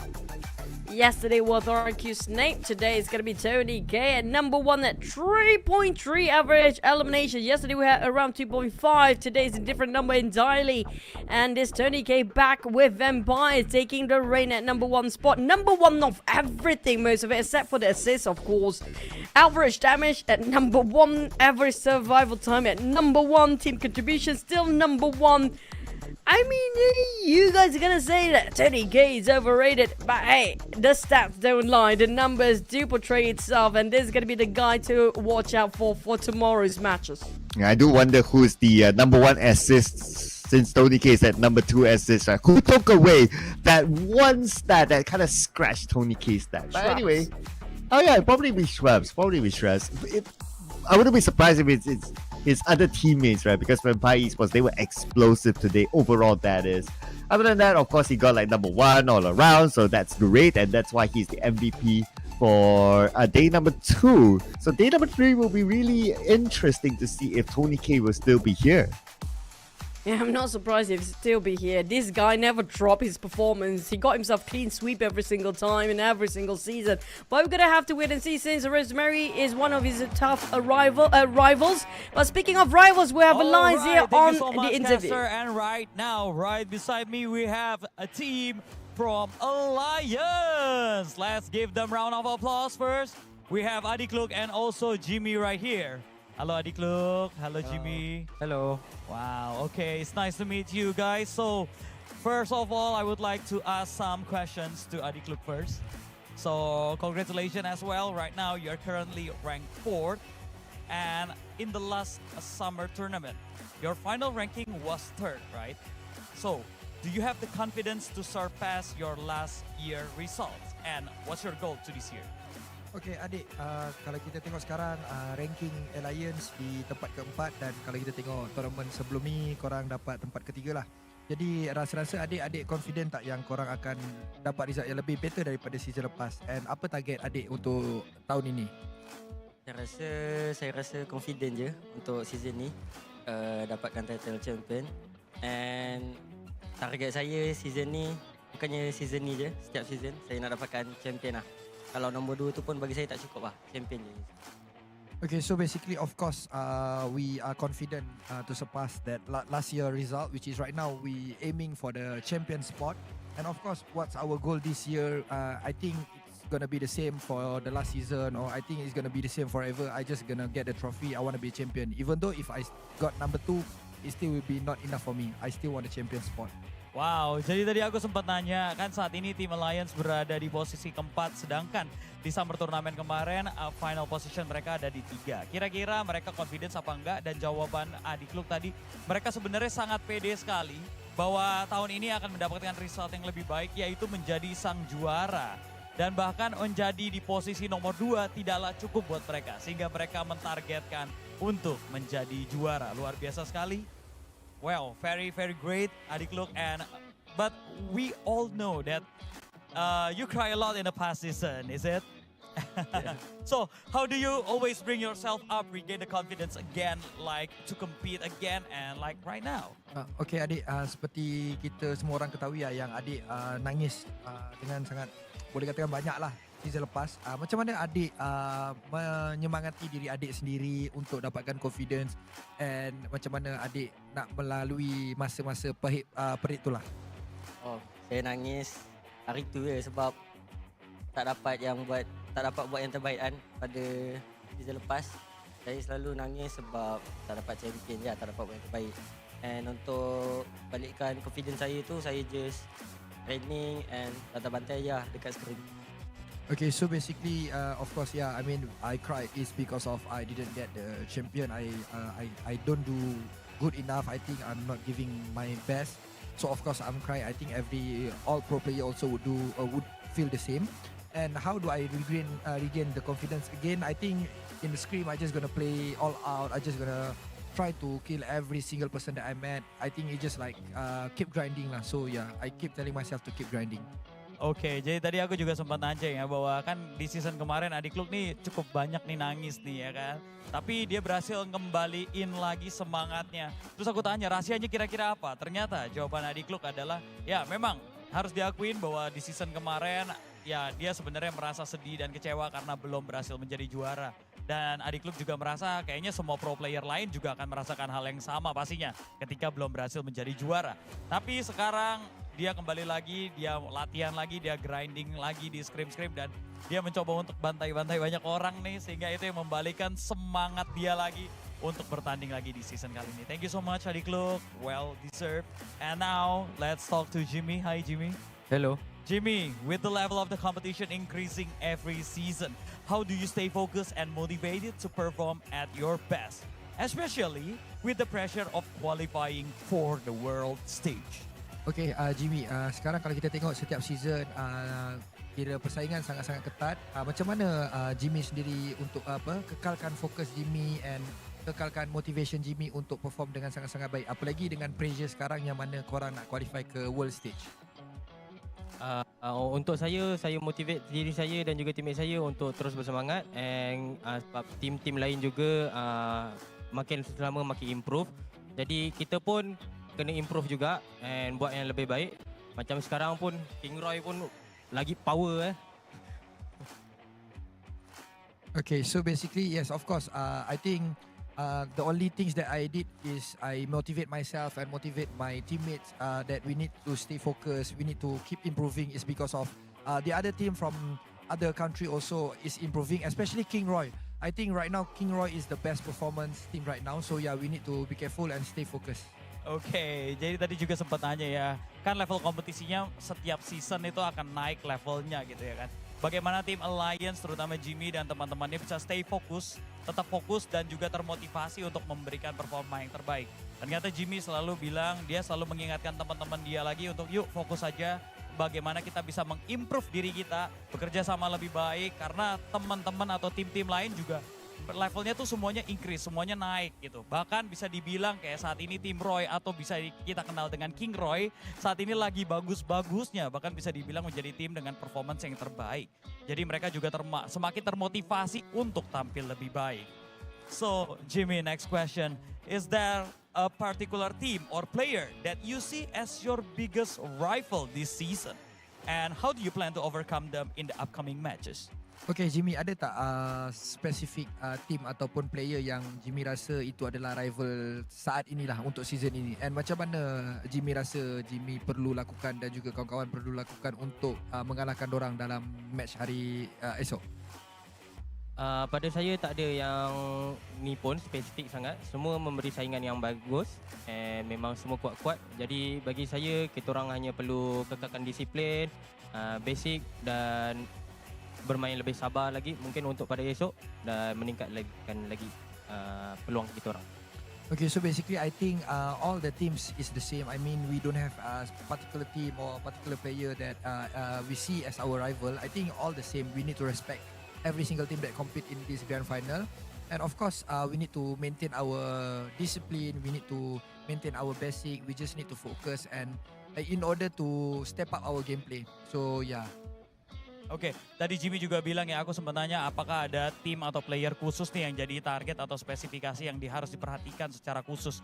Tapi tadi Jimmy juga bilang sebenarnya dia sangat menghormati setiap tim yang ada karena ternyata setiap tim pun levelnya juga sudah sangat tinggi-tinggi sekali. Jadi dia put respect, dia menaruh semua respect kepada semua tim karena level kekuatan mereka sudah tinggi juga. Sehingga bagi mereka saat ini yang paling penting adalah stay fokus untuk tetap bisa perform yang terbaik. Okay, maybe this is gonna be the next question as well, Jimmy. We all hear that you always want to be in a team with Adikluk. And now it's the third season with Adikluk. So how do you feel playing a year with him? And any words to him and team for your upcoming match tomorrow? Okay, Jimmy. Please, Jimmy.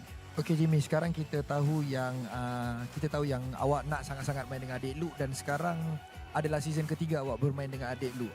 Macam mana perasaan Jimmy sekarang dah main setahun dengan Adik Luke? And update tak apa-apa kata-kata yang Jimmy nak sampaikan kepada Adik Luke dan juga kawan-kawan untuk kawan-kawan yang lain untuk hari esok? Bagi saya, perasaan saya sebelum ni pun saya pernah bermain dengan Adik Luke. Dia memang very talented punya player.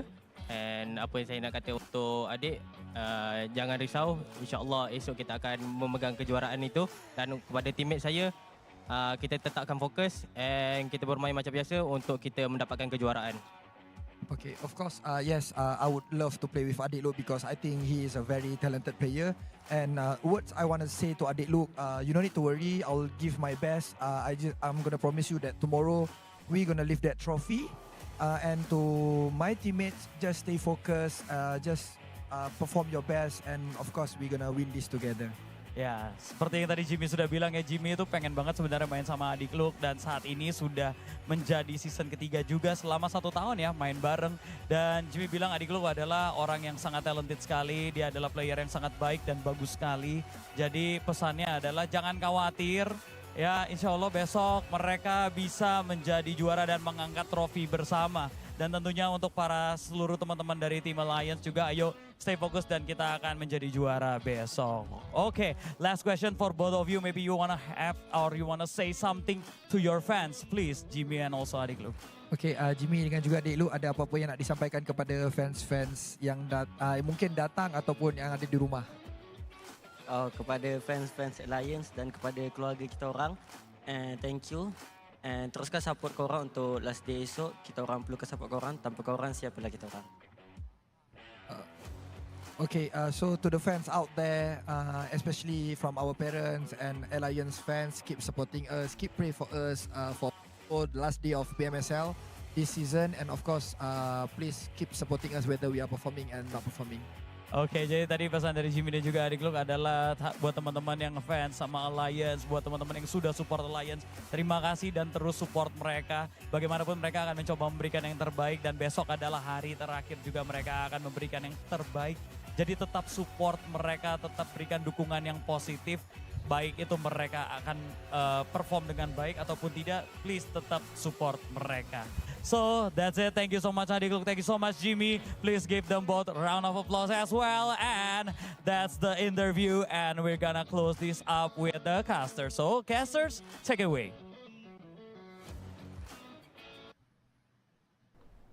Yeah, with other teams doing better and better, that push you to be even more better than the others. Even shout out to like teams like Roy, who is improving as well. So that's always great motivation to push you to be the best.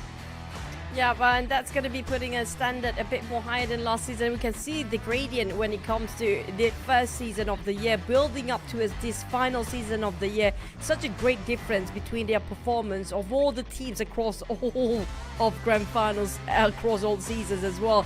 I'm looking for what else we can have when it comes to 2025, but we might actually speak too soon. We'll have to wait for tomorrow still. It's going to be the last day of the grand finals. Yeah, the last day will be huge, right? You got top contenders here still in the game: Vampire Esports, FaZe Clan, Alliance, obviously, and the points are still doable with the remaining 6 games. So anything can really happen. I mean, a good example was like Xavier Day 1, Xavier Day 2. I don't know, Vampire Day 2, Vampire Day 3, we don't know, right? So that's all down to tomorrow. So make sure you're with us. You don't want to miss out on the grand finale.